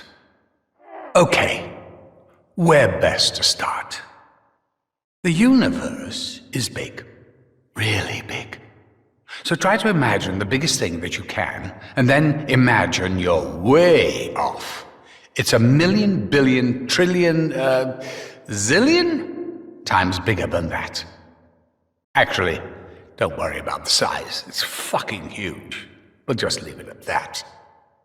More important than its humongous proportions is the fact that the universe is a living, breathing thing, ever-changing, ever-shifting, existing across and beyond time and space itself. With me so far? All right, so you've got this universe, this big, changey, already volatile universe, and then you shatter it with a hammer, a metaphorical hammer, and it cracks and splinters into a million other universes, all coexisting at exactly the same time. Do you have any idea how difficult that is to keep track of? I may be omnipotent, but I can't be everywhere. Now, if it had been entirely up to me, you numbskulls would be the last people I would entrust with this, but due to factors outside my control, you're all I've got. I know there's a lot going on. I know it's a lot to take in, but the universe is deeply unstable right now, and things are going to get a lot worse before they get better. Crazy as things are, I will try my absolute best to give you all some one-on-one time, some good old-fashioned TLC. Do this right, and everything will be okay. Pinky promise. Max's. He was the first. The vessel you constructed for him back in World War I somehow shielded him from the influence of Element 115. He opened the portal between the worlds and, well, that's where, when shit really went tits up. The world within the world got turned upside down and inside out, if you can imagine such a thing. So, anyway, it was around then that I was forced to step in. Samantha, oh boy. You ever heard the phrase, hell hath no fury like a woman scorned? Well, that fury is even worse with a little girl, especially one as confused as that poor child is. She really didn't get much of a chance, did she? Right out of the gate, she was thrown into this madness before she could ever figure out exactly who she was. Still, that's all ancient history now. She's safe in the house. Okay, here's a quick cheat sheet. You all fought in World War I. Whoopee! You were badass heroes. That was true. That happened. Later, some other versions of you ended up as lab rats in some crazy World War II experiments. Experiments that left you a bit, kind of, not that smart. Your memories were mostly erased, and you just kind of bumbled and stumbled around in time and space, oblivious to your past and future actions.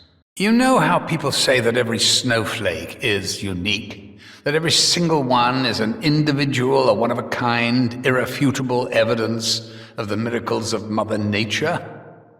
Well, it's not true. Snowflakes aren't all that unique. There are really only about 12 different designs. The point I'm making is that you lot are hardly one-of-a-kind snowflakes.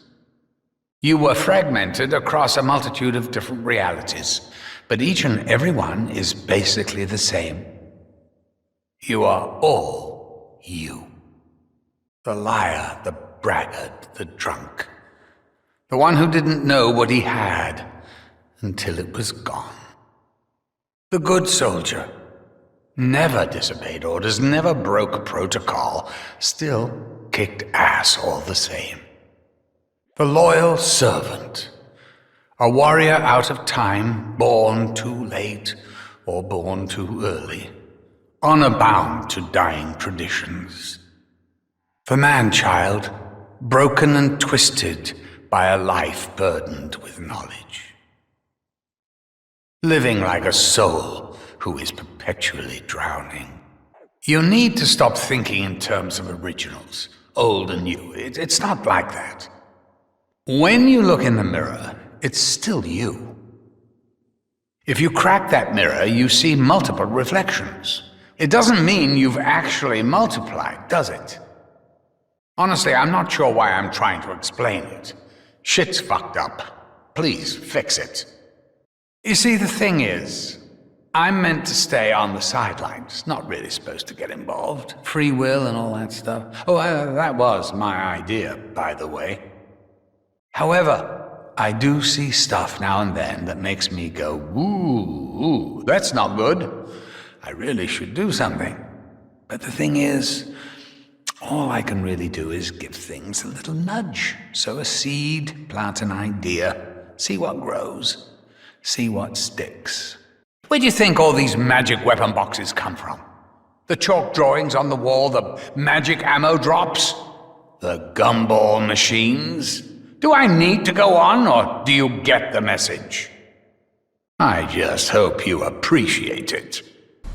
Okay, Nikolai, Dempsey, Takeo, I'm only talking to you right now.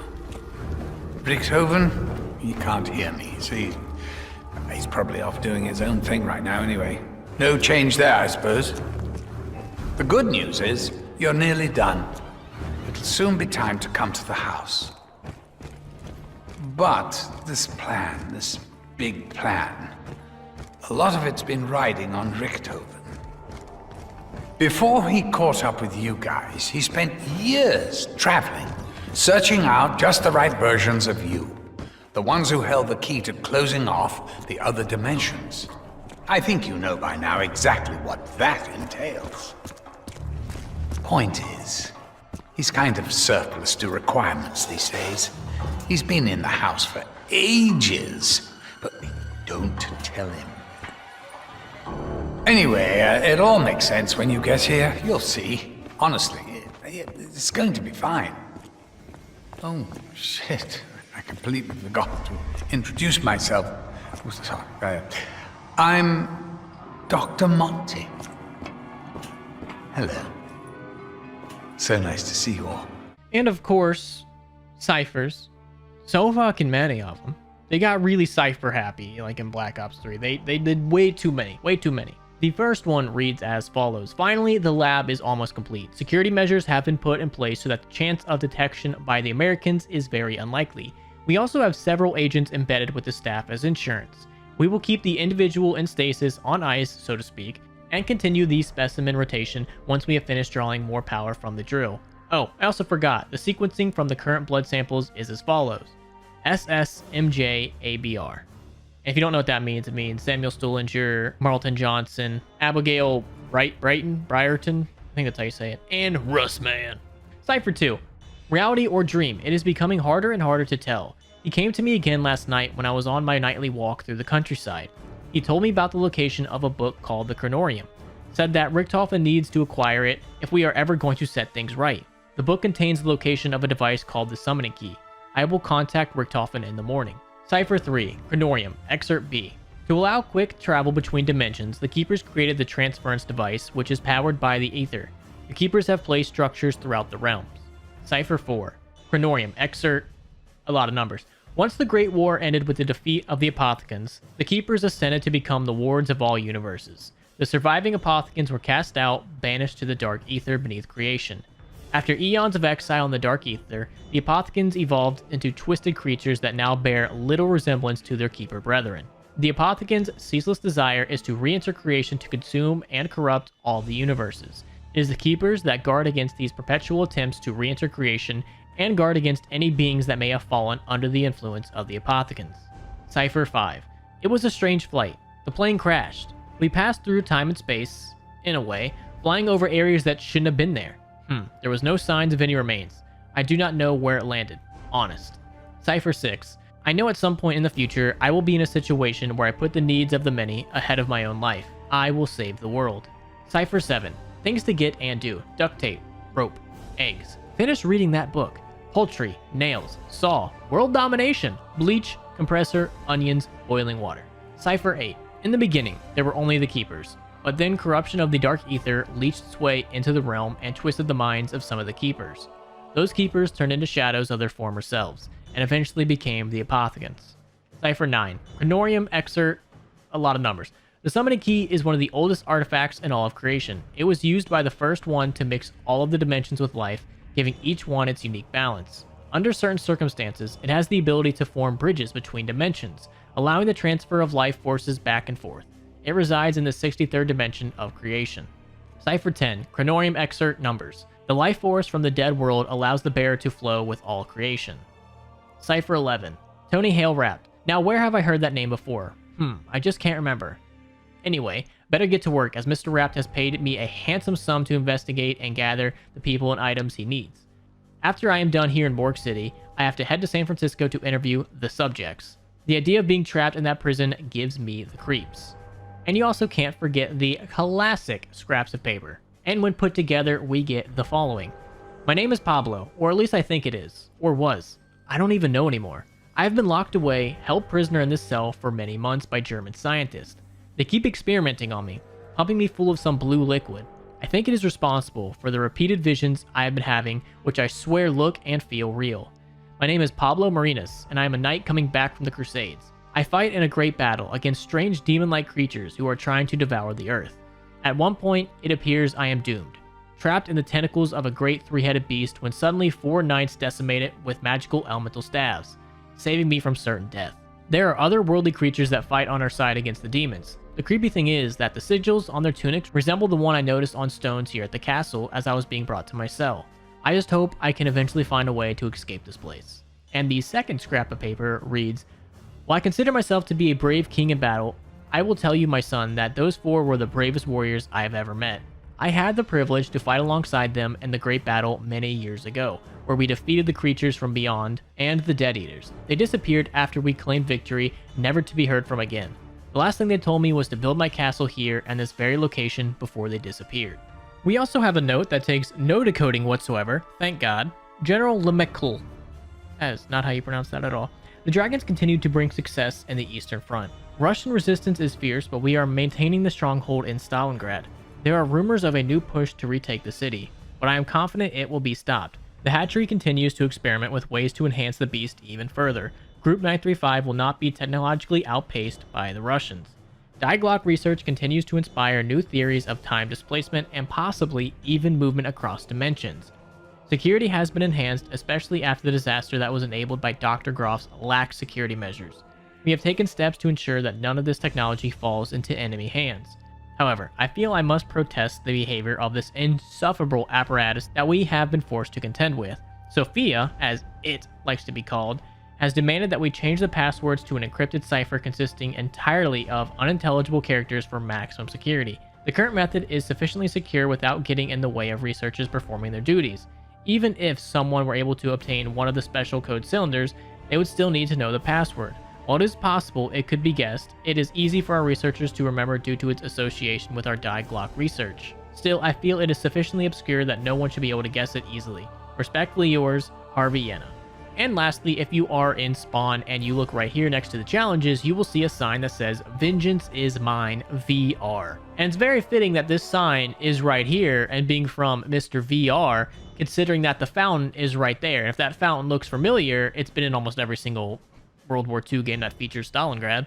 But you might remember it from this World at War mission.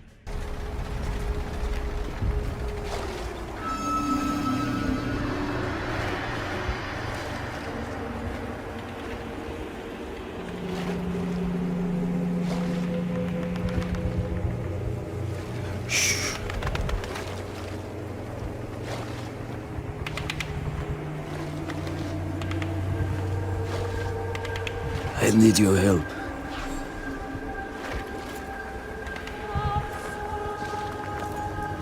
Do what I say, and we can avenge this massacre.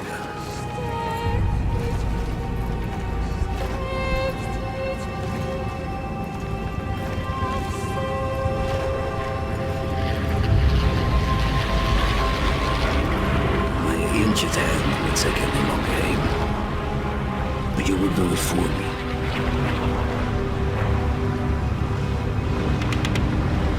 Take my rifle and watch the road. Rounding this video off on Revelations, we got 2 musical Easter eggs. The first one is The Gift, one of my personal favorites. I love this song. There are 3 teddy bears around the map. All you have to do is hit them. The first one is going to be in the Mob of the Dead area. The next one is in the Verrückt portion of the map, and the last and final one is going to be right in the theater of Kino der Toten.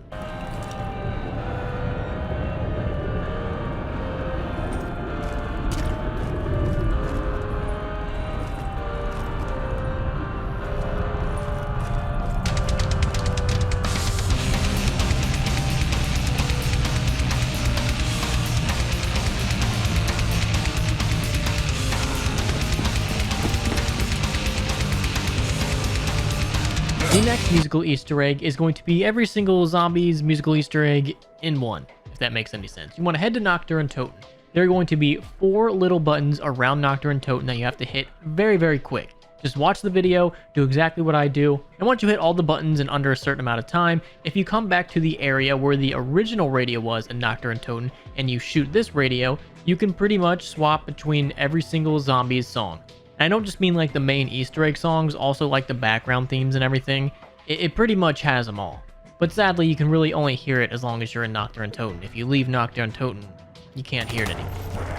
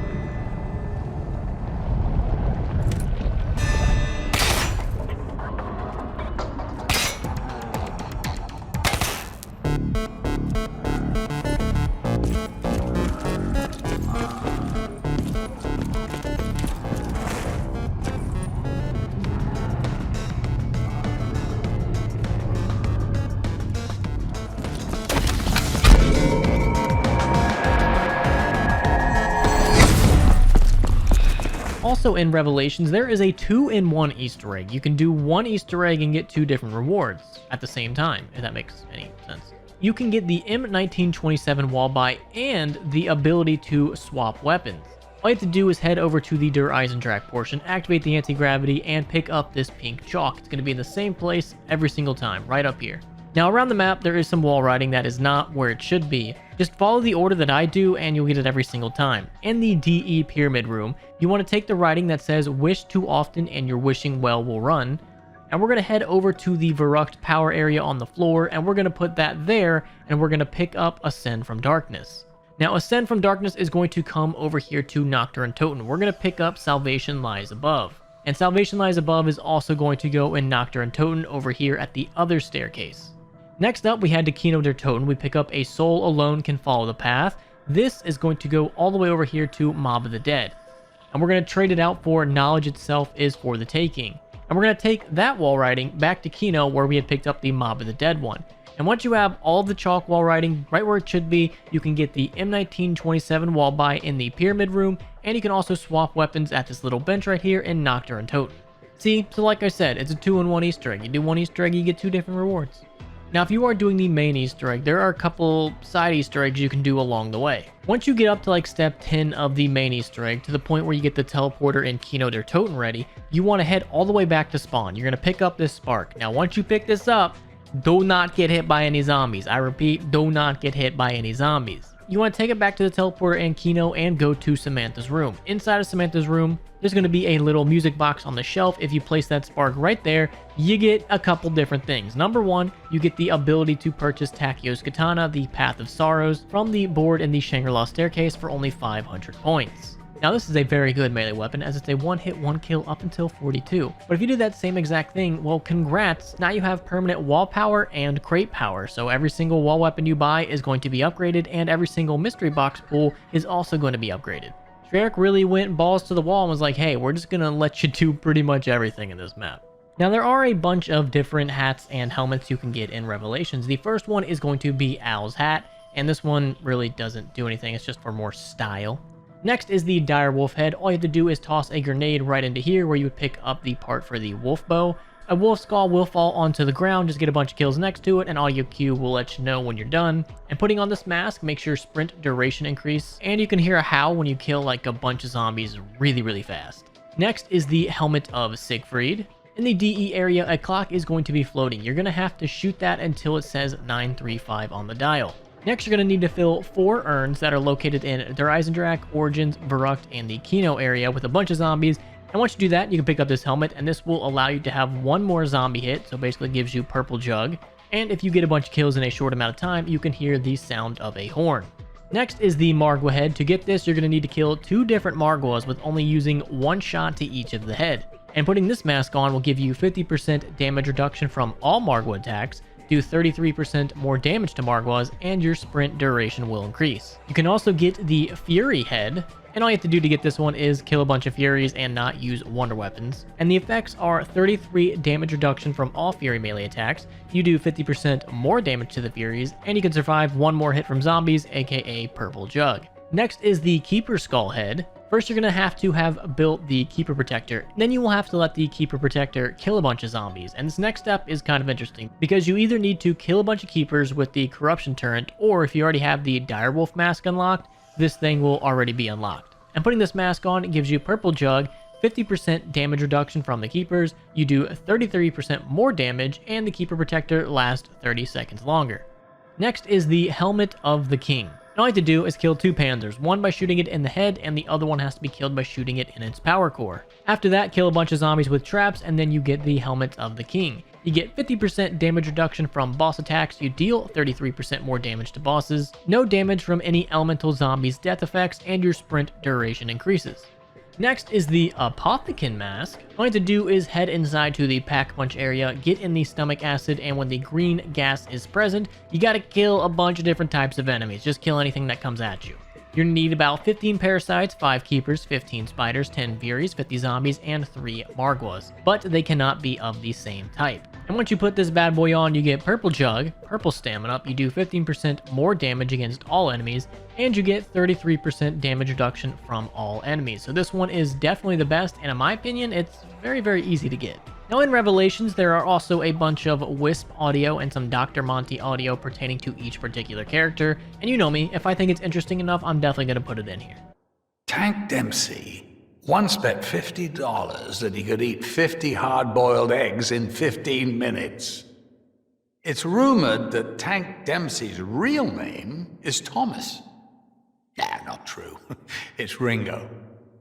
Only joking. Or am I?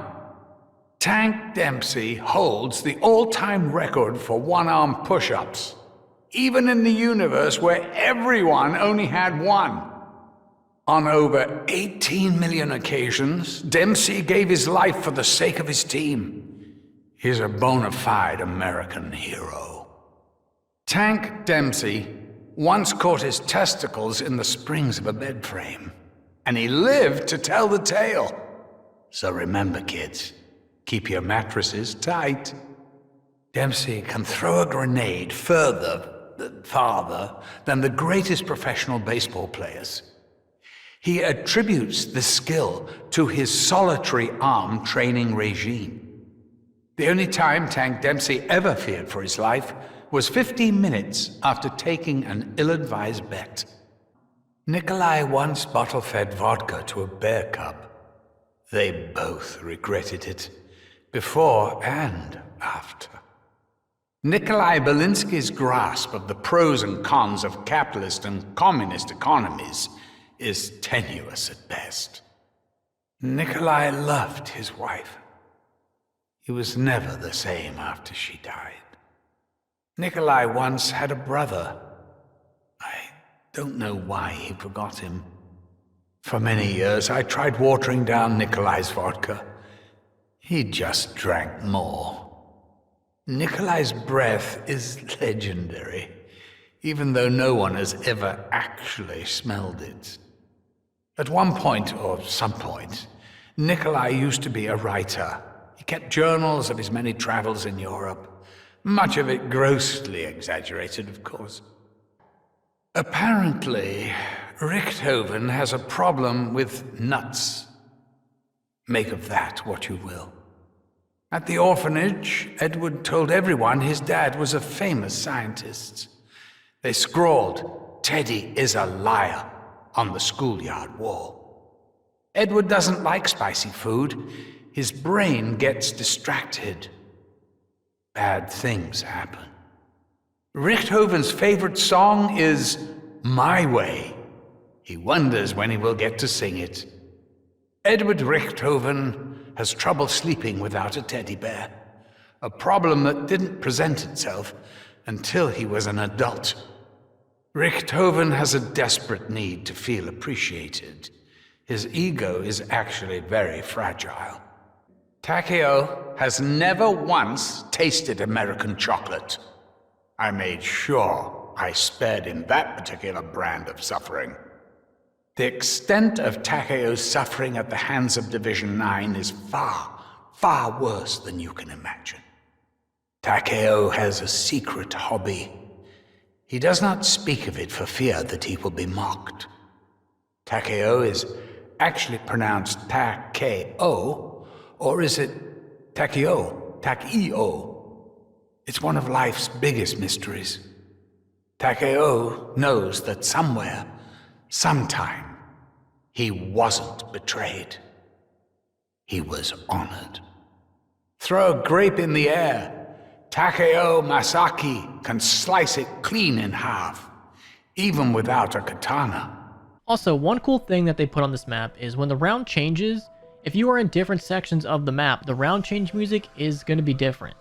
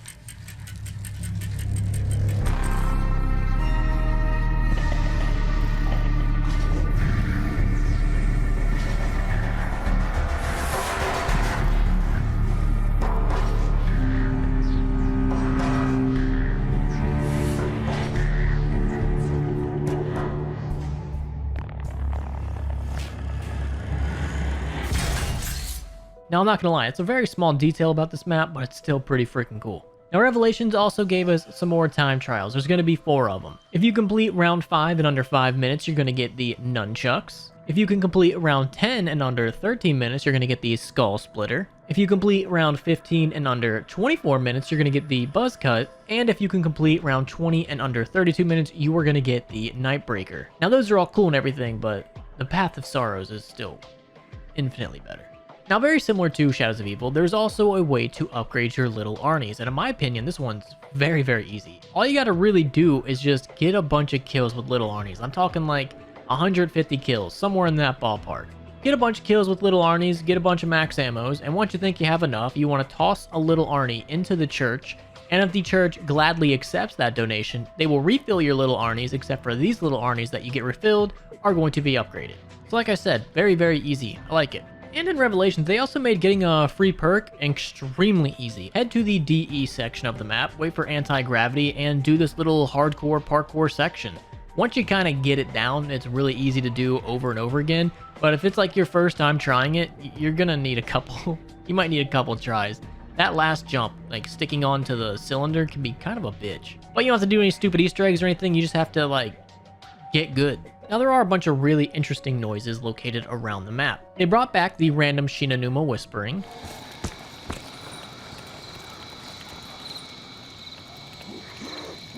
And they also have some really creepy whispering over here in Kino der Toten on the stage.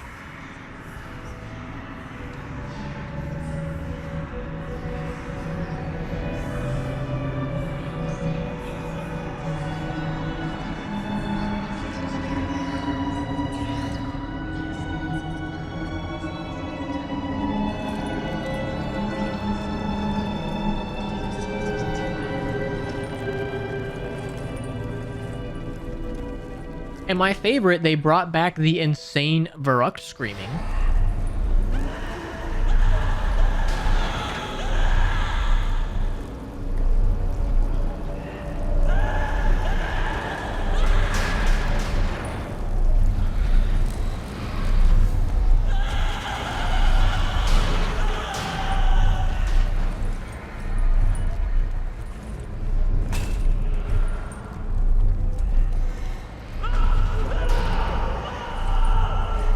And one of the more creepy, scary ones is in Mob of the Dead. It literally sounds like you can hear like the gateway to hell.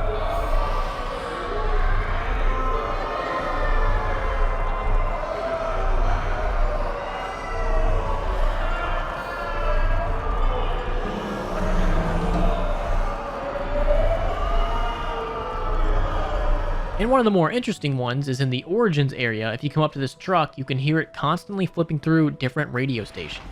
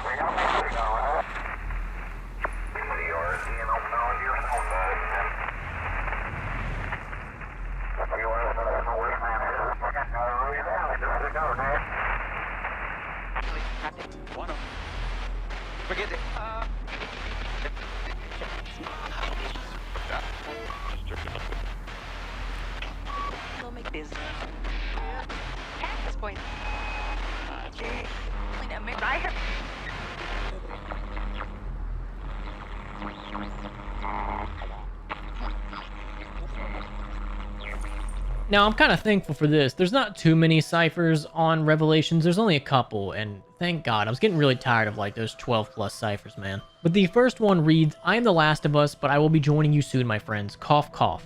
Death is near. I hope what we have done does not come back to bite this universe in the ass. Thank God we will all be gone, because if Monty ever found this place, we would be in a world of shit. Maybe now, with all of us gone, the children will be safe. D. Cypher 2. From all of us at Treyarch, it has been a fun and amazing experience making zombies with you these last 8 years. Without your love and input, none of this could have been possible. Thank you for playing. Cypher 3. Thanks to the sacrifice of Maxis and the contraption called Sophia, all the 115 has been purged from the final universe. Thank fucking God. Time to get some rest. M. Cypher 4. October NSA Report T. They found the source on Venus, beginning extraction. And now actually just looking at all these ciphers, I think there's a bunch of unsolved ciphers on this map as well. So yeah, no, they did have like 12 of them, my God. But so far, only a handful of them have actually been solved. Now for every single Zombie Chronicles map, we got a new music/Max Ammo Easter egg, and it all revolves around a bunch of dolls of Samantha. And to start this Easter egg in Nacht der Untoten, you're going to want to hit 4 buttons hidden around the map. The first one is located in the mystery box room underneath these shelves. Next one is going to be on the top of the wall to the left of Mule Kick. Next one is going to be upstairs, opposite side of the Argus wall by. And the last and final one is going to be on the ceiling of the spiral staircase. Once you have hit all of the buttons, you will hear this sound. And once you hear that sound, you want to head over to the RK5 wall by, and across from it on the ground is going to be a doll of Samantha. You want to interact with the doll, and that is when the next step begins. There's going to be a doll of Samantha somewhere around the map. You will know when you're near it when you hear this sound.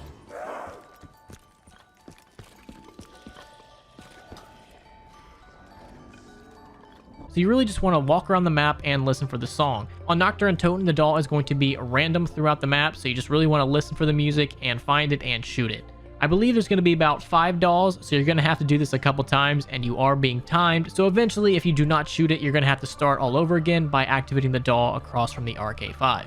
But once you have found all of the dolls, you're going to hear this sound.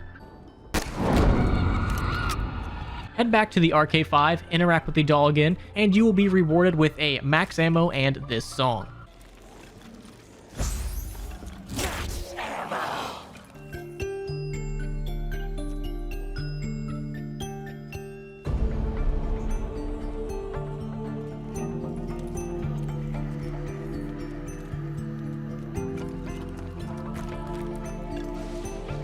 Now that song is in a lot of other Easter eggs for Zombie Chronicles, so I'm not going to keep playing it over and over and over again because I'm not going to do that to you guys. I love you guys too much. But some of the Easter eggs do use a different song, so when it's different, I'll let you listen to it. Now, one interesting thing about all of the remakes of Nocturne Toten is they all include the Carpenter power-up. And you might be like, why is that interesting? Well, it's kind of like a Mandela effect because I always thought the Carpenter was on Nocturne Toten, and you never really noticed that on the World at War version, it's not. We never got the Carpenter power-up until Der Riese, so it was never on Nocturne Toten. And the Carpenter power-up is like such a staple of zombies. You would just always assume that, yeah, of course it was on Nocturne Toten, but in actuality, it was not. Another thing we got with all of these Zombie Chronicles maps is a Dr. Monty radio message that kind of gives us a little bit of background and information about the map. Now, whether you like Dr. Monty and the storyline is here nor there. I personally think he ruined it. But it still is pretty interesting to see what he has to say about each individual map. And in the spawn of Nocturne Toten, you can find this radio, and here's what he has to say. Nacht der Untoten. That translates as Night of the Dead. I learned that tonight. Been trying to scrub up on my German, you see. Anyway, it happened in an old concrete building on an airfield somewhere in, I don't know where. I remember it being really small. Simple by today's standards. I think there was a fog. Not a lot of it, certainly not coming into the building itself. You know what I just realized? You weren't even there. At least not at first. It was some other random, forgettable soldiers that had the misfortune to live through that horrible night, or Nacht, as it was actually known. Yeah, I speak German now. Now, there is one more music Easter egg on Nocturne Toten, and this is a throwback to the original World at War Nocturne Toten. In the Chronicles version, you can activate the music Easter egg Undone by shooting and exploding all 28 explosive barrels outside the map. It's a little tedious because some of them are pretty well hidden, but this is a nice throwback to the original World at War Nocturne Toten, where you could explode all the barrels outside the map, and you really wouldn't be rewarded with anything, but it's still pretty cool to see them take that original concept and turn it into a music Easter egg. But once you have successfully destroyed all 28 of them, this happens.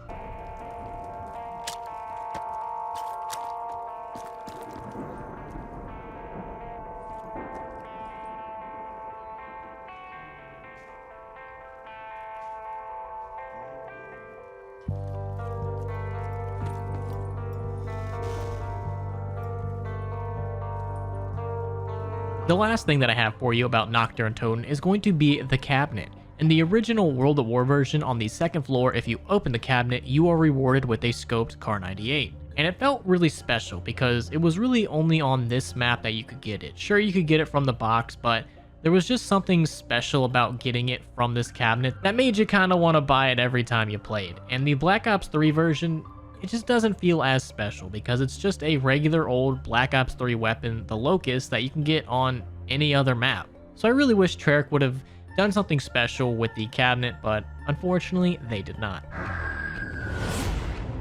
Now heading over to Verrückt, the Samantha doll Easter egg is going to require you to flush some toilets. Come over here to the toilets and flush the far right one 9 times, the middle one 3 times, and the left one 5 times for 935. And then you'll hear the sound that confirms that you did it. Head over to Wonder Fizz, which is in the very next room. Interact with the Samantha doll on the ground, and now you're going to play hide and go seek again. And very similar to the Nocturne Totem one, they're going to be scattered randomly throughout the map. Listen for the music, and when you see it, shoot it. And you want to do this over and over again until you have gotten them all.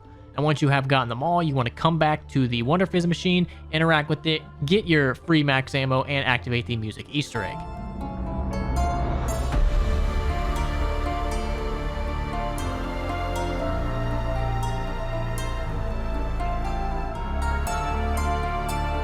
And of course, there is also the Dr. Monty radio. This one's going to be in the left side spawn. And you want to come over here and activate this radio, and you'll get this message from Dr. Monty. Electroshock therapy, chemically engineered beverages, hordes of undead Nazis.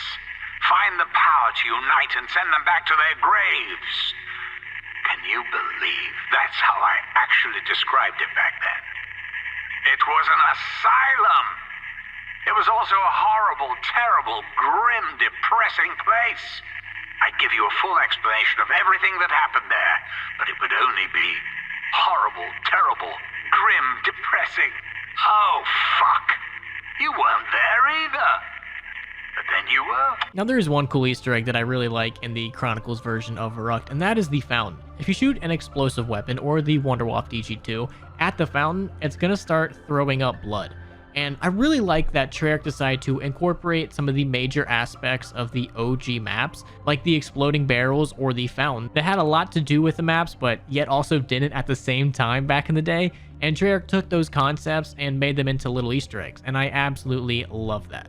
Now, the only complaint that I have for the Verrückt one is that there is no missing hand on the power switch. That was a big deal back in World at War Zombies. The OG Verrückt one did have the severed hand on the power switch, and the Chronicles version does not, and that ticks me off just a little bit.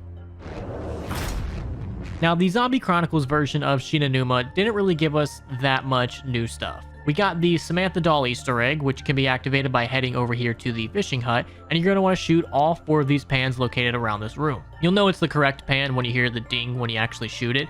And once you have shot all 4, you want to head over here, interact with the Samantha doll, then run outside of the fishing hut, and on this bridge, that's where all the Samantha dolls are going to be. So this one is a little bit easier than the previous 2 we've done. And once you have shot all of these Samantha dolls, you want to run back in, interact with the Samantha doll again, get your max ammo, and activate the music Easter egg. And really the only other big thing that we had for Shinonuma was the Dr. Monty radio. Shinonuma. Did I say that right? I've not really put the effort into learning Japanese. In some ways, that's where it really started for you guys. It's also where Fluffy returned, right? Well, when I say returned, I'm referring more to her offspring, her little pups. They grew big, didn't they? More importantly, they started showing signs of food aggression. Whoa, that's never good. Gotta say, I still prefer an angry dog to any kind of cat. I know it's wrong to generalize, but frankly, all cats are evil little shits. The Giant isn't a Zombie Chronicles map, but I still feel like it fits better with these maps than the rest of the Black Ops 3 ones. The first little Easter egg I got for you guys is going to be the 6th perk Easter egg. There is a way to reveal either Deadshot Daiquiri or Stamina. All you're going to need is Monkey Bombs. Once you have your Monkey Bombs, you want to toss one in a teleporter and then take the teleporter. And once you have arrived at the mainframe, you will notice on this panel, one of the lights is green. You're going to want to do that for the other 2 teleporters as well. Throw a Monkey Bomb in, take it, go back to spawn, throw a Monkey Bomb in, take it, go back to spawn. And once you have done that for all 3 teleporters, activate this little panel right here, and a beam will shoot out from the robot head and melt this snow. And that will reveal either Deadshot Daiquiri or Stamina. And in my opinion, the reward isn't really worth it. I mean, you have a 50% chance to get Deadshot, which is pretty useless. But to be fair, the Easter egg is also really easy to do. So I guess in a way, the reward kind of does make a little sense.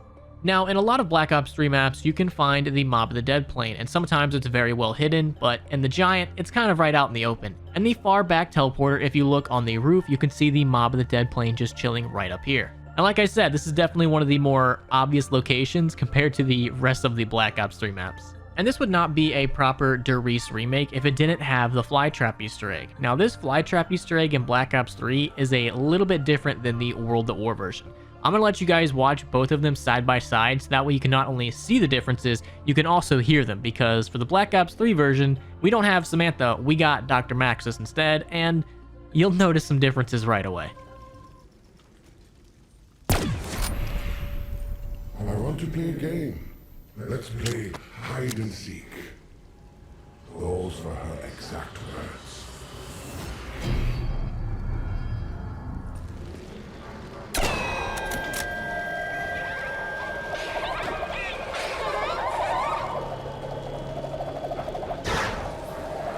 I want to play a game.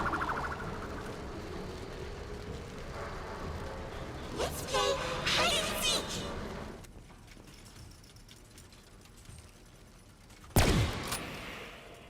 Hey, you found one. I can hear her, even now.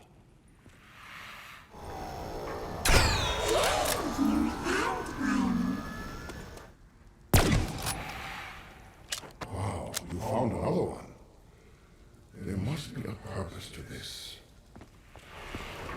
You found another one.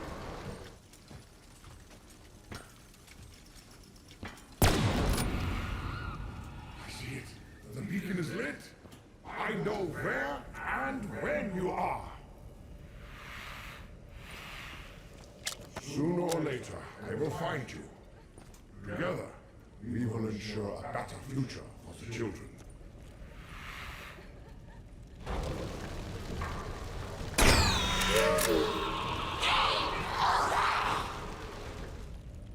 When it speaks in language I have never heard.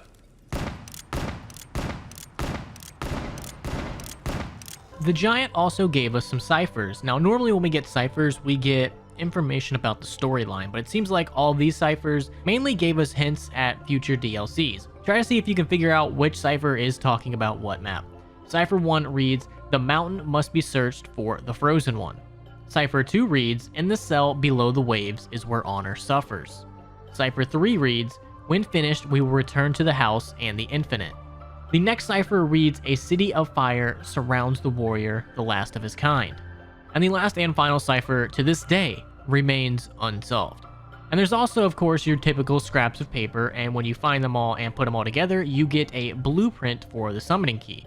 And funny enough, one of the loading screens actually shows Dr. Monty sketching out this blueprint. So the Giant, I feel like, was pretty tame with their ciphers, especially compared to a lot of other Black Ops 3 maps. The last little thing I got for you guys about the Giant is going to be the music Easter egg. It is activated the same way as the World at War version, but instead of Beauty of Annihilation, you get this remix of Beauty of Annihilation. And I'm not gonna lie, it's still pretty good. It's definitely not as good as the original, but it still kind of slaps.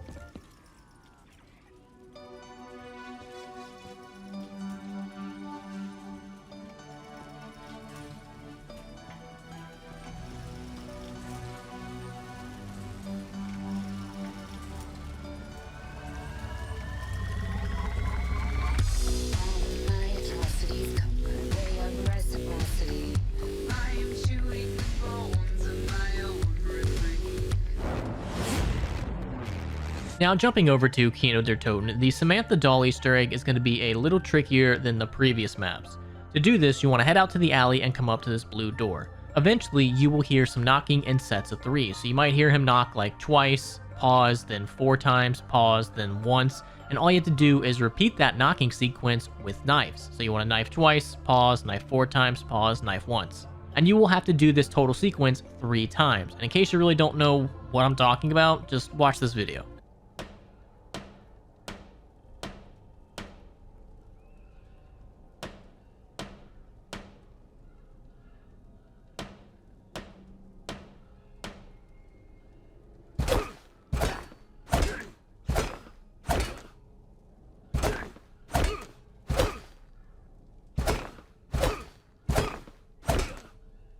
And once you have done that, you want to head back into the theater room, and right off the stage in this pile of rubble is where the Samantha doll is located. And you know what to do by now. Activate the doll and go find the rest of them. And I'm pretty sure all of them spawn in this giant area right here, so you will not have to explore the entire map. All of them can be found right in this area. And once you have found them all, go back, interact with the doll, get your max ammo, and the music Easter egg will start playing. Now there also is another door related Easter egg in Kino, and this is in the fire trap room. If you come right up to this door, occasionally, it's kind of rare, it takes a while, you can hear some mystery man mumbling under his breath with a zombie in the background occasionally moaning.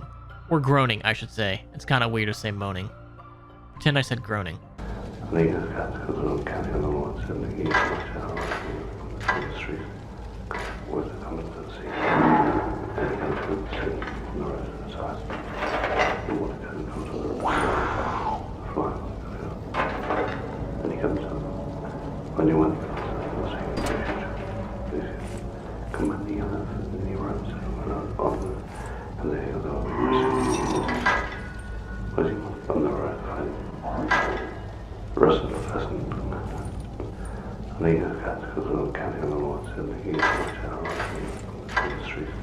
And it's very hard to hear what he's saying, but I could somewhat make out Reznov hasn't come back, he comes soon, and he will arrive soon. I believe that's what he might be saying, but again, it's very difficult to make it out. And also, let's not forget the classic Dr. Monty radio. Kino der Toten, Theater of the Dead. I don't know why it wasn't Untoten, but I suppose the whole living dead thing is something of an oxymoron. I like that word. Oxymoron. Been very useful when trying to identify all the contradictory chaos I've had to untangle. Anyway, Group 935 were back to their old tricks. Been in an old cinema. I don't know why. Maybe they wanted to watch some old movies. That was where you first saw the house, wasn't it? Well, part of it anyway. Samantha's room. Remember? You probably don't, but trust me. Have a look. It's there, all right. Now, very similar to the Black Ops 1 version, there is a way to launch the rocket. In case you don't know what the rocket is, that is in one of the rooms that you teleport after Pack-a-Punch. There's going to be a rocket on the table, and you can launch that. To do this, you want to head over to the dressing room. And you know the Black Ops 1 mannequin, the one that you could shoot the heart and it would start bleeding? Well, that's not in Black Ops 3, but the mannequin's still there. All you have to do is jump in front of this mannequin 5 times. Once you have done that, head to Pack-a-Punch, and eventually it will teleport you to the 5 room. And if you go right up to the rocket and interact with it, you can launch it. Nothing really happens after that, but it's still a cool throwback to the original Kino. Now, I'm a huge fan of creepiness and zombies, so I love when we get those little horror aspects, and one of the ones that Kino has is a baby crying. Sometimes when you're just dicking around on the stage, you can hear in the background a baby crying with some ominous music.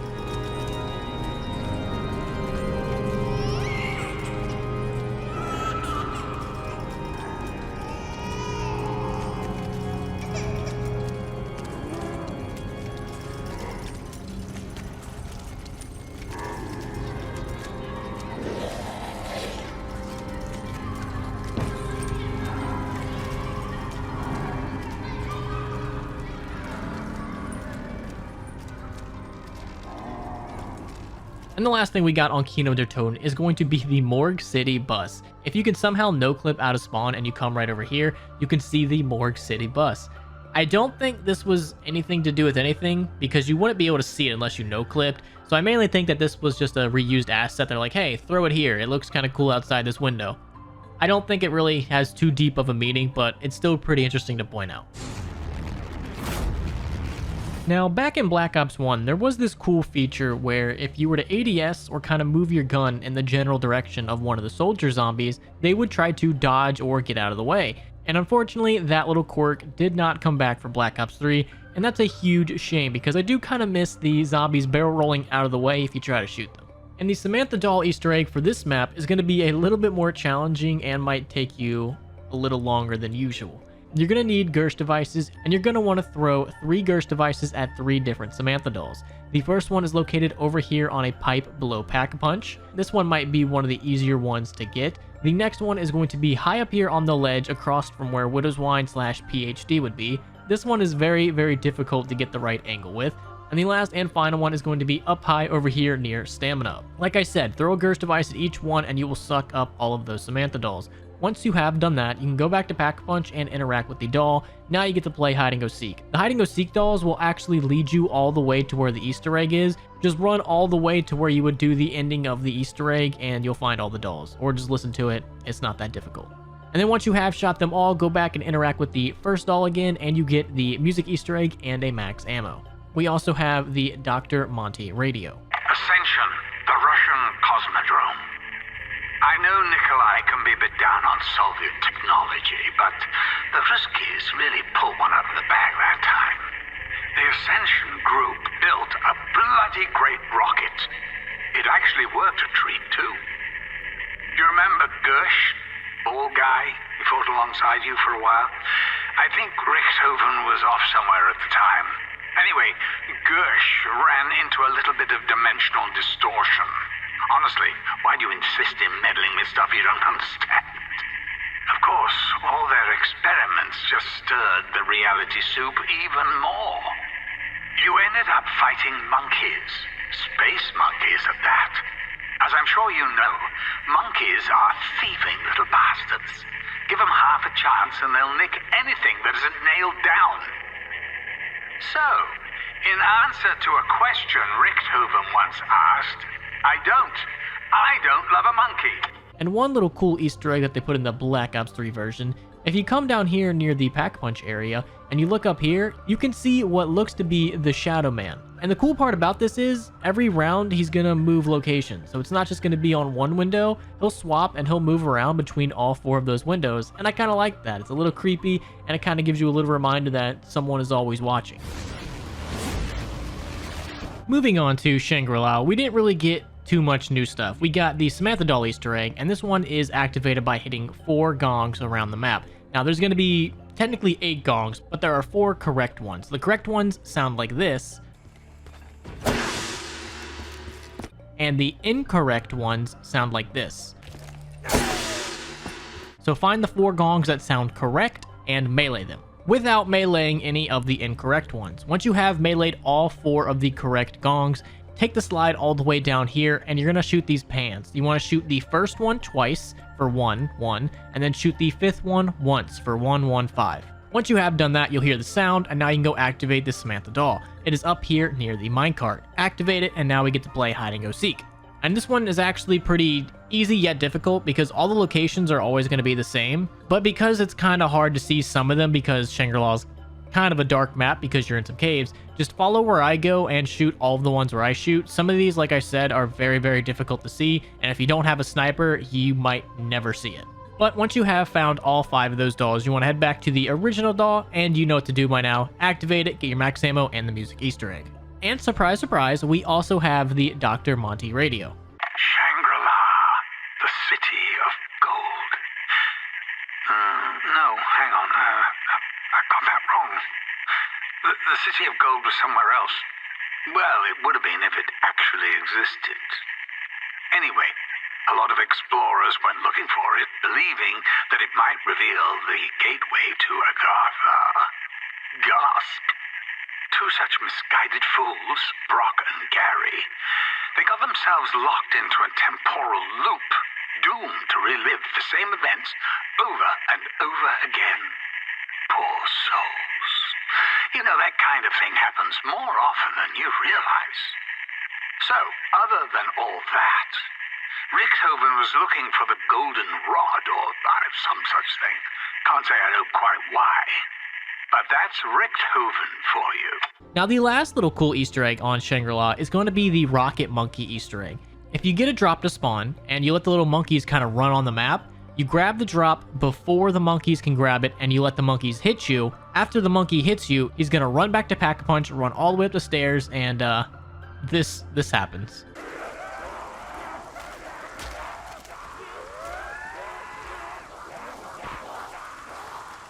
It's so weird and just completely random that I absolutely love it. Moving on to Moon, not only do we get a very beautiful looking map, we did get a fair bit of new Easter eggs. The first one we're going to be talking about is the Space Dog Easter egg. To do this, you're going to need the wave gun. The first thing you're going to do is head to Area 51. There's going to be a dog toy located right over here, and you just have to shoot that with the wave gun. Going back to the moon and heading over to the biodome, way over here, way behind the box, it's very difficult to see, but if you just shoot in the same direction that I'm shooting, you're eventually going to hit a teddy bear. So if you can't see it, which I, for the life of me, could not, just keep shooting in this general area and you'll be good. And the last and final thing we're going to need is going to be the bone. This is going to be outside of the map over near the teleporter. Again, I couldn't see this at all. Maybe I'm just too old and have terrible eyes, but shoot in this area and you'll be good. Once you have done that, grab the hacker and head over to the dog bowl in the laboratory. You're going to want to hack this, and the next thing you're going to have to do is fill it up. Now it is a soul box, and you're going to need a lot of zombie kills in this area. Once you have completed it, you will hear this. And that basically means hurry up to the moon's surface over here near Mule Kick and look out towards spawn, and you'll see Space Dog. And he's just so adorable. Look at him. He's so cute, jumping around his little spacesuit. Yeah, you gotta love him. He's so adorable. Now, also speaking of the laboratory, there's going to be a bunch of papers that, if you've watched my previous episodes, you might recognize some of these about zombie attacks in London and a giant rocket, and you will notice that these are actually from Der Eisendrache, which is pretty cool because we do know from the DE Easter egg that these maps are very connected. Now, if we head over to spawn, down here near where the Shiva is, and you listen very closely, sometimes you can hear some very, very scary and terrifying audio that gives me shivers just thinking about the vast, vast emptiness of space and just how terrifying that actually is.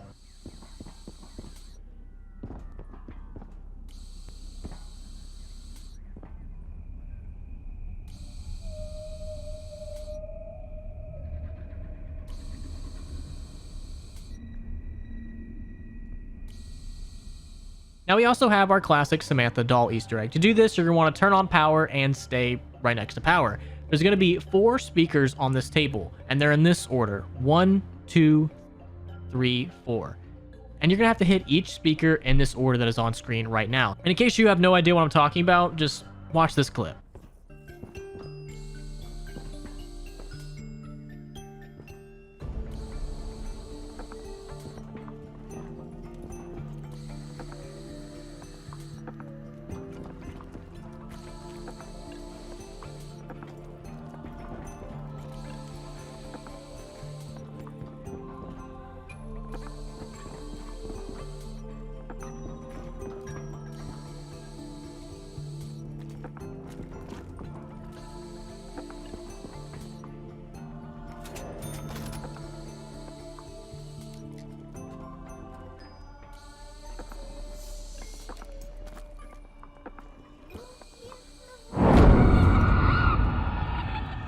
Once you have done that, you can interact with the Samantha doll, which is not too far away. And once that happens, you just have to shoot all of these Samantha dolls right here. And this is very, very easy. Once you shoot them all, go back to the original doll and interact with that, and you get a max ammo and this musical Easter egg.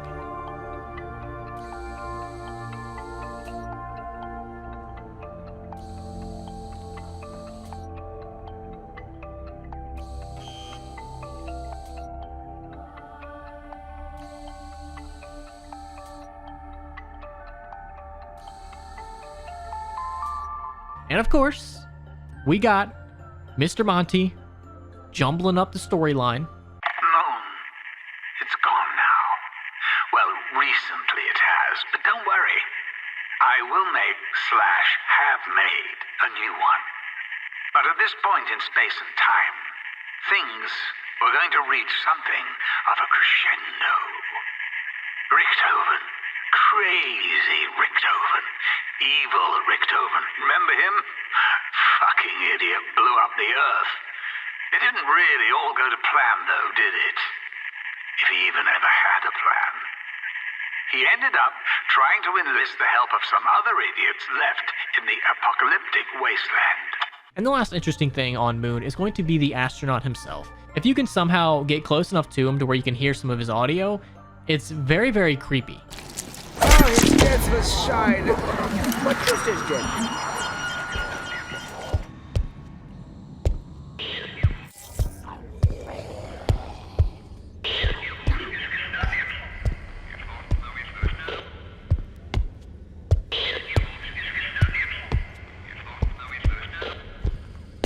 And if you play it backwards, you hear this instead.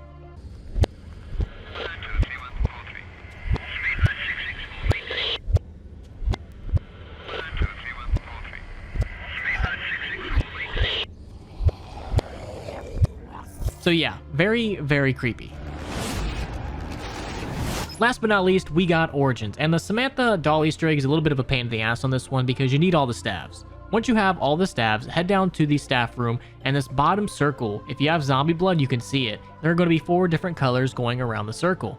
And all you have to do is shoot each colored orb with each corresponding staff. So the red one is the fire staff, the yellow one is the wind staff, the blue one is the ice one, and the purple one is going to be the lightning staff. Once you have done that, you want to head to the crazy place and interact with the Samantha doll. And after that, all of these dolls will start spawning in, and you want to shoot them all. And once you have shot all of them, the dolls will start like coming from the ground, trying to go all the way up in the sky. And I know it's going to be tempting to like keep shooting them, because that's what I kept doing for a minute. But you want to let the doll go all the way up, similar to how you let the Maxis drone at the end of the Easter egg go all the way up. Once you have done that, you will get your max ammo, and this song will start playing.